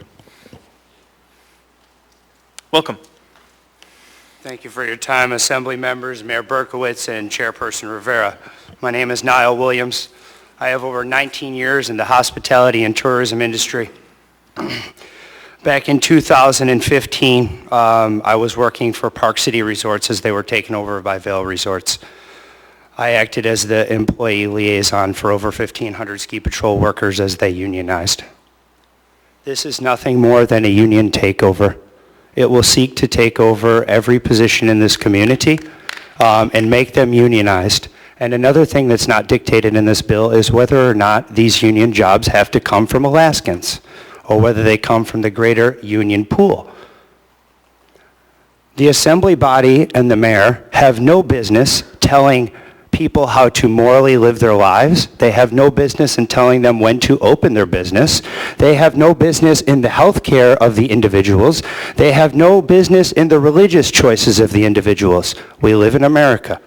This is nothing more than a union takeover, and what it is it's a thanks to the people that got you elected. The union bosses that funded your elections and campaigns, these are your thanks to them. These are your backdoor deals. This is the pork that we seek to eliminate in the Anchorage Assembly and in this municipality. We will not allow for it to stand. The fact that you stand up there in this kangaroo court and continue to listen to the testimony of your constituents and then seek to ignore while Ms. Vogel sits over there half asleep, hasn't even looked up in about 20 minutes. Yeah, please direct your testimony to us. Understood, understood. But when the city's attorney is asleep at the wheel over there, there's problems going on. I need you to direct your testimony to us. Thank All you. right, understood. I will direct my testimony to you. We need to stop regulating the decisions of our electorate. You have no business in our business. Don't tell us what to do. You can't tell me or my fellow anchorites how to live our lives better than we can. What this is it's a takeover of businesses It's a takeover of workers' rights, and the gentleman from Union 787 that was on the phone and spoke of the fact that this would protect the least fortunate, what this will actually do is it will seek to eliminate the rights of the less fortunate. Thank you very much. Thank you for your testimony. Mr. Haberman, come on up. Welcome.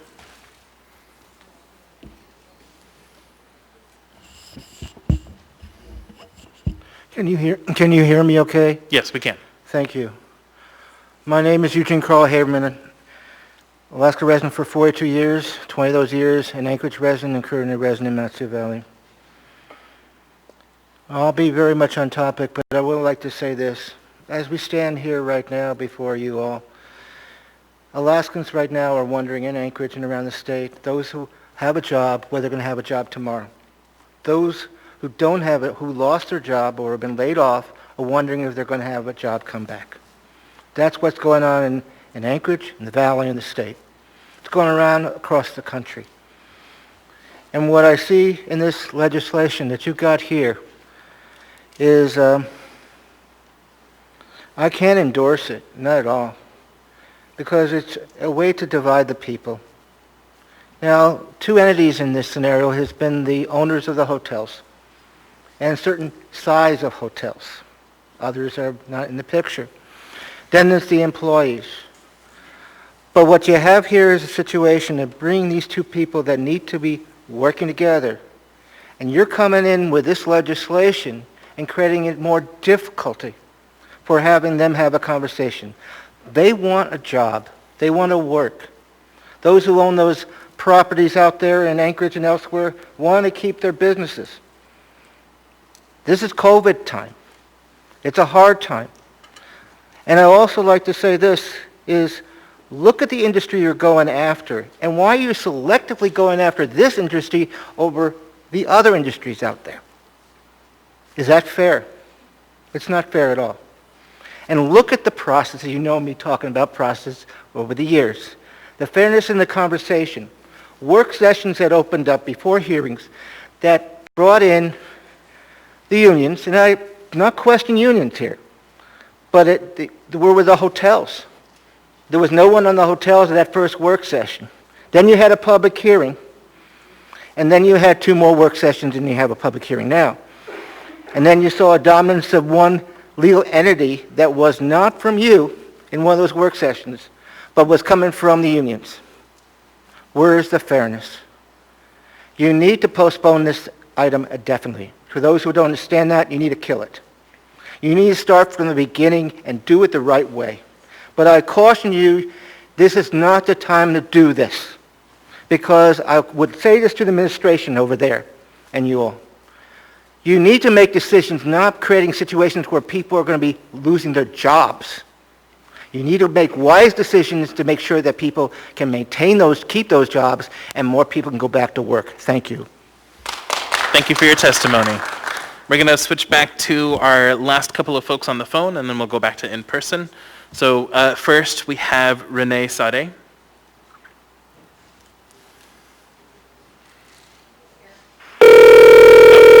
Great.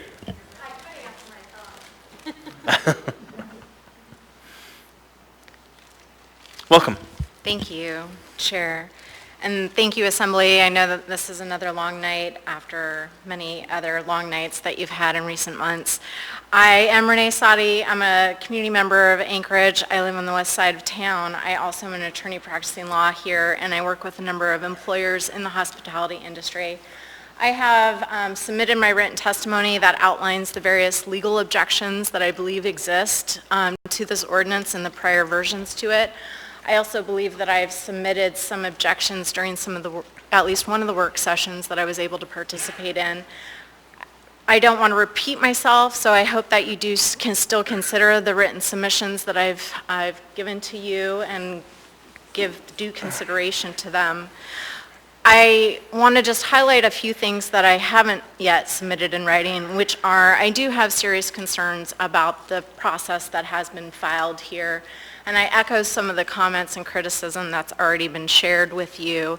In particular, I don't feel as though the work sessions have enabled a meaningful opportunity for the business community to participate. A perfect example of that is unless someone gave it to them on the side, people did not have the web link publicly available to them, so they could not pose questions or get in the queue to ask questions or to give comments.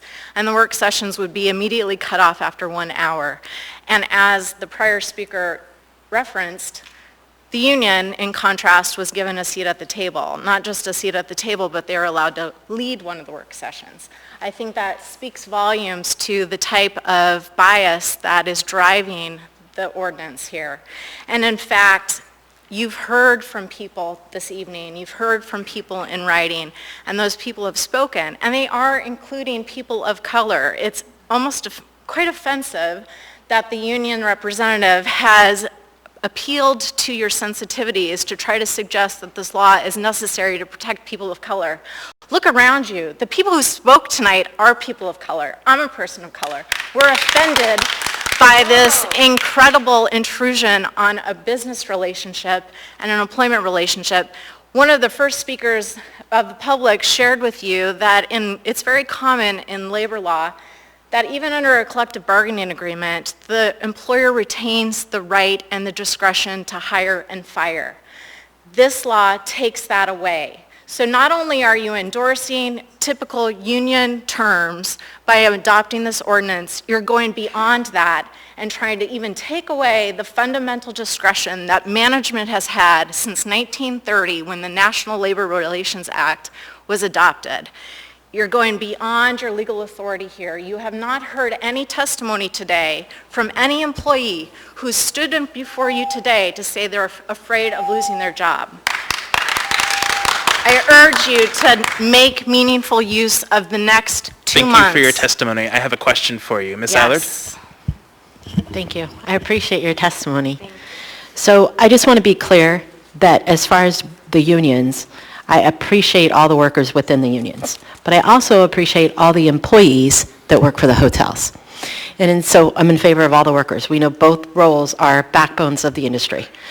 So my question is, you did send testimony, and I see it here, and you hit on valuable points, but legally, I wanted to know if you can hit on why we shouldn't do this. Can you hit on that a little bit more on a legal side? From a legal side, I mean, I would not consider myself a constitutional expert. However, I believe that the law is clear here in the state of Alaska. We are not California. Just because an ordinance similar to this or somewhat like this has passed in California does not mean that it's going to be lawful here. We have express language in our Alaska state constitution that fundamentally protects employment and ability to act in our industry. This law trumps on that right, and more importantly, it creates some hiring preference based on seniority, and this recall obligation is just incredibly impractical. That if you have a compelling government need, which I have failed to see any evidence of to date, other than these accusations that are lobbed by the union and other union representatives in town, that there's some sort of impending need. I don't see any evidence of statistics that people are being laid off and not recalled. I don't see any statistics that the hotel industry is harder hit in that regard. And yet you're trying to adopt this drastic modification to the employment relationship. The law states that if you are going to act as a government, you have to only act in the least dramatic way possible so that you're balancing the fundamental rights with the need to protect the community. That's not being done here, first and foremost. Second, as I mentioned, I think that you guys have not followed a proper administrative procedure in bringing this ordinance forward or allowing for a community meaningful opportunity to participate. And you're, as all the questions tonight have shown, you still have questions about how the industry operates. Your law still is incredibly vague and confusing. These terms are not well defined. Perfect example, and I can tell from the questions that have been asked this evening, you seem to, I get the sense that some of the members of the Assembly think that the concerns that have been raised today about the waiting period are misguided because the waiting period only applies to people who are being recalled after layoff. You have to understand the way that you've defined layoff means someone who's not in active service. It doesn't say that someone who's been separated from employment. So the examples that people have given you tonight would apply because the people they're describing are not currently actively in service because they've been furloughed or they haven't been on the schedule for some time because there's been a downturn in business. So the realities and the practicalities that they've described to you this evening are real and you cannot ignore them. It's going to set them up to fail. These businesses are already challenged enough. As you heard, managers are working 16-hour shifts. They're here this evening. They're not getting paid extra to be here. They care about this because they want to stay in this industry. They want this industry to survive. They see the significant economic impact this industry has on our community, and they're afraid. Chair, can I just do a quick, can they stop clapping? Can I do a quick follow-up? Sure, quick follow-up. Thank you. Do you think we're opening ourselves up for a lawsuit here on the Assembly? 100% certain, absolutely. I can guarantee that there will be litigation if this ordinance is adopted, particularly if there is not a meaningful process between now and December. This should not simply be postponed merely to abide by some effort to avoid controversy between now and November 3rd. If you're going to postpone this vote, I urge you to create a working group that involves the industry so that you can truly understand what this ordinance would do, or better yet, as one of the prior speakers suggested, throw this away, and if you truly are concerned about whether or not workers in Anchorage need protection, then look at the community and the business community as a whole. Don't just target one subsection of the community because you have a special interest group driving that. And that special interest group is directly tied to Chair Rivera. If you look at his donations over the past year, he has received a tremendous amount of PAC money from unions. So Ms. if there's any concern or question about what is driving this ordinance, It's okay, I think Mr. it's Constable. clear. Ms. Sadi,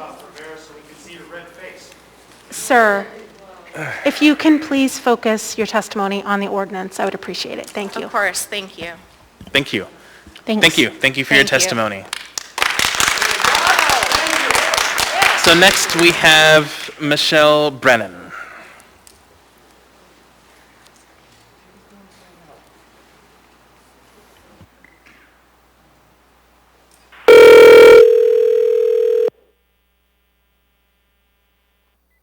Hello? Hi, Ms. Brennan, this is Felix Rivera. You're here with the Anchorage Assembly.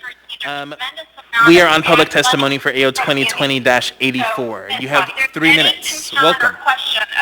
Hello? And if you could turn off your TV or your online recording, we're hearing a loop from that. Sure. If you can please focus your testimony on the Can you hear me, ma'am? Of course, thank you. Hello? Hi, Ms. Brennan, can you hear me? I can hear you. Okay, great. Can you turn off your recording that you have, please? Yes. Thank you. So we are on public testimony for item 13B, AO 2020-84. You have 3 minutes. Welcome. Thank you for your time this evening. I am the HR director for Lakefront Anchorage, and as HR director, one of the hardest things I've ever had to do was lay off 69 employees in the month of March due to COVID and the fact of the Anchorage mandates of closing restaurants and bars. In the month of April and May, I did reach out to staff to call them back. I used phone calls, emails, and text messages, and they all went unanswered in most cases. If a staff member did return the call, they refused to come back to work to either COVID or they did not want to lose their unemployment. We also had the situation where a person was laid off. They had previously been full-time, and at this point, due to business, we could only offer them part-time hours. So again, they were not interested. Similar to other situations that were mentioned this evening, we had a situation where a large group wanted to stay at our hotel, and it was very last minute, and they were going to basically take up our entire hotel. We were scrambling trying to call people. In the end, we did not get the contract, but trying to call people when they won't return phone calls or answer their phone made it very challenging to be prepared to take care of our guests in a proper manner. And like someone already mentioned, it only takes one canceled flight for your staffing needs to change. So everything changes on an instant. Okay? Our guests cannot wait 7 days for us to bring staff in because some of our guests are only there for one evening. And we need to be able to service our guests while they're there. It's crucial to being a successful hotel. Not to mention, if we don't have the proper staff to take care of our guests, everyone goes out on social media.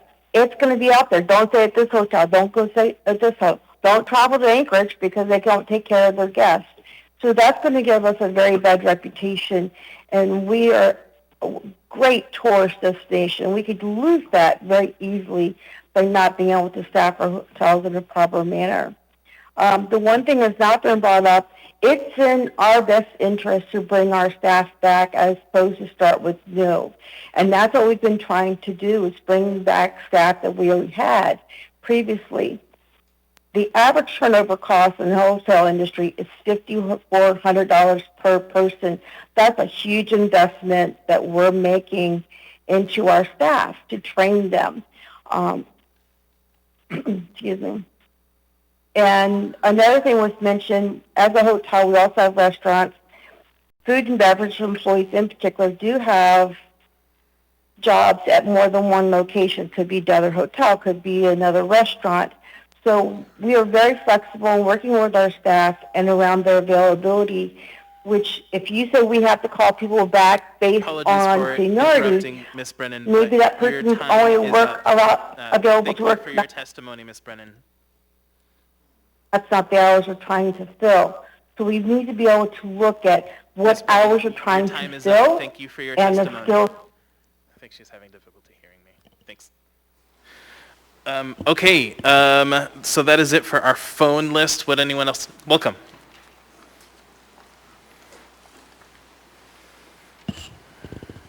Hi, my name is Rachel Colvard. I've lived in Anchorage for over 20 years. I've done many jobs in this town. I've been a student in this town. I've earned a bachelor's in this town. I've traveled internationally and got a master's degree and come back to this town. When that didn't work out, I went and got myself my second trade in this town. I'm a 1281 carpenter, and that's bunk. I do not support that ordinance, and neither should you. That is the result of a weak bargaining position for that union. I'm sorry that they don't have people that can bargain on their behalf worth 10 cents. We have a good contract because we have good negotiators. And if you have strong negotiators, you get a better deal than that. Don't support this ordinance. Thank you. Thank you for your testimony. Welcome. Good evening. My name is Alicia Maltby. I am the President and Chief Executive Officer of the Alaska Hotel and Lodging Association. I'm here again in opposition, and I was going to tell you, and I had every intention of telling what was wrong with this ordinance, and I was going to address all the legal and constitutional and discriminatory and impractical challenges it poses. But instead, I want to talk about these people in this room. I want to tell you the things that they have done correctly during this pandemic. I want to tell you about the things and how devastating this has been to this industry, how exhausted emotionally and physically these people are. I want to tell you about the owners that have not paid themselves a salary for months so they could retain the members of their staff. I want to tell you about managers that have taken very large pay cuts so they did not have to lay off a young housekeeper with a new baby. Those same managers working longer hours and covering multiple departments because the 24/7 nature of the business did not allow them to call out. All the staff that volunteered to be laid off or furloughed so members of their team could still work because their families were experiencing financial challenges due to the unexpected medical crisis that they had faced previous to COVID. About the owners and operators that fed their laid-off workforce when the restaurants were forced to close because of COVID-19 mandates that were out of their control. And when there was food left, those same properties donated that to the city's homeless population, as well as many other items to include toiletries, socks, bedding, etc. About the owners that have continued to pay for health care coverage for furloughed employees so they did not have a lapse in coverage so they could afford their necessary medications. About the employees that refused to be recalled because they knew other members of the team needed to come back to work first and they were good waiting until business returned. About managers that you heard tonight that created celebrations even in trying times to show appreciation for the employees that they have left. I've heard many times in the past few weeks about the what ifs, but what you needed to hear and what you needed to actually see is these people. You need to look them in their faces and you need to tell them that you don't trust them to take care of their employees. I want you to see people. I don't want you to see business. The industry is so different from any other industry in the world, especially in Alaska. It's a special fraternity. It's a family. So to think for 1 second that these people would not protect their family is completely outrageous. We're all doing the best we can, so I'm going to urge you with your conscience to look at your people, your constituents, your community members, and tell them that you trust them to make the right choices. Put aside all your political agendas, all of your party lines, and voting one direction or the other, and make a decision that is correct and just for these businesses. Thank you. Thank you for your testimony. Excuse me. I know you're not supposed to speak twice, but I really need to say something, please. Apologies, sir, but I can't accept second testimony. But if you'd like to stay for assembly comments and don't have, or for comments at the end of the meeting and you don't have anything. It won't take yeah, it is our rules, unfortunately, sir. Thank you. Wow. Give them 1 minute. 1 minute. Okay, do we have the phone number for Tracy Smith?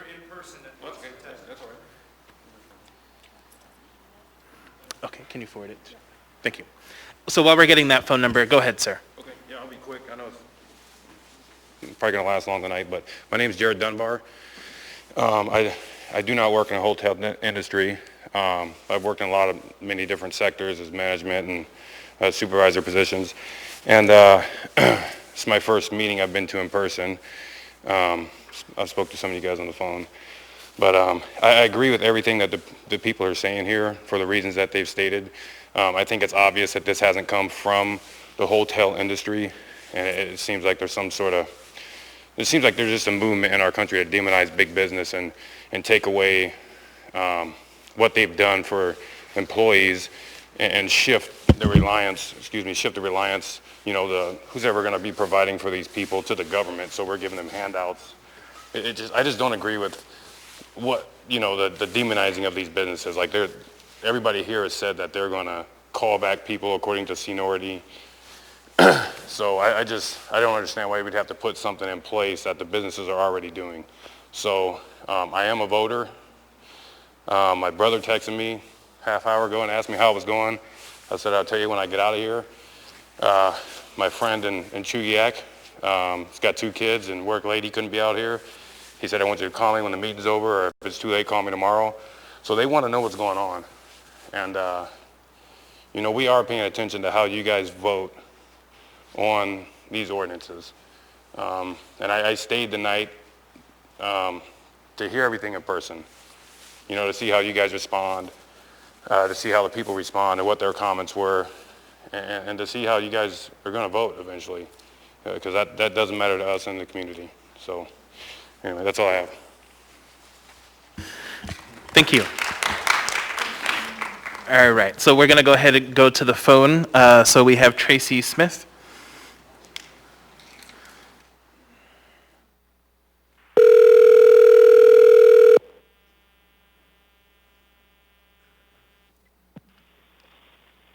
Hello.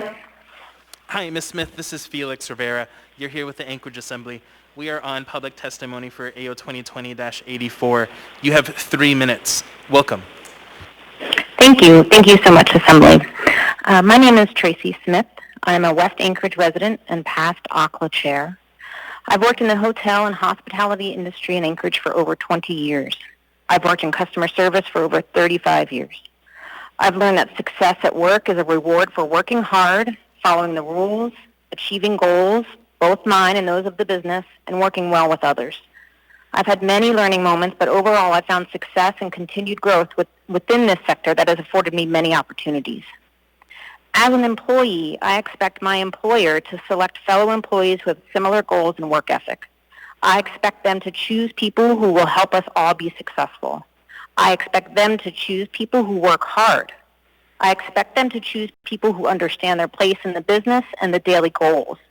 I expect them to choose people who are nice and work well with others. I expect them to hire the staff needed to get the job done in a timely manner. I expect them to make the best decisions for the business and their team, as that's what is going to keep us all employed and help me be successful personally, professionally, and financially. This ordinance hinders that, and quite possibly it forbids the employer to do any of that. Instead, the Assembly is going to tell my employer who to hire and work alongside me. The Assembly, who does not have the knowledge or experience of the business, will be making the decisions about who I work with.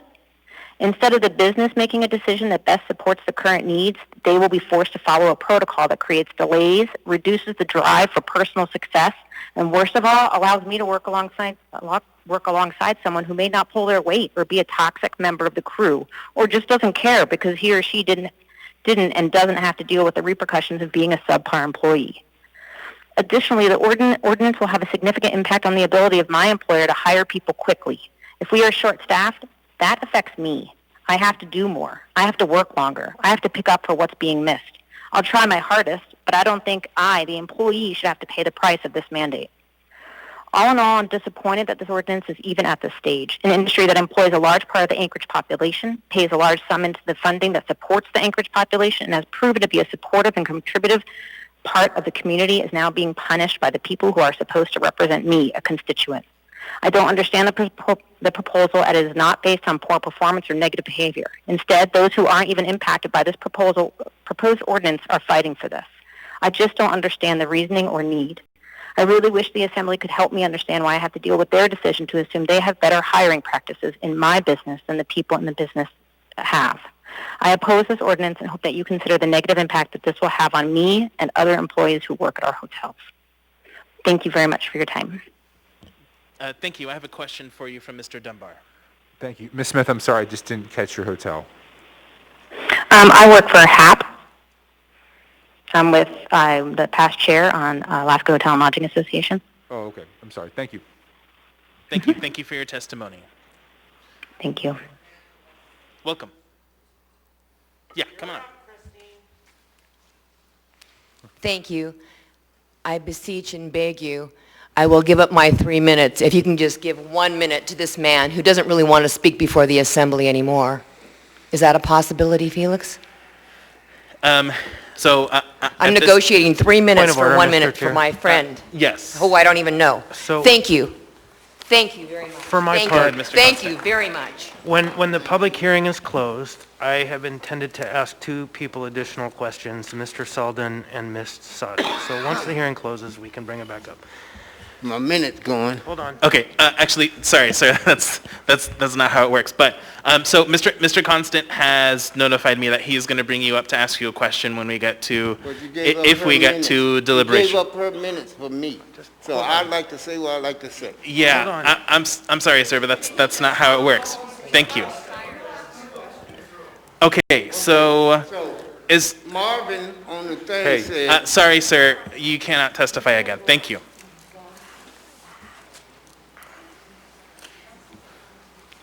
Thank you anyway, Mr.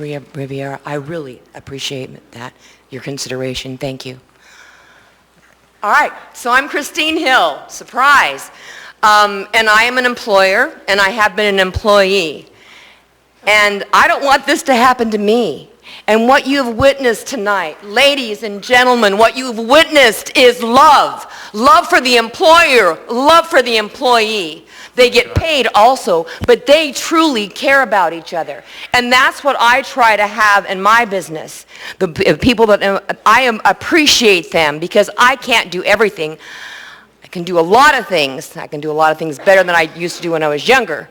Never could work in the workshop. or use a hammer and nail, never, without hurting myself. But anyways, regardless, what you've witnessed tonight is not only people of all kinds of background, of all kinds of color and hair color that have testified tonight, and it's love between the employer and the employee. And I would hope that you would also understand what makes everything work is free enterprise, that people can choose to go someplace else. And then also the employer can have that too. Free enterprise and competition makes this place, a world, a better place. We get a better product. We get better services because of competition, and that's healthy. And that is good. That makes it better for all of us and keeps the costs down.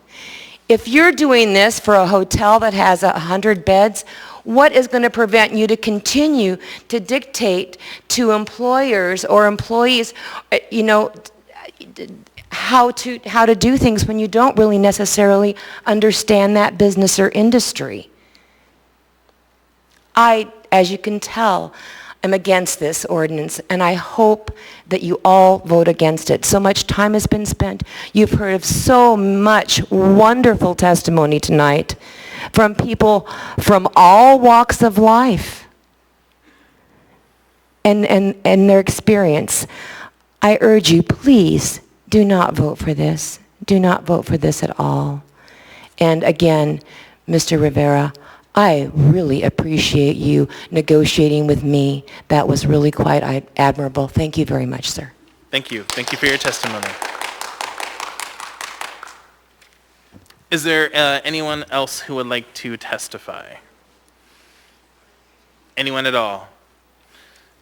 Seeing and hearing no one. Mr. Dunbar? Yeah, I move to continue public hearing until December 8th. Moved and seconded by Mr. Peterson.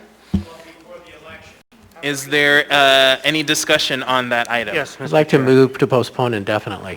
Mr. Weddleton? I thought we could do that. Yes, but I need you to get in the queue so I can recognize you. But I will go ahead and recognize you for that motion. Thanks. So can you restate the motion? Move to postpone indefinitely. Okay. Second. Second. So moved and seconded. I'll give that one to Ms. Kennedy. Did you want to speak to that motion, Mr. Weddleton? I would. And we've clearly heard consistently from the industry that this is a really big deal and really make a mess of things. So I won't go through there. And the question I've struggled with is why?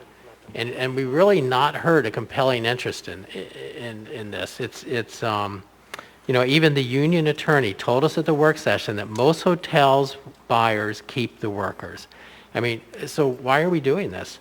And nothing in this increases employment, so it's not really a benefit for employees or employment. So I don't get it. And I offered about 20 amendments or so, and I really appreciate the sponsors taking those in. And I was trying to make this thing at least make a little sense for businesses, and it really didn't do it at all, because we're hearing from these hotel workers that it's still a disaster. And we could spend another month and a half, sit down with the industry, and it's still going deeper down this rabbit hole. This is just not working, folks. And I think we just need to let it go. I urge a vote to postpone indefinitely. Thank you. Thank you. So if folks can please stop clapping in between. I think that's going to be helpful for our deliberation. Ms. Kennedy? Thank you, Mr. Chair. I would like to see if you could let Mr. Constant go so he can get these people up to speak and tell us those last words they wanted to mention. So please. Did you want to come back after Mr. Constant? You can put me back in the queue. Thank you. Got it. Okay. We'll go ahead and do that. So go ahead, Mr. Constant. Thank you. Mr. Selden, would you please come up for a minute? I just would ask you if you had any last words you'd like to say before the deliberation's over. Because I heard Marvin. I'm not anti-union. My hotel union, my department is not. But I have a son that's union at the hotel. Could you stand closer to the mic, please? Thanks. His wife tested positive. Him, my son, and his 2 kids are quarantined. He has a heart condition. And the union hadn't did nothing for him. Hilton Hotels have bought Hilton Hotel has bought food for them twice already. So for anybody to say we don't care, they have no idea what the hell they're talking about. Thank you. Now, yes, he's my son, but he's a hotel employee. He's a houseman. The houseman is kind of, I don't know how to explain levels, but I'm here and he's here. And the hotel has helped him. So I have no idea about this color stuff, none of that. It could be at his hotel, I don't know. At our hotel, it's not that way. And for the union to say we don't care and we treat people like dogs, and I got a son in the family that's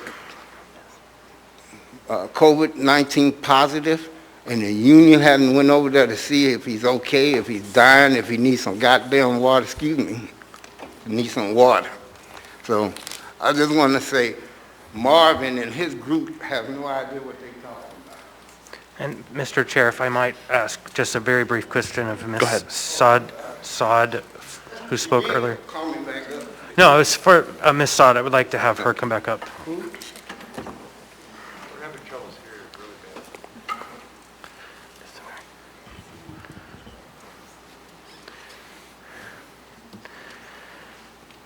Thank you for coming back up. Just a quick question. You didn't mention in your testimony if you were here representing somebody. No, myself, I'm a member of, I live and work in Anchorage, and I'm a concerned citizen. You were not speaking on behalf of a client. I am not specifically speaking on behalf of a client. However, I do have several clients in the hospitality industry, all of which oppose this ordinance. Yeah, that part I got. Thank you. I just trying to understand if you were here on behalf of yourself or your employers. Thank you. Does that matter, Mr. Constant? I don't believe it does, but thank you. Thank you. Going to go back to you, Ms. Kennedy, on the motion. Thank you, Mr. Chair. I'm going to support this motion to postpone indefinitely because this has just been problematic from day one. And, after the testimony today, and I'm really thankful we were able to have people in the chambers today so that you really do understand a little bit more about it just to put a face on an issue is a lot more helpful and a lot more telling.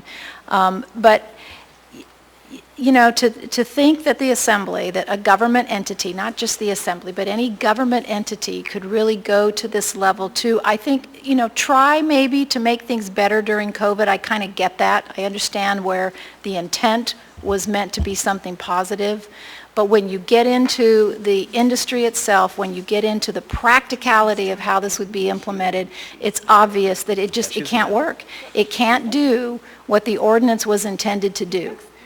And what it does do is cause more problems and more delays, and essentially it would backfire, where people would end up possibly losing jobs. And that is more concerning than anything else. You have to let the industry do what the industry does best. You have to let the market drive even the ability for these businesses to be able to run their business. So I don't see where this helps at all. I only see where it hurts. And I am more than happy to either vote it down or to go ahead and go with the ordinance or the motion to postpone indefinitely. So thank you, Mr. Chair. Thank you. Mr. Dunbar. Thank you, Mr. Chair. And so I oppose the motion to postpone indefinitely. I prefer continuation of public hearing until December, when I think that we have a number of amendments, and I think we can turn this into something that will have majority support on this body. But I do want, first of all, want to thank everyone who came and testified tonight. I know for some of you it was the first time testifying in public, and it's nerve-wracking, and Mr. Welton often compliments people that do it, because we all recognize how stressful it is. You might not have realized it, but you were also on TV in front of dozens of people, maybe more, we're not sure, maybe hundreds. But thank you for that. And I think that this back and forth over the last month has been really edifying, that we have had a number of work sessions. Out of that came a number of amendments. Mr. Welton offered some amendments that we incorporated as well. I think some of the aggravation was caused by a misunderstanding of the ordinance. I do think that some of the worry about the short-term bringing people back on is not what this ordinance does or what it's intended to do. That is to say, if you have people on your books already, we're not dictating who gets on for that short-term job and who doesn't. During this time, during COVID-19, we have taken a number of actions to protect the health of the public and many of your customers. We've also directed tens of millions of dollars to businesses around town. Of course, the state has directed hundreds of millions of dollars to businesses, and the federal government has directed billions of dollars to try to help corporate businesses get through this really challenging time. We have not, to my knowledge, taken any action explicitly to protect employees on this body since the crisis began. This is our first attempt to really give certainty to a group of employees that hopefully their jobs will be there and be there again. I understand it's challenging to craft that in a way that works for everyone, but I am hoping that we try, because this crisis has affected everyone. And there are a group of people who feel that they are very much at risk. And people ask, why the hotel industry? But you guys have already illustrated why the hotel industry, because you guys have really borne the brunt of this crisis, unfortunately. And your workers have too. You have been uniquely impacted by this crisis. This is why we dedicated more than 2/3 of the money that we dedicate to small businesses to the hospitality industry, because we recognized how incredibly harmed you've been by the COVID-19 crisis. Now, I actually don't think, I'll say this, we've gotten a lot of testimony tonight and earlier that this kind of hiring and rehiring is what you want to do anyway, and I believe you. I think the people in here who are saying you love and care for your employees and you're going to bring back your best employees, I believe you. I really do. And so I actually don't think this ordinance is going to impact a lot of you directly, because you're going to do this anyway. You're going to do the right thing. But there are workers out there, I believe, who are worried, who are stressed, who are afraid, and who think that their employers might not do the right thing. It's not the people who have testified in this room who have demonstrated that they care, that are going to do the right thing. So again, and this is what the industry has said, and people have said, don't do the retention provision because no hotels are going to be sold. Well, then they're not going to be impacted by that part of the provision. Or they've said, don't do the seniority-based recall because that's what we do already. Well, then the ones who are doing it the right way aren't going to be impacted anyway. So it's sort of this tension that I don't think we've been able to work through. But it comes back to that fundamental point that we have not taken meaningful action on this body to protect employees who have been really harmed in the COVID-19 crisis, and I think that this ordinance could do that. Now, we'll have 2 months. Hopefully you guys can help us make this a stronger ordinance, but I urge my colleagues to not postpone indefinitely, but instead to extend public testimony, and we can work through this and hopefully come out with a better ordinance in December. Thank you. Thank you. Mr. Constant? Thank you. For my part, this has been an intriguing and challenging piece of legislation. There were a number of testimonies tonight that were not compelling, some from very professional people. But we did hear from an amazing lady who's an HR staff at the Hilton, and Mr. Selden, of course, who helped me and to see that he could see it from where we sat for a minute, which was important. Also, the lady behind him, the professional who spoke. And I don't know your name back there, the lady who was wearing the yellow blazer, but and Mr. Akaya, your testimonies were compelling. I support the trades. I support Unite Here. I want to see an ordinance that's going to protect the interests of the worker, but at the same time honor the relationship with the employer. And so for my part, I am actually going to support the postpone indefinitely. I believe that the question can come back to us, but it should come back in a more collaborative manner. So there are no questions about process. Although I believe those who raise questions about process the loudest are probably going to raise them anytime because their clients have that interest. And so for my part at this time, I will be supporting this motion to postpone indefinitely. Thank you. Ms. LaFrance. Thank you, Mr. Chair, and thanks to members of the public for your testimony. And I appreciate, too, that to the sponsors for holding an additional work session and your desire to work out these issues. I mean, this has definitely been a very challenging time for our community. The numbers appear to be going down, but COVID is still very much a risk. For individuals, families, businesses, nonprofits, institutions, everyone, this has been very hard. To be clear, I support worker rights and employee protections.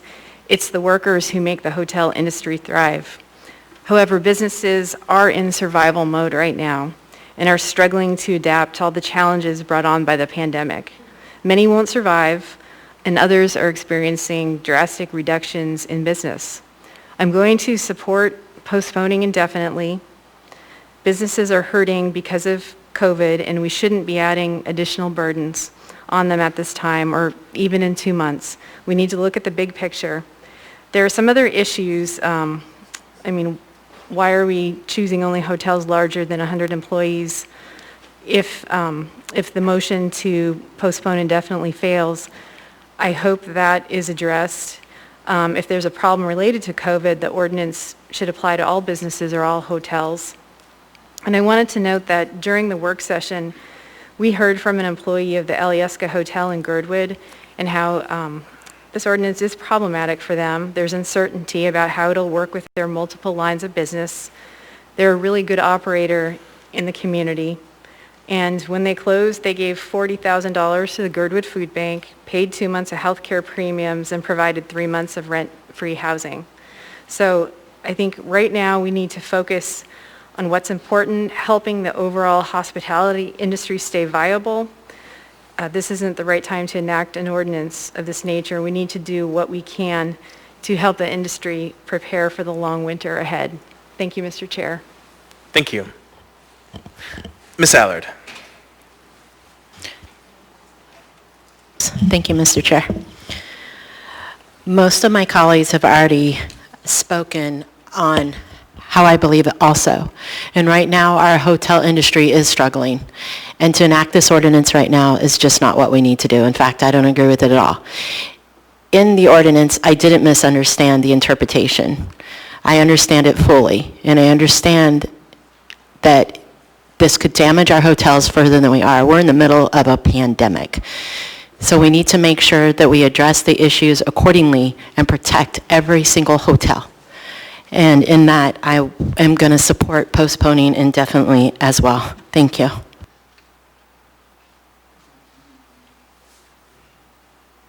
Thank you. Mr. Rivera? Thank you. I think a majority of what I'm going to say, Mr. Dunbar already stated. So I think, and he stated it very passionately and eloquently. So I think for the most part, I'm just going to ditto what Mr. Dunbar stated and urge my colleagues to vote no on this motion to postpone indefinitely and allow us to continue working with the industry. And I think, regardless of the tact that we take, I will echo Mr. Constance's remarks that even if, regardless of whether we postpone indefinitely or continue to the meeting of December 8th, I think there is work to do, and I hope that we can all acknowledge that there is work to do to protect the employees of these industries. Again, I'm going to urge a no vote on the motion to postpone indefinitely and rather a yes vote on the motion to continue to December 8th. Thank you. Thank you, Mr. Chair. Ms. Quinn-Davidson. Thank you, Mr. Chair. I just wanted to thank everyone who came out here tonight. We know that you're working hard right now, and it's a crazy time, and it's a really crazy time in your industry. And, I appreciate that Mr. Dunbar brought up the CARES Act funds. I think it's really important, and that came from hearing from you as well, and getting more money out the door to tourism and hospitality businesses. I think Ms. LaFrance really covered sort of both sides of this. I care about workers. I think you care about workers too. I want to do right by them, but I also think this needs to be postponed indefinitely and that we need to come back and work through it and get an ordinance that everyone can understand and collaborate on. So I'll be voting yes. Thank you. Mr. Perez-Verdia. Thank you, Mr. Chair. I'll be brief because others have already said most of what I want to say. First of all, I want to say thank you to everyone who came out. Your voices were heard. You coming out and speaking before us matters, and it's important. And I really want to appreciate all of you and the time you've taken to be here tonight and to share your story and the information that's helping us to make an informed choice tonight. Second, I want to just talk about the intent of this, the intent being to do right by workers. And that's obviously not what most of you feel like that this is trying to do, but that was the intent. The intent was to try to bring something forward that supported workers in a really difficult time. But I agree with many of my colleagues that we need to scrap this and start over. And it doesn't make sense at this point to postpone it and to rework it. I think we need to vote to postpone indefinitely. And if there is energy to bring back something to support workers in a different way, I'm all for it. I'm willing to work on that, and we'd love your help in doing that. So I'm a yes vote to postpone indefinitely. Thank you, Mr. Chair. Thank you. Mr. Peterson. Thank you, Mr. Chairman. And I've been listening to all the testifiers and my colleagues, and I have to agree that this is not the best piece of legislation that I've read. I think it has some challenges. We could work to amend this and rebuild it, so to speak, between now and December 8th. But I think, like several of my colleagues have said, I think we might be better off to scrap it and start over. And so I'm going to be a vote to postpone this indefinitely. Thank you. Thank you. With that, members may proceed to vote on the motion to postpone indefinitely.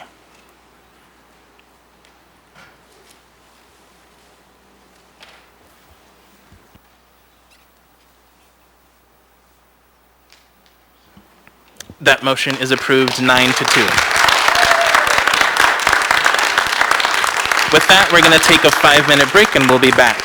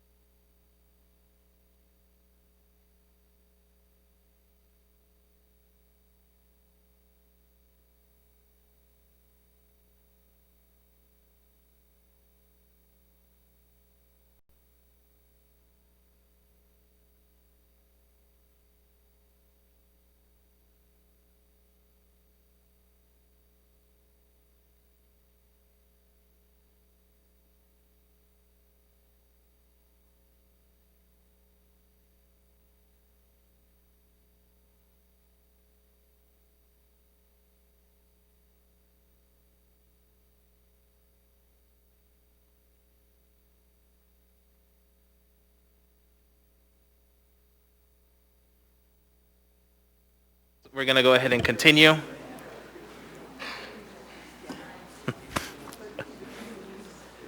Where is... come on, guys.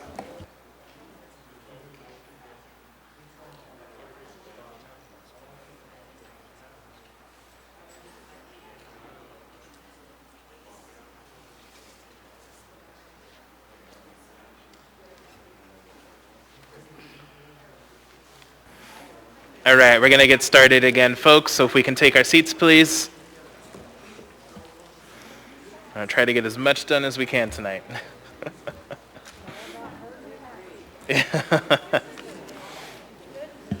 rather not call a special meeting tomorrow. Cough, cough.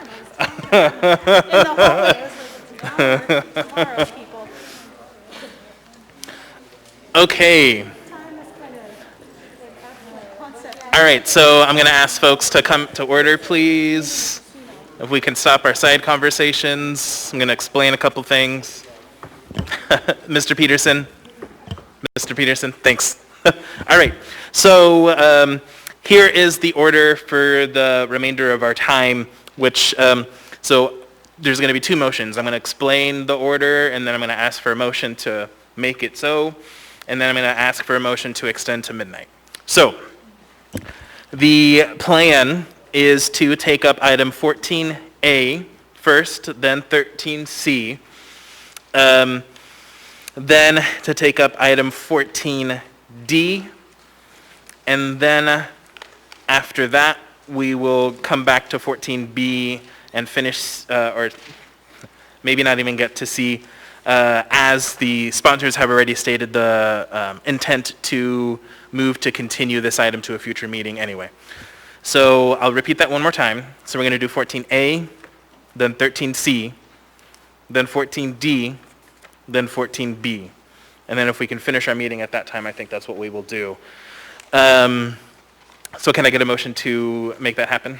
So moved. Second. Moved and seconded. Is there any discussion on that motion? Is there any opposition to that motion? Okay, seeing none, then that is the new order of the day. So second motion before we get to 14A is to move to extend to midnight. So moved. Is there a second? Second. Moved and seconded. Is there any opposition to that?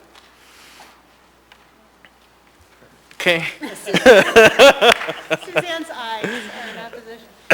Seeing no opposition, that is approved, so we will go to midnight if we need to. Okay, so 14A and 13C. So for these two items, I'm just going to explain as far as I know and as far as I understand our options on these two items before we go to the public hearing for the benefit of the public and ourselves. So we have two options for item 14A. We can either move to accept this, which would accept the Planning and Zoning Commission recommendation of denial, or we can move the attached draft ordinance and set that for a public hearing, which must be 21 days into the future at least to meet the public hearing notice requirement. So those are our two options. Maybe others will be more creative, but those are our two options for item 14A. Depending on what we take, the tactic that we take with 14A, then we will do 13C. If we move to accept 14A and accept the recommendation of denial, planning's recommendation is to vote down or postpone indefinitely item 13C. If we set the public hearing on 14A for a future date, the attached draft ordinance, then we should postpone action on 13C to align with whatever postponed future date for 14A. So hopefully that was clear as mud to everyone. With that, we're going to go ahead and do public testimony for item 14A. Information Memorandum Number AIM 104-2020, transmittal of the Planning and Zoning Commission record and recommendation of denial with prejudice of an ordinance amending the zoning map and providing for the rezoning from R2M to B3 for Tract A1 Adamsville subdivision, generally located northeast of the intersection of DeBar Road and Beaver Place. Waive read. Thank you. We have two folks to testify on this item. So first we have Joel Fuller.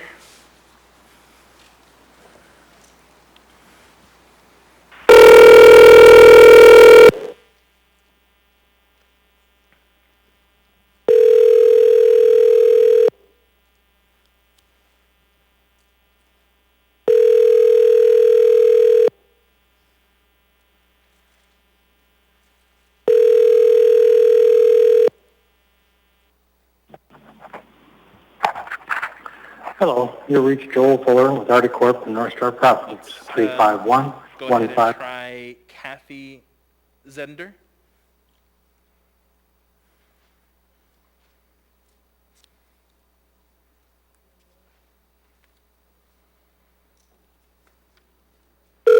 Remember,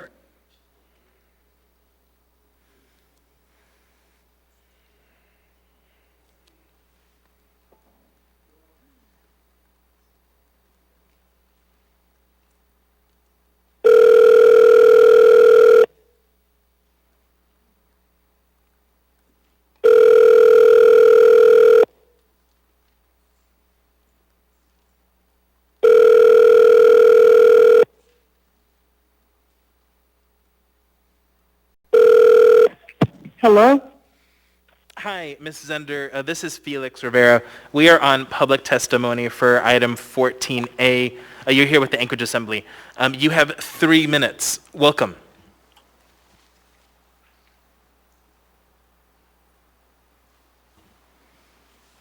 Ms. Zender, are you still with us?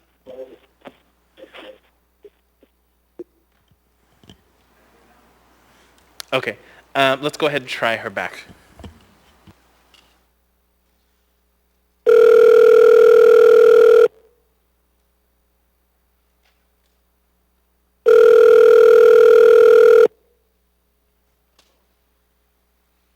Your call has been forwarded to... Okay. Then let's try Joel Fuller one more time.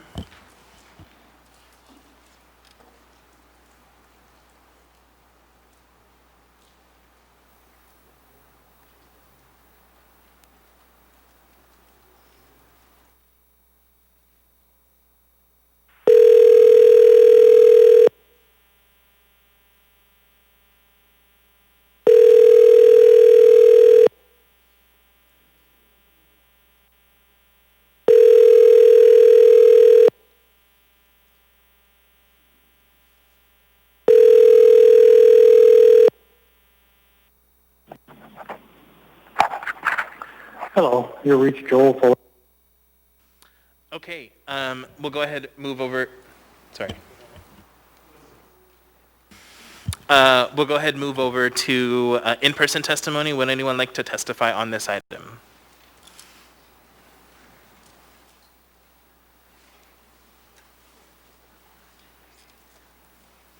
Welcome. Thank you. Welcome to you too.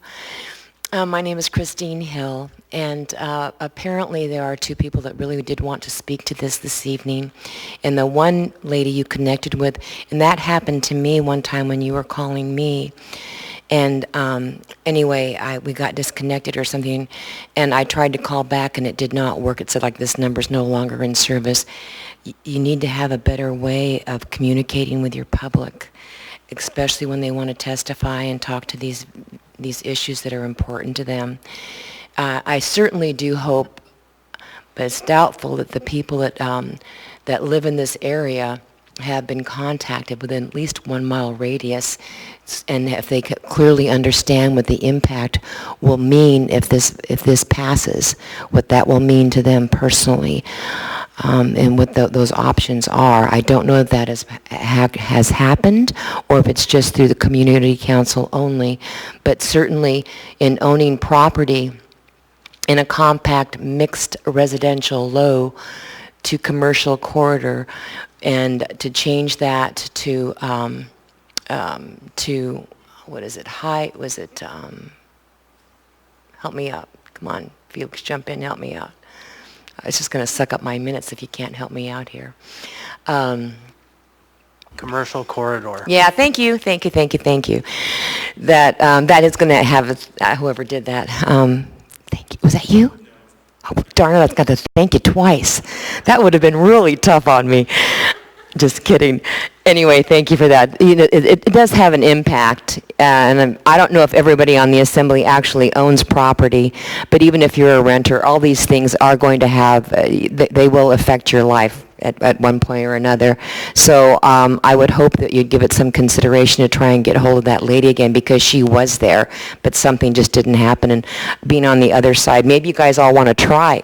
Oh gosh, try that sometime, but it doesn't work out very well. The system that you have right now really does not work very well whatsoever at all. Thank you very much for your attention to this. Thank you for your testimony. Welcome. Good evening, Chairperson Rivera, Assembly. The legislation currently in front of us seeks to modify from residential to... Apologies, if you could state your name for the record, please. Niall Williams. Thanks. Thank you, sorry about that. We're seeking to modify zoning in a current census year and immediately prior to the election. I think the general public will strongly oppose this. In an election year, it's nothing more than an act of gerrymandering and is seeking to move constituents towards your voting powers so that you can get yourselves reelected. This is unacceptable. No zoning changes should occur without properly informing the electorate of that area, allowing them to understand thoroughly what changes will occur and how that will affect their individual lives, their businesses, and their neighborhoods. Could it be possible that this will be used for Berkowitz's homeless hotels? I would argue that it probably is. If not, maybe you're using the prior union rule and trying to have that so you can manipulate Hilton Hotel into maybe being the new place to house homeless people. But any and all rezoning should be postponed until after the election. Thank you very much. Thank you for your testimony. Would anyone else like to testify on this item? Come on up. Welcome. I'm actually the petitioner. Is that appropriate to do now? Or? Absolutely, yeah. Okay. You're going to have the same time as everyone else, though, 3 minutes. I have a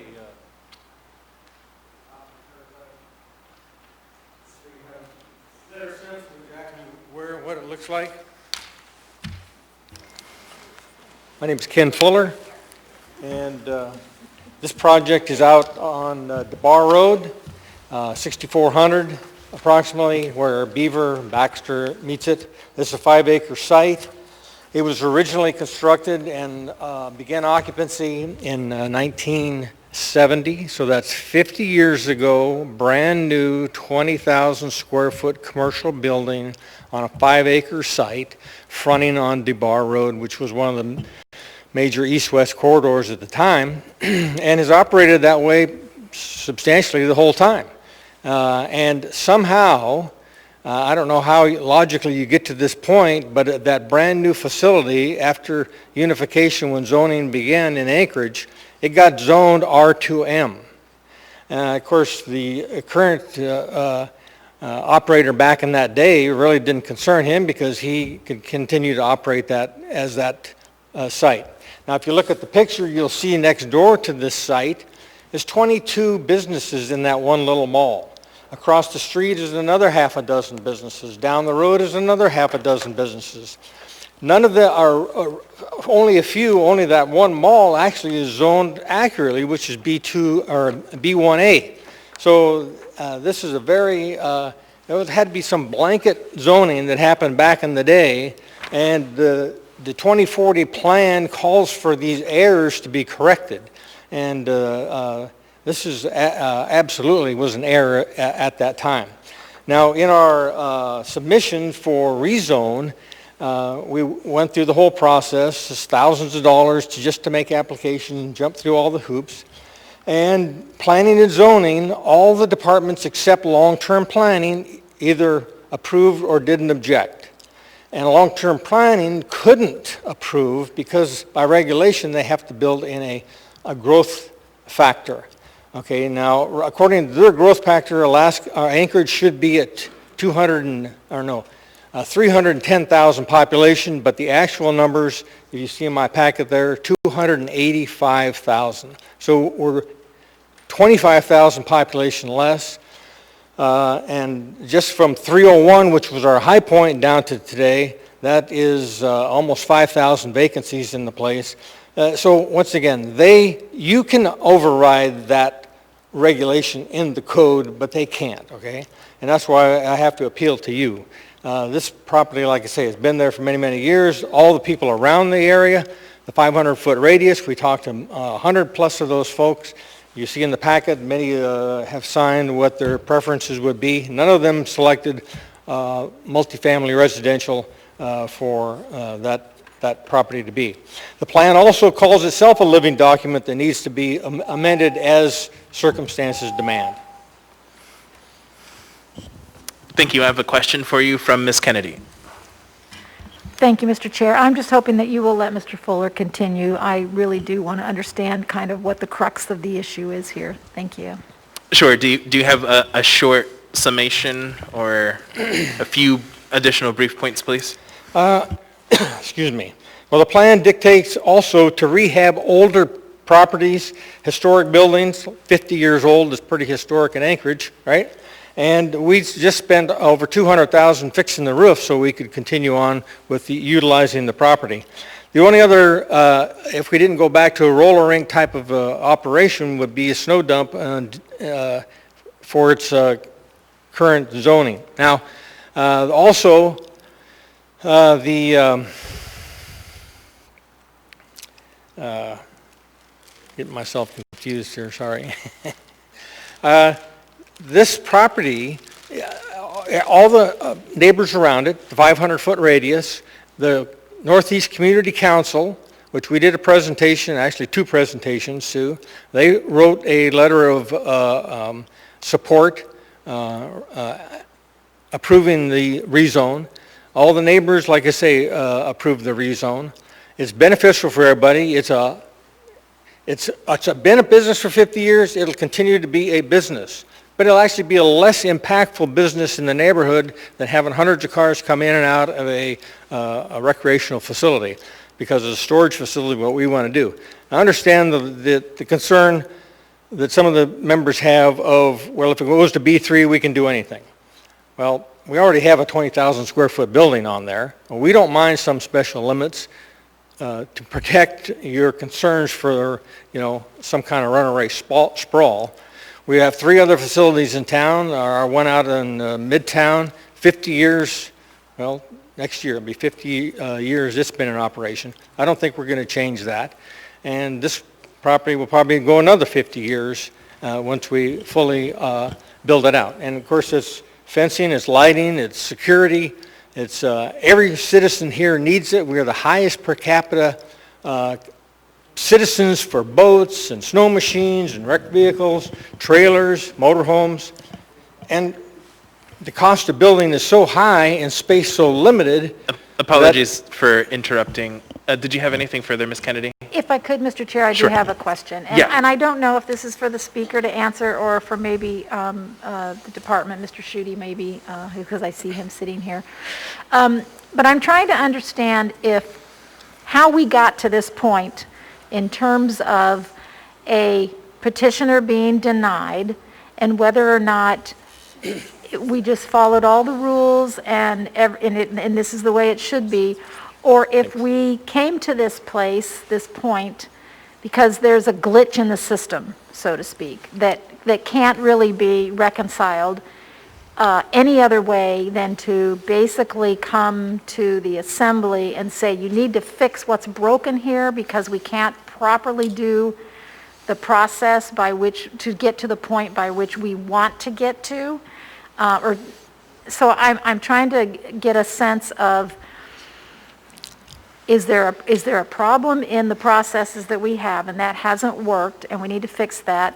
And is this really something that the community believes should be happening? The municipality just doesn't now have the right mechanism to make it happen. As a matter of fact, in the 2040 plan, it speaks directly to those issues. Once again, that it says it's a living document. It needs to be amended and adjusted as circumstances change. I think everybody can agree circumstances have changed. From 2013 to today, we've lost 1% population per year. And between COVID and oil prices down, hopefully we'll only go another 5 years losing population, but we're a long way off from the long-range planning requirements or estimations.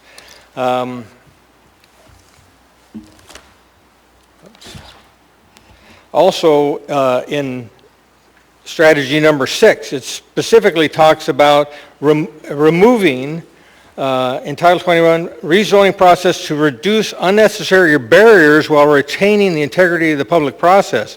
This would include eliminating the requirement for approval by an assembly supermajority if a protest is filed against a rezoning that is consistent with the land use plan. So it even looks itself forward and recognizes these issues. Like say, number 1, it had to be an error back in the day when it got zoned. It was a brand new commercial property. And now, once again, long-range planning, they're locked into having to say that, no, we're expecting 200 or 330,000 population by 2030. Not going to happen. Not in our current circumstances. Mr. Chair, could we get Mr. Schuette's perspective on that as well, or Ms. McNulty? I'm not sure. Yeah, so I think we can do that during deliberation. Okay, you're right. Okay, Yeah, thank you. I can appreciate answer that. Thank you. Thanks. All right, so I have a few more questions for you. Mr. Dunbar? You know what, I have a few different questions. I'll ask you one now, Mr. Fuller, and then I think when we get into deliberation, I'll have some more. So I remember that community council where you presented to Northeast Community Council and you got that resolution, but I remember it was for a storage yard, basically, right? It was for that business. They didn't approve any business. It was that business specifically that you presented about, right? Yes, and they had specific requirements that they wanted to see in that resolution. Right. Certain setback, height limitations. Right. Yes. Yeah, the Northeast Community Council can be very stringent. I mean, it's very fair. So I guess my question to you, and we'll get more into this in deliberation, but would you be supportive of sort of very restrictive special limitations that basically said you can do this thing, or you can do a storage yard or housing, or maybe, you know what I mean, like very limited to that kind of stuff? Because I think people are worried about, a gas station or whatever it is, Correct. And I think I did email you that, if you put the B1A restriction on it, that takes care of a lot of it. Okay. If you want to do just one thing or the other, I'm fine with that. Because right now, housing is not economic. I mean, there's a few big apartments being built, but they're all senior housing, and that's not something that I'm able to do. Okay. But 30, 40 years from now, 50 years, I mean, none of us are going to be here, but if storage is done and housing is there, it'll be economic then, absolutely. It's going to be downtown. Yeah. 50 years from now, we'll all be gone, but Mr. Trainee will be back on this body. Thank you, Mr. Fuller. Thank you. Mr. Peterson. Okay, thank you, Mr. Chairman. And so you put a new roof on the old ice skating or the old roller skating rink? Well, not just the roof. We had to actually rebuild some of the roofing underneath because it had been contaminated over the years. But it survived this last earthquake with, really a couple light bulbs fell down, but that was it. So it's a very good, sturdy facility. So are you planning to use that building for storage as well, or are you going to do ice, some sort of roller skating events as well? No. I mean, if we couldn't do storage, then we'd have to find something to make it economic, right? Right. I mean, it just becomes an attractive nuisance. In fact, we've had a lot of attractive nuisances. It's been over a year process just trying to go through this. Not complaining, but it takes time. And we've had people break in and had a little campfire inside. So, no, we want to be productive with it and put it back into good use. All right. Yeah, I was just, just sort of wondering what your intentions with the building are. Well, right now it's to be storage. It would be inside, dry, heated storage, and then we'd have outside storage. And of course, there's always a big demand for motorhomes and boats and snow machines. And like I said, we have 3 other facilities around town that... Hard to find inside storage, so yeah, I can... Oh, yeah, and heated, correct, yeah. Definitely demand for that. Okay, thank you, Mr. Chair. Thank you. All right, I don't have any other questions for you. Thank you for your testimony. Thank you. Would anyone else like to testify on this item?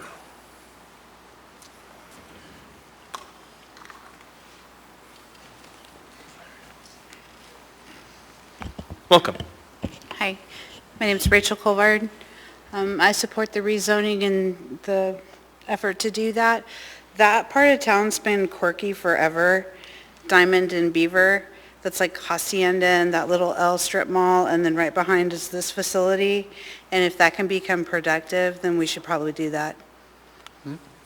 Thank you. Thank you for your testimony. Would anyone else like to testify? Anyone at all? All right, I'm going to go ahead before I hit the gavel. We're going to try one last time.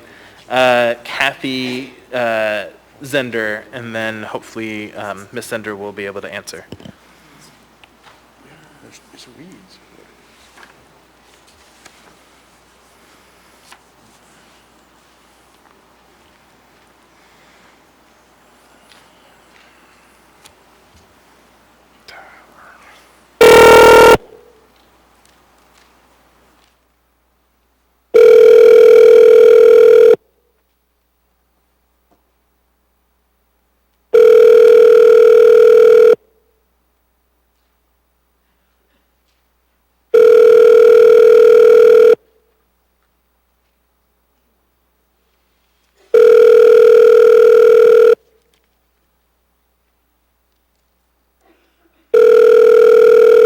Your call has been forwarded to... All right, with that, public testimony is closed. What is the will of the body? Move to approve. Oh, I can't do that. Yeah, so it depends on what you're trying to do. So if you want to approve the planning and zoning recommendation of denial, it's a move to accept. Otherwise, it is a move to set the draft attached. Got it. It's a motion to introduce the attached ordinance. So it depends on what you all want to do. Mr. Chair, Yes, Ms. Kennedy. do we have to have a motion on the floor before we consult with the... There has to be a motion in Okay, order thank to you. deliberate. Yeah. All right. For the...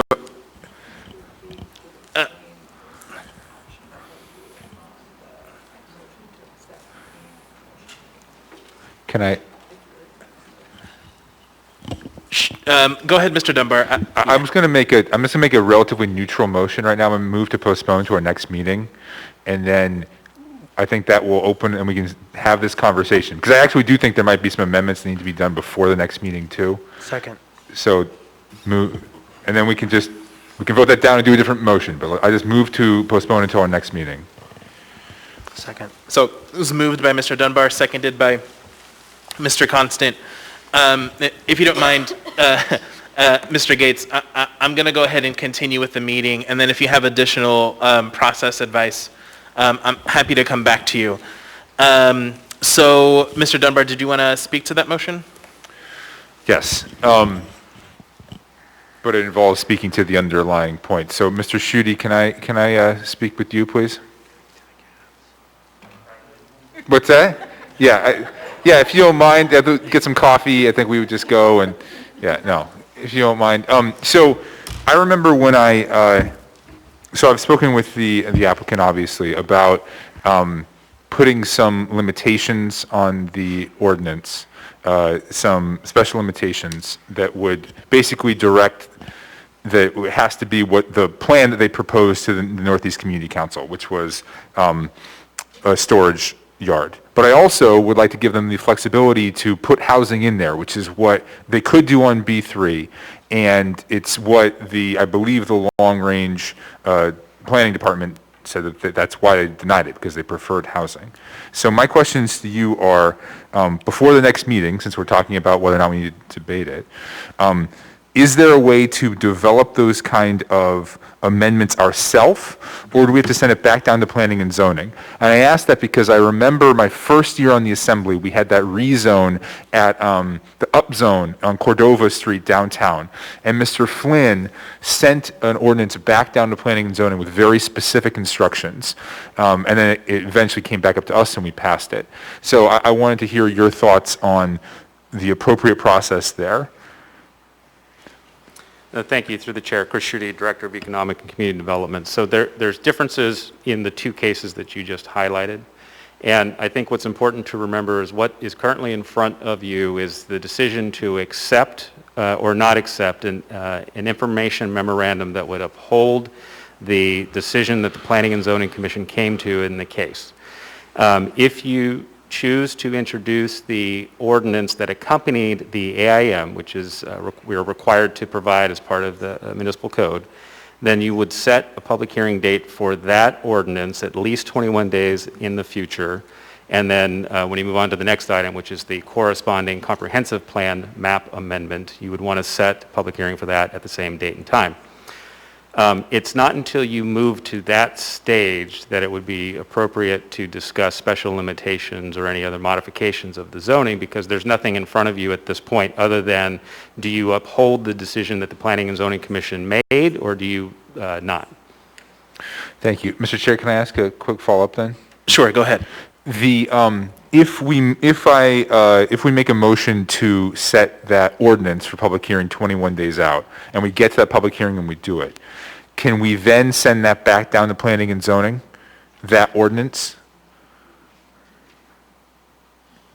That's a little bit of an interesting trick question. I'm going to phone a friend with Dean to help me with this, but generally speaking, before I pass the baton, the Assembly has three choices when it comes to rezonings. It's approval, it's denial, and it's remand. But in a case where the Assembly is the introducing body of the ordinance, I'm a little unclear, so I'll defer to Dean.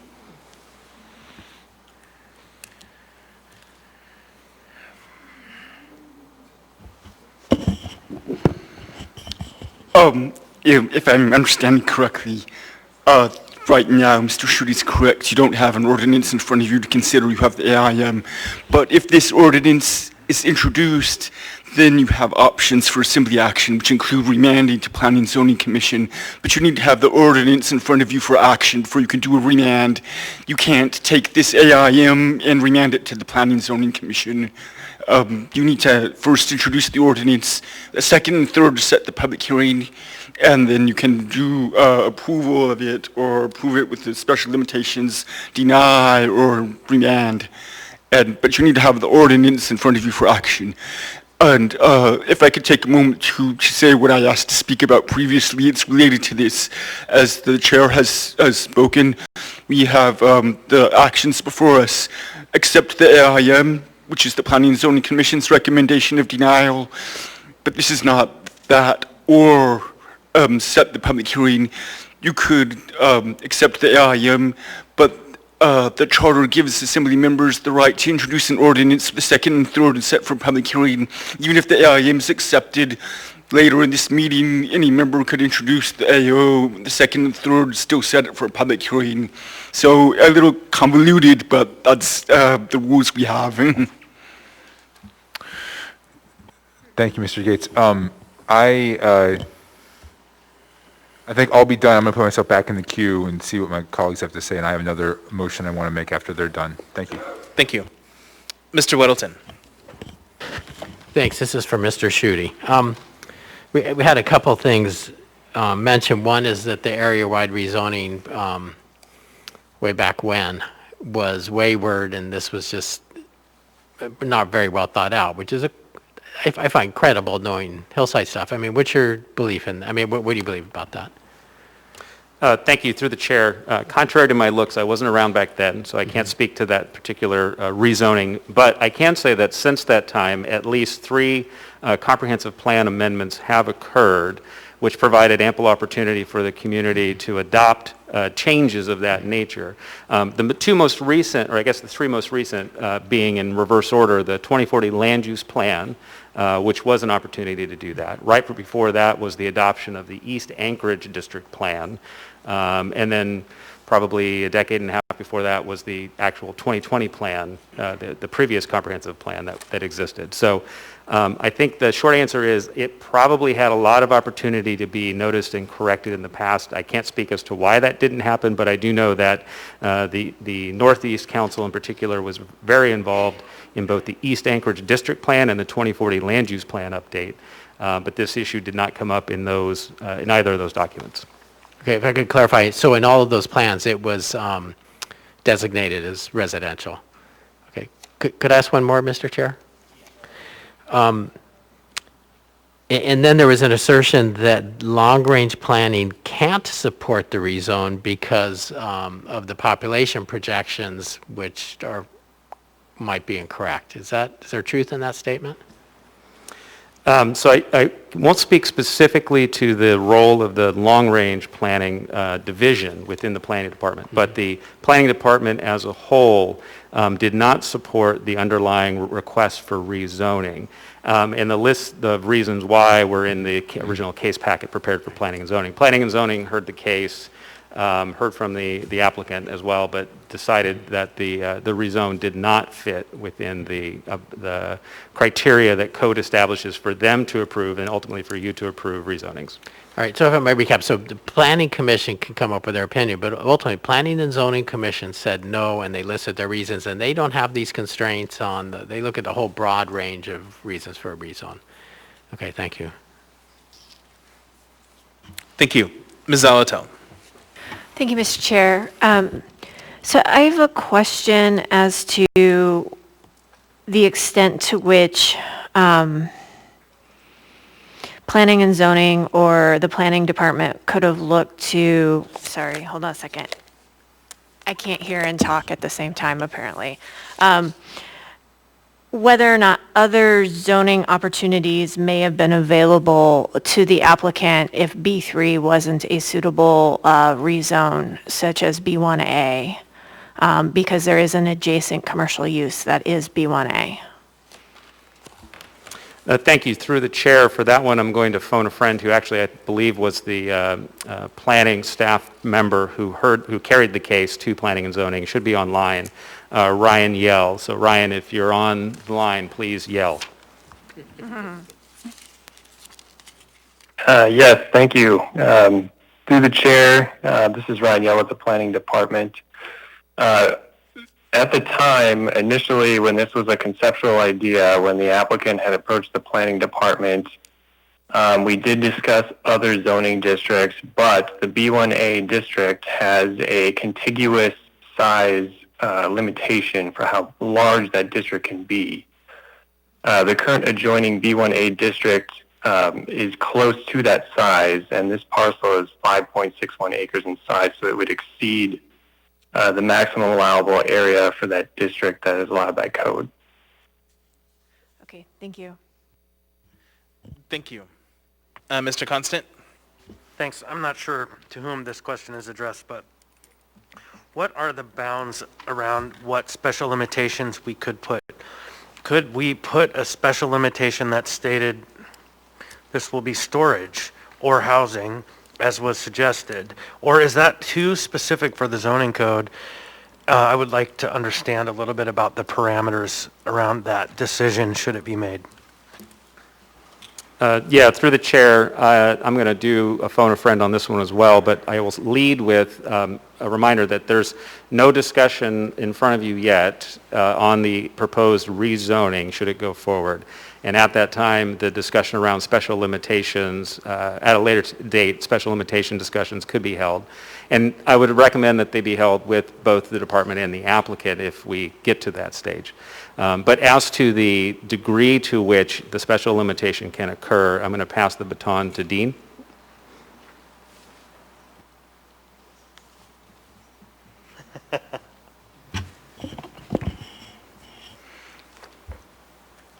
The degree of special limitations that could be applied. Well, could I phone a friend as well?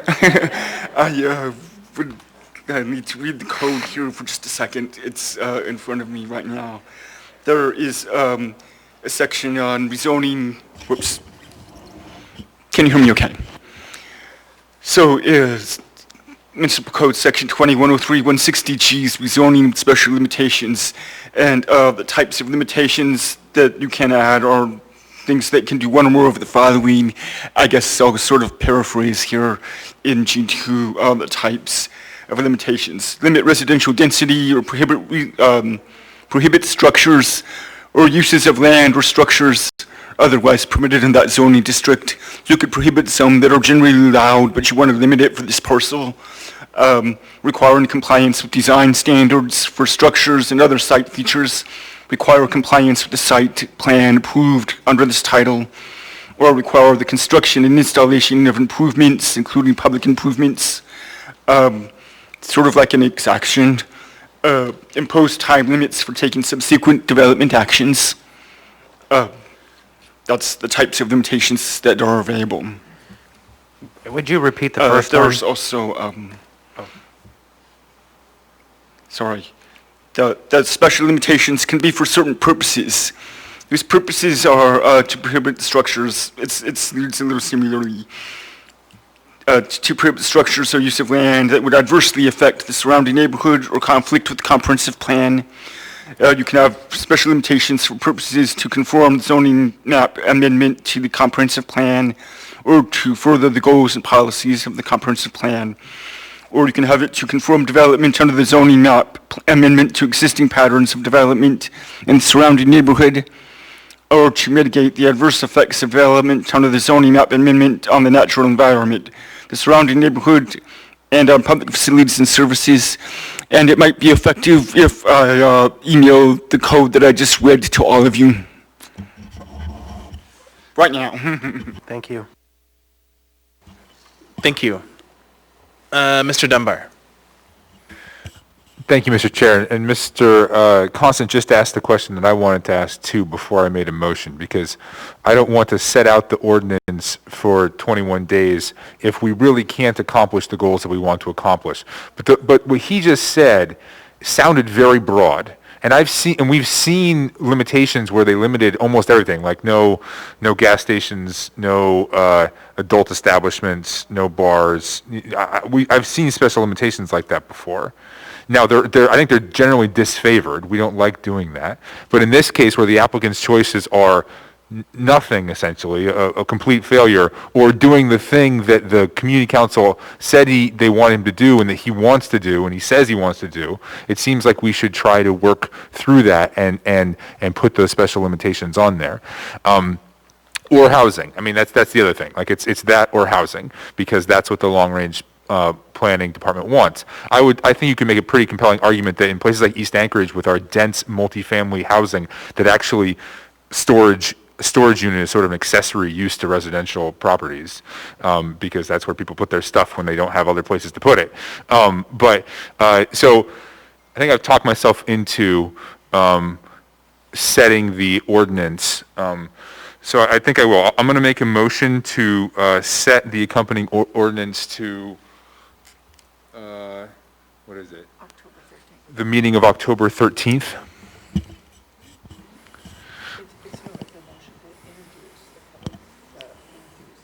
What's that? Oh, Meg wants me to, okay, I will not make that motion. We'll go through this queue and I'll come back in. Okay, great. And I want to see if we can wrap this up relatively quickly. So, Ms. Zolotel? Yes, thank you. And it goes to the point Mr. Dunbar was raising, and we have Mr. Yell on the phone. There's a finding in the AIM that says that B3 district allows for uses which are not compatible with the surrounding zoning districts, specifically the adjacent B1A and R2M districts. Could you elaborate a little bit on what is not compatible, please? Mr. Yell? Through the chair, this is Ryan Yell with the Planning Department. Ms. Saltel, so the Planning and Zoning Commission did mention a number of uses that could be added to this B3 zoning district, nightclubs, you've got large retail sales establishments, you have a number of high-intensity uses because the B3 district is our highest intensity commercial district, and you'd be essentially placing that right next to an existing residential area. It's also not just the uses themselves, but the overall building density that is allowed in the B3 district is much higher than what's allowed in the existing R2M and also the adjoining B1A. So those are two factors to consider, and those were discussed at the Planning and Zoning Commission. So thank you. Are those in writing somewhere? So through the chair. Go ahead, Ryan. Through the chair, Ryan Yale with the Planning Department. I could put them in writing, but they are detailed in code quite clearly. So thank you. Thank you. All right, I'll go ahead and go back to you, Mr. Dunbar, for a motion. Sorry, I thought Mr. Weddleton was in the queue.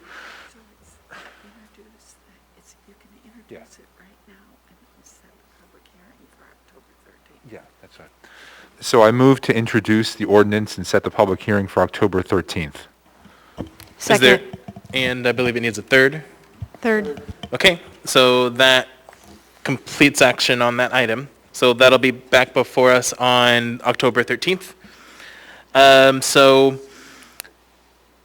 next item that we have before us is item 13C, ordinance number AO 2020-86, an ordinance amending the Anchorage 2040 land use plan map to change the classification of approximately 5.61 acres of land from compact mixed residential low to commercial corridor for tract A1 Adamsville subdivision. Waive reading. Thank you. Public testimony is now open on this item. Would anyone like to testify?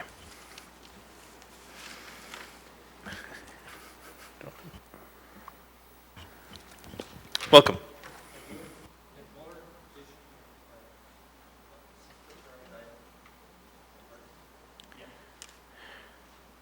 There you go.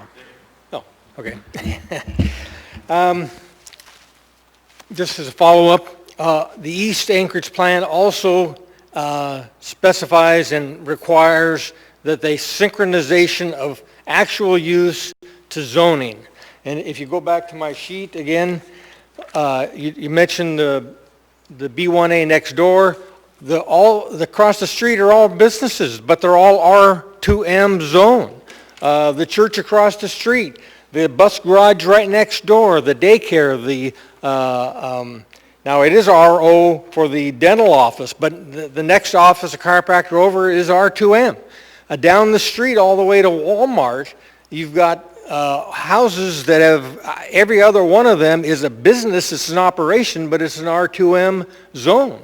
And that's one of the things that the East Anchorage wanted to clean up was synchronization, get the people, get the zoning to match what the actual uses are. And this goes a long way towards that, because this is 50 years has been in place in a commercial business, and somehow, well, like I say, the owner, he wasn't concerned back then. I mean, he was doing his roller rink. They couldn't change anything. It was called grandfather rights. But at some point, the logic of it came to the front and says, this absolutely doesn't make sense to leave this in that condition. And like I say, the ones beside it, a block to the north is a part of this Adamsville tract is a construction yard. It's 3 acres. And there's a little road, an easement that goes up there. The Tajudeen can't even use their own property because Mike Adams put a little easement for himself, but as he sold them off, nobody else could use it. It's a dead piece of ground back there, but we can't change that until we get the zoning changed so we can determine what the parameters for the long plat will be, because that changes all the setbacks, everything changes. And we can't go to the city and do away, quiet title, that old easement, so Tajudeen gets another 30,000 square feet that they can use for storage or parking or whatever. This property, like I say, could then be utilized and be productive and be a benefit to the whole neighborhood instead of a dredge, because we get complaints all the time. People driving cars in there and parking them and torching them and people, partying back there. And I mean, it's not a good situation, but it's not going to change just leaving it sit. Something needs to be done. Thank you. Thank you for your testimony. Welcome. Good evening, Niall Williams. Thank you for taking the time. This is crystal clear what's going on here. It seems with Mr. Dunbar's salivation over adding new amendments to this, that it's simply an end around to try and legislate additional zoning outside of the public view. It's quite clear that you're trying to perform an end around to have other opportunities for the hotels that we already told you we don't want. Or maybe it's for residential treatment centers. But we the people see right through your logic. This is unacceptable. No zoning changes should occur until after the census and after the election. Thank you. Thank you for your testimony. Would anyone else like to testify on this item? Anyone at all?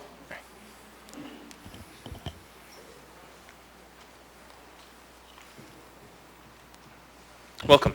Hi, Rachel Colbert again. I still support the gentleman's endeavor. I think storage is a very good use in that area. I've got friends that live over there. The nearest one that's even coming to my mind is the Tudor Muldoon Curve. That's way on the corner of that area of town. I think that's a very good location and a good use for that land, and I would still support his endeavor to do so. Thank you. Thank you. Thank you for your testimony. Would anyone else like to testify on this item? Anyone at all? Seeing and hearing no one, public testimony is closed. What is the will of the body? Is this one we move to postpone the same day, postpone to October 13th? Second. Thank you. Moved and seconded. Is there any discussion on the motion? So the motion before us is moved to postpone this item to October 13th. Is there any opposition to the motion? Mr. Dunbar, go ahead. It's weird, it's not letting me request to speak. I'm not opposed to the motion, but I am wondering how we best use our time between now and then. I mean, it's a little ways out, but is this something we think requires a work session, or do we want to sort of retreat to our corners and figure out our own amendments? So I sort of posed that question to the body. Or perhaps something goes to CEDC. Thank you. So just remembering prior processes to respond to this inquiry. Usually for rezones, and especially rezones that have a lot of public interest, we typically have work sessions on them. They're typically not seen in CEDC, but there are other opinions from the body would entertain those. Mr. Chair, the go Q ahead, button is broken. Go ahead, Mr. Constable. Thank you. I think that we heard from Mr. Schutte that the request was to for sure bring together the planning department and the petitioner for a meeting. So for sure it would be a work session, and maybe it might take more than one, but we need to have all the parties there. Thank you. Ms. Zolotel? Thank you.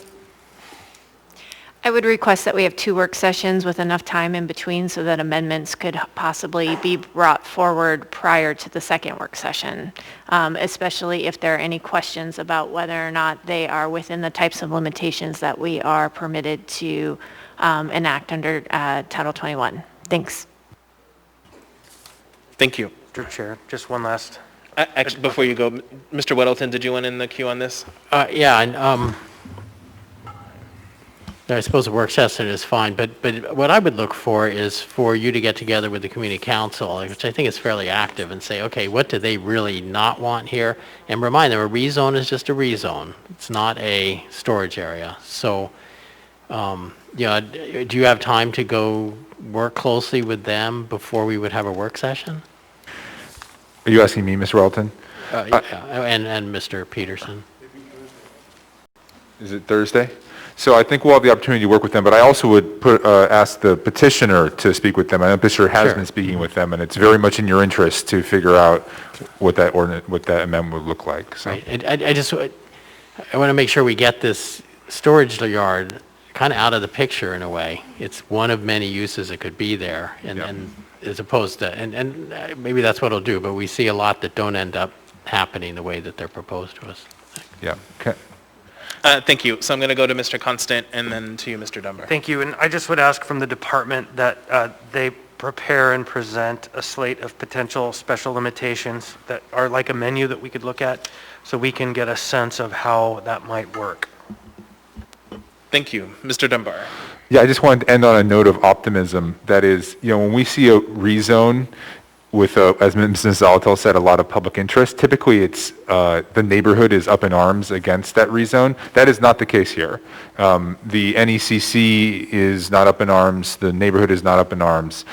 We have basically perhaps a conflict with the zoning map and with long-range planning, but I am hopeful that we can get to a solution without hopefully having a line out the door of people that are angry at us. So, thank you.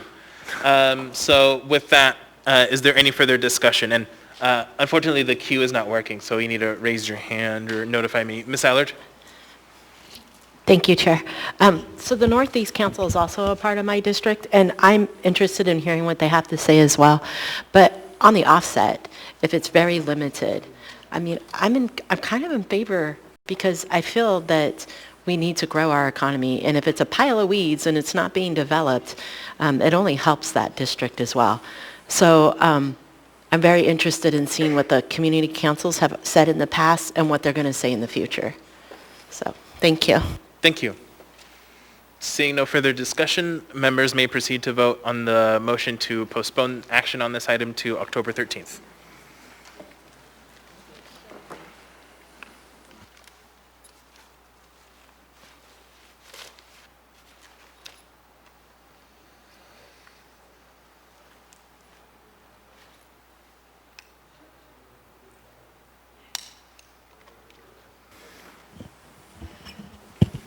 We're going to do a roll call vote. Are you ready? I think we're going to have to shut everybody down. Okay, so we're going to shut this one down. Or after you're done, do you want to do your vote? Let's do our vote. Yeah. Thanks. Ms. Allard, how do you vote on Yes. the motion to postpone to October 13th? She said yes. Okay. Mr. Peterson? Yes.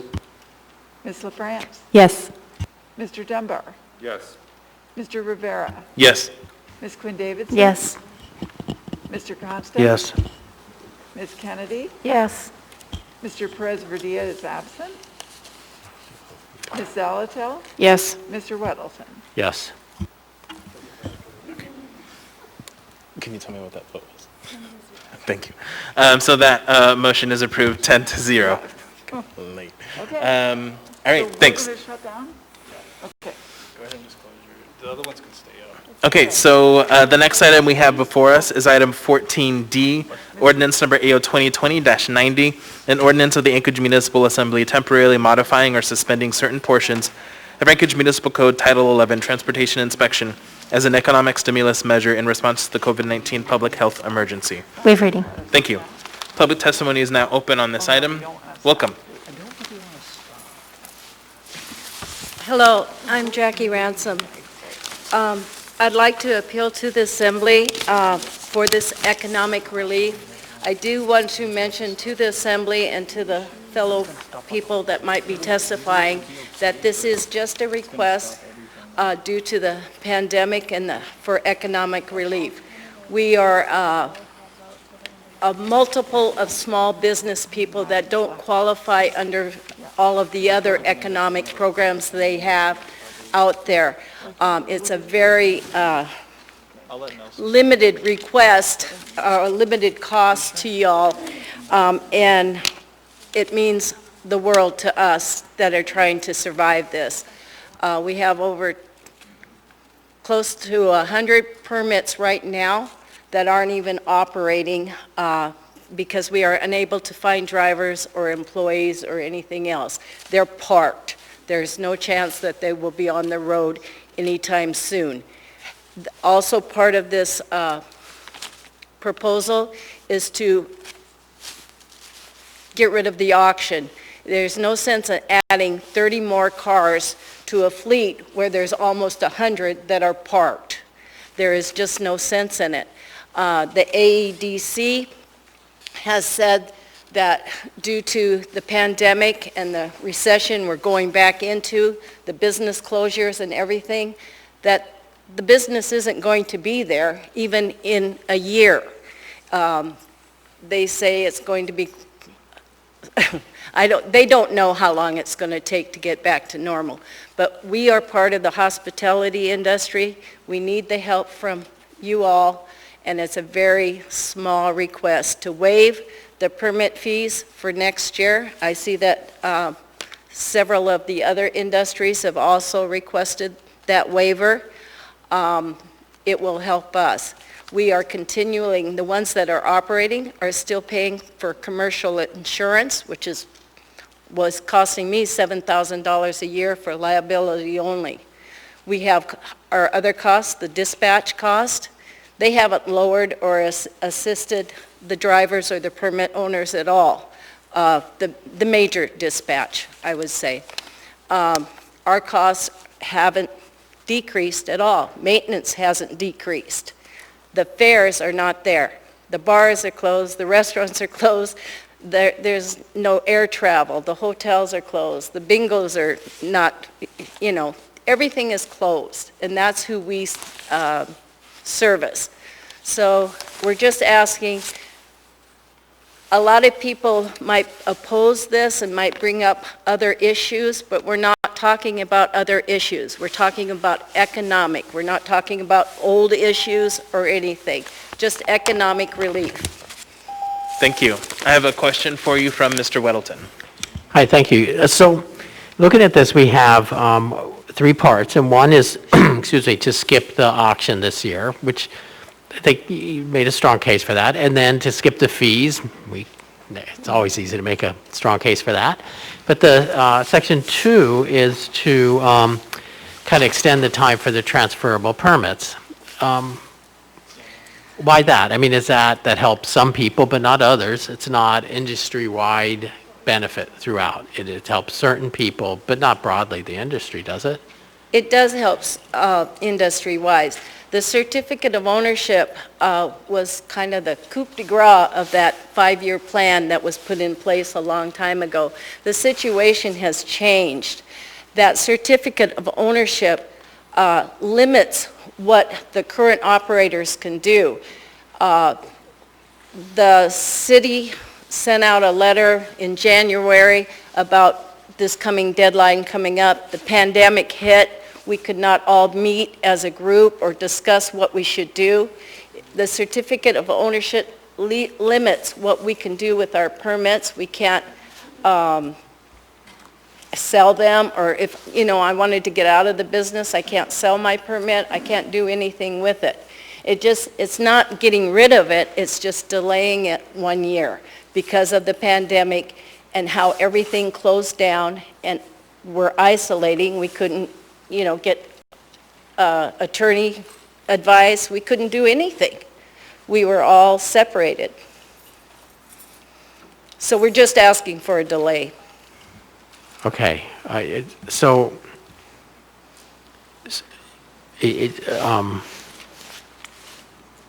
Well, no, I guess I have to let that sink. Thank you. I have to let that sink in a bit. Thank you. Okay. Thank you. Ms. Allard? Thank you, Chair. I don't know if you can answer this one, but maybe you can, or somebody else can. What is the cost savings per taxi, owner? Can you tell me that per individual by doing this? Because you said it's a delay, but then I thought I heard you say waiver, and I just want to clarify. We pay a yearly permit fee to the city to operate our cabs, $1,450, I think it was. Yeah, it's $1,450 a year. $1,450 a year per car, not per owner, per car, per permit. Okay, thank you. And that was the waiver we were asking for. Okay, thank you. And not having the auction is the other economic, the pie is only so big in Anchorage. Anchorage isn't growing, so you put 30 more cars in with 100 cars sitting, the pie gets like this. We have people that can't even pay their bills now. And this is directly related to the COVID-19? Yes, it is. Thank you. Thank you. Thank you for your testimony. Welcome. Mark Marion, long time no speak. I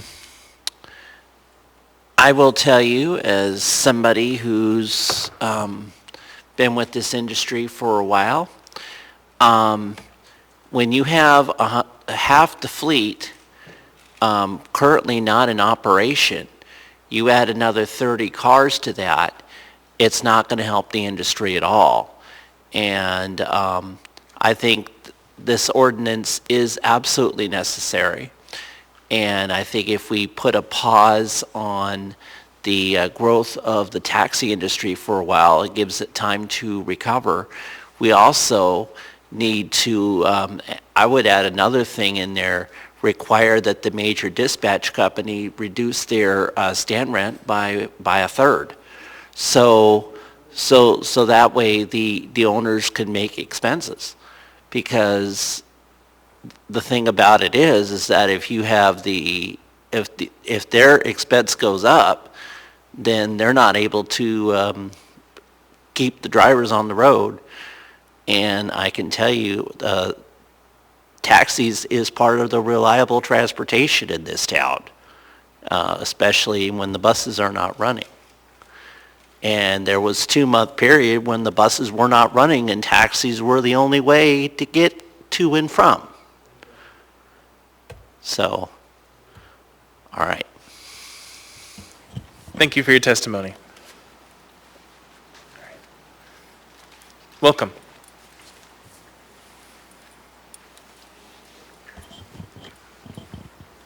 Good evening. Thank you for letting us speak and present this issue before you. My name is Lynette Marino-Hines.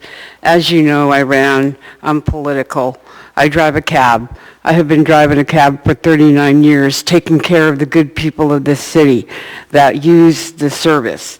And I know what it is to drive in the winter. I know what it is to drive when it's good. I know what it is to drive when it's bad. And it's bad.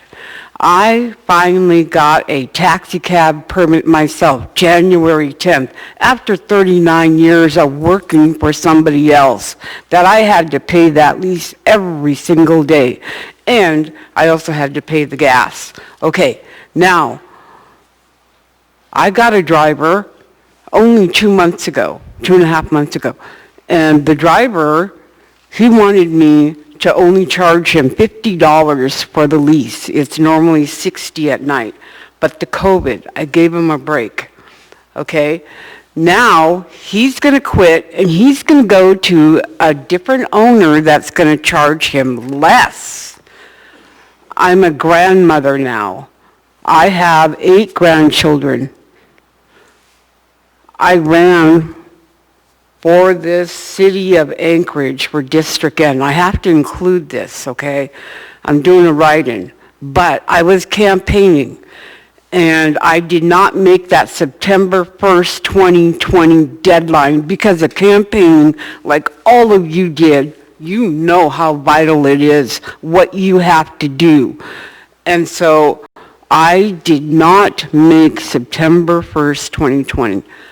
Now, I'm in limbo, because if you guys decide but it's not only me, I found out 4 other people have done the same thing. They did not make the September 1st deadline. Now, if you guys vote and say, okay, we're not going to extend it, we're not going to give you guys anything, we're going to keep this, and we're going to go through with it, and we're going to eliminate and devalue what I worked 39 years for and what a lot of these owners worked for that have multiple permits, because it's bad out there, very bad. I normally sit at the airport. It's taken 2.5 hours to get a trip out of that airport, okay? We know this. We live this. I chose this, yes.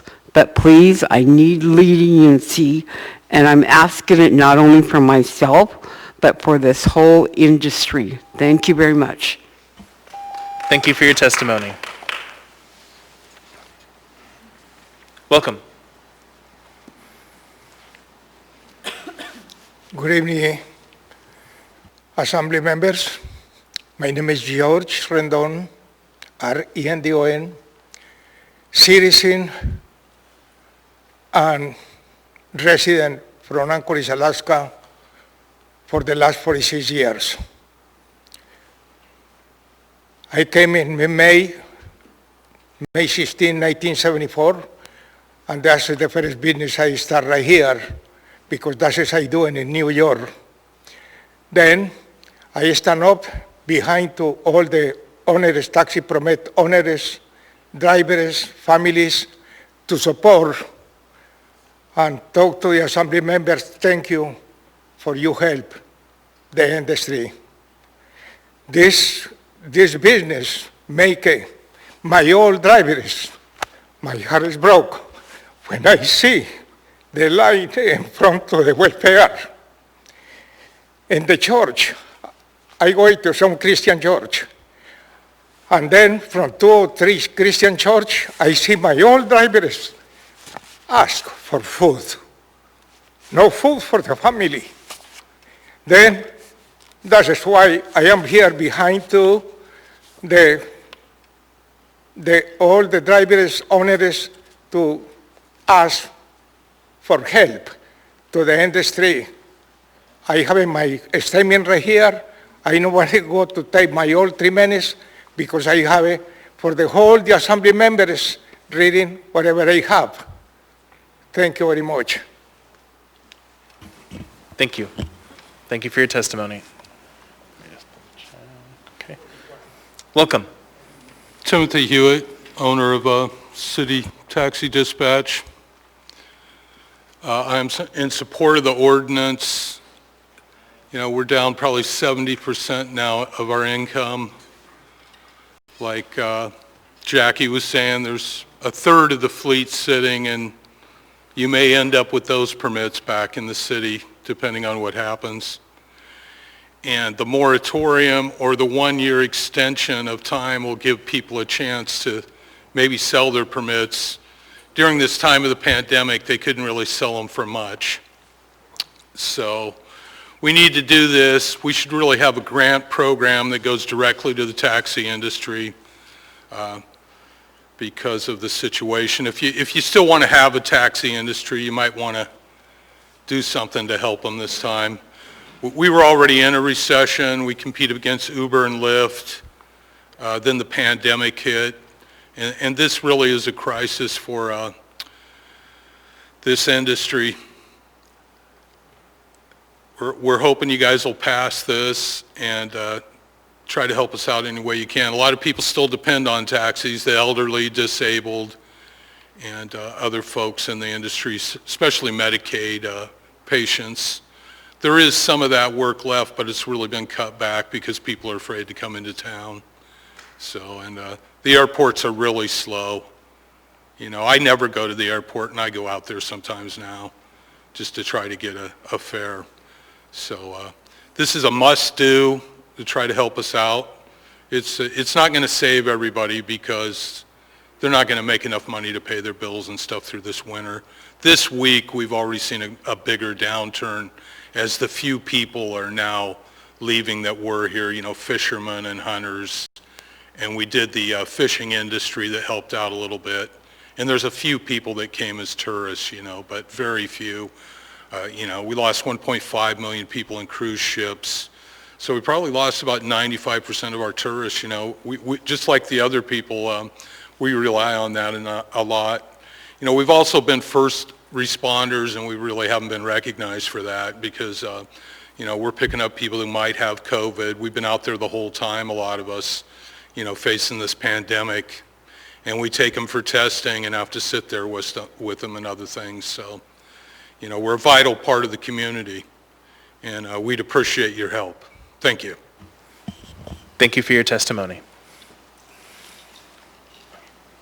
Welcome. Thank you.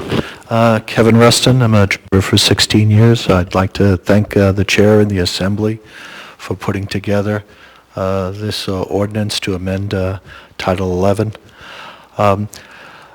I'd like to think that there's a need for a regulated, limited entry taxi industry. I think it serves a very critical purpose. And the industry certainly is devastated, certainly part of the hospitality industry. Once something is gone, it's hard to resurrect.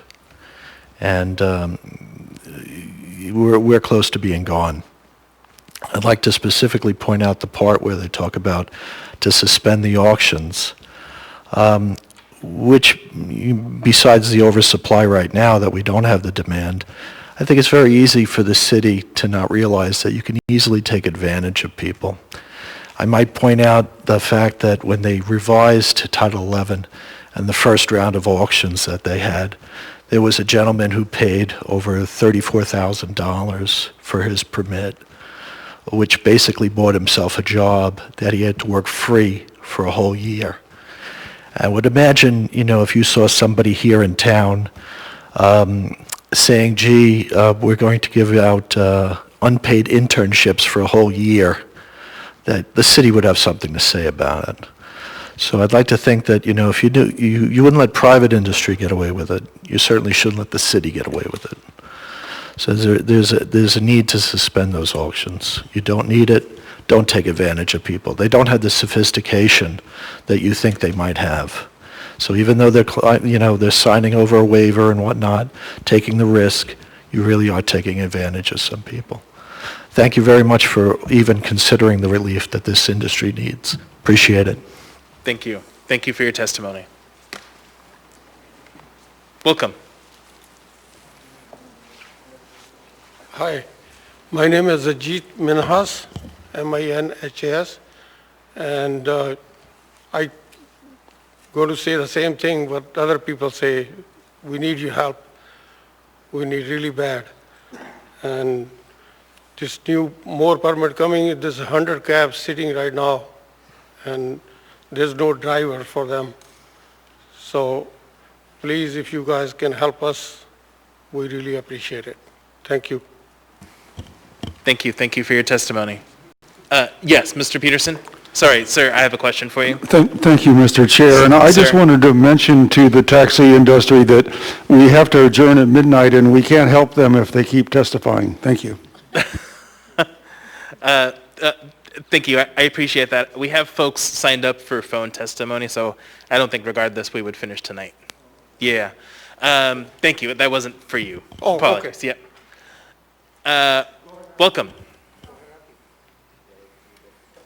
Thank you for your time, Assembly. Niall Williams again, thank you. I seek to support all my fellow anchorites and reaching out to help any industry that has been victimized through this pandemic is very important. However, the only way to truly solve this problem is to stop the nonsense and reopen Anchorage. Reopen the hospitals, reopen the churches, reopen all businesses. There is no pandemic. The CDC just downgraded the numbers. There's only 10,000 deaths nationwide. 97% of the tests are inaccurate and give false positive test results. Reopening the Anchorage community and allowing people to return and come here and fill our hotels and fill our cruise ships will allow for relief to all industries. Thank you. Thank you for your testimony. Would anyone else like to testify? Welcome. Hi, Rachel Colvard. So in one of my many hats, I substitute teach in the school district, and I know that the only carrier that is allowed to transport children is the cabs. And if you let them falter, that's going to be a ripple effect. If schools start back up and there's children that need transportation, they're not going to have that available to them. So I definitely support this, and you should too. Thank you. Thank you. Thank you for your testimony. Would anyone else like to testify on this item? Welcome. Can you hear me okay? Yes, we can. Thank you. My name is Eugene Carl Haberman. Follow the public process. When the public process is inappropriately decision made by the governing body, it's more likely public interest. First of all, I go back monitoring this issue for a number of years. Previous administrations, how it was been handled.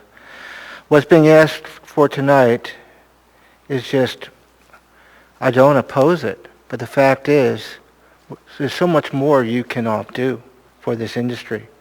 Even without COVID, your decisions with respect over many administrations, over many assemblies, have been destroying this industry. I've been in the assembly chambers and witnessing that. And when you have them on the agenda, it tends to be 11 o'clock in the evening. And then they tend to have to work like shifts of 5 o'clock. But they're also stating to you here how many cabs are not running. It's a result of, yes, COVID's been a part, but the principal part has been how this administration and previous administrations and previous assemblies have made it their decision to basically destroy this industry and bring other parties into play. That's what happened here. And many of you were not here during the principal changes. Some are. But this has been a long pattern. And so with all due respect, I'm not saying you shouldn't do something. I would say you need to do so much more. And there still needs to be a big apology to what has been done by the municipality of Anchorage over the years. They're pleading with you for something simple, and I agree with them, except for one thing. You need to do so much more, and there needs to be a clear evaluation of what has the municipality done in regards to this industry. Thank you very much. With all best. Thank you for your testimony. Would anyone else like to testify on this item? Anyone at all? Okay, so with that, I will entertain a motion to continue the public hearing on this item to the meeting of September 29th. So moved. Second. I've been with you, Mr. Chair. And seconded. Mr. Constant? Thank you. So to the individuals who are here hoping for action, I think Mr. Peterson previously described, we are prohibited from taking action after midnight by the charter, and there are still about 5 or 6 people who are on a phone call list for us, and so we have to continue this item to the next meeting. So I'm sorry we couldn't get to it earlier. I tried, and we just had a very stacked agenda. So we will have this earlier in the agenda. I think it would be in the 13s? Yep. In the agenda, so it'll be earlier part of the meeting on the 29th, the next time we meet. We'll get this taken care of. Thank you. Any further discussion on the motion to continue? Mr. Weddleton, did you want to speak on this? Well, I guess check with administration. Is there any repercussion with waiting? I mean, they've already missed the September 1st deadline. I mean, I guess it doesn't seem to matter. He's directing it to the admin, so let's see if they have an answer. I don't know if Bill Falsey is still on the line. He would be the one that... I'll ask him. Mr. Falsey, are you still with us? Through the chair, I don't know if there's a direct impact for the Transportation Inspection Office because, as Mr. Weddleton said, we already missed the certificate of ownership deadline, and the idea was that the ordinance would on the auction side, what I was unable to determine in the last half an hour was whether there's a problem for the purchasing department, whether they're going to split up some work that may not be necessary, but I wasn't able to get an answer to that question. Thank you. And then, okay, so I'm going to go to Ms. Eiler, then Mr. Constant. Chair, I don't know, so I'm going to ask you. Isn't there a way that we can do a special meeting or intertwine it with something that we have coming up? Because I'm really concerned that the 29th is a long ways off for some folks, and I'm just really worried. So I have discussed this, and it's just complicated to try to take this item on its own at a special meeting, because we still have 3 other items on the agenda. But let's go ahead and keep continuing, and then I will think about that more. So I appreciate the question. Mr. Constant? Yeah, thank you. So there's the issue of the $1,400 or whatever the number is, that can be delayed administratively. There's the issue of the auction of new permits, which we can delay. Then comes the third question, which is the certificate of ownership. But what the ordinance states is that once this passes, they have the right to rescind and have a year to submit. And so functionally speaking, I think the 29th works around on this item. And so I don't think that there is, I would be happy to have a special meeting to tackle these items, but I think functionally, and I went over this with the administration half a dozen times and with Dean because I wanted to make sure, and they were told by more than just myself that if we pass this, then they're kind of protected from the problem that was created by us not being able to act, because this question was supposed to be before us in August. Thank you. Okay, is there any further discussion on the motion to continue? Okay. Seeing none, is there any opposition to the motion to continue this item till the 29th? Did you have something, Ms. Allard? No, can I address Mr. Constant? You're sure? Sure. Okay, I'm good. It's in the plain language, right in the ordinance, it states that they can rescind the certificate if they submitted it, and the deadline is 2021, September 1st. So once this passes, everybody's in good stead. Thank you. Okay, seeing no opposition then, we will take that back on September 29th. We'll continue the public hearing. Thanks everyone for coming tonight and staying with us so long. With that, I will entertain a motion to adjourn. Move to adjourn. We're adjourned.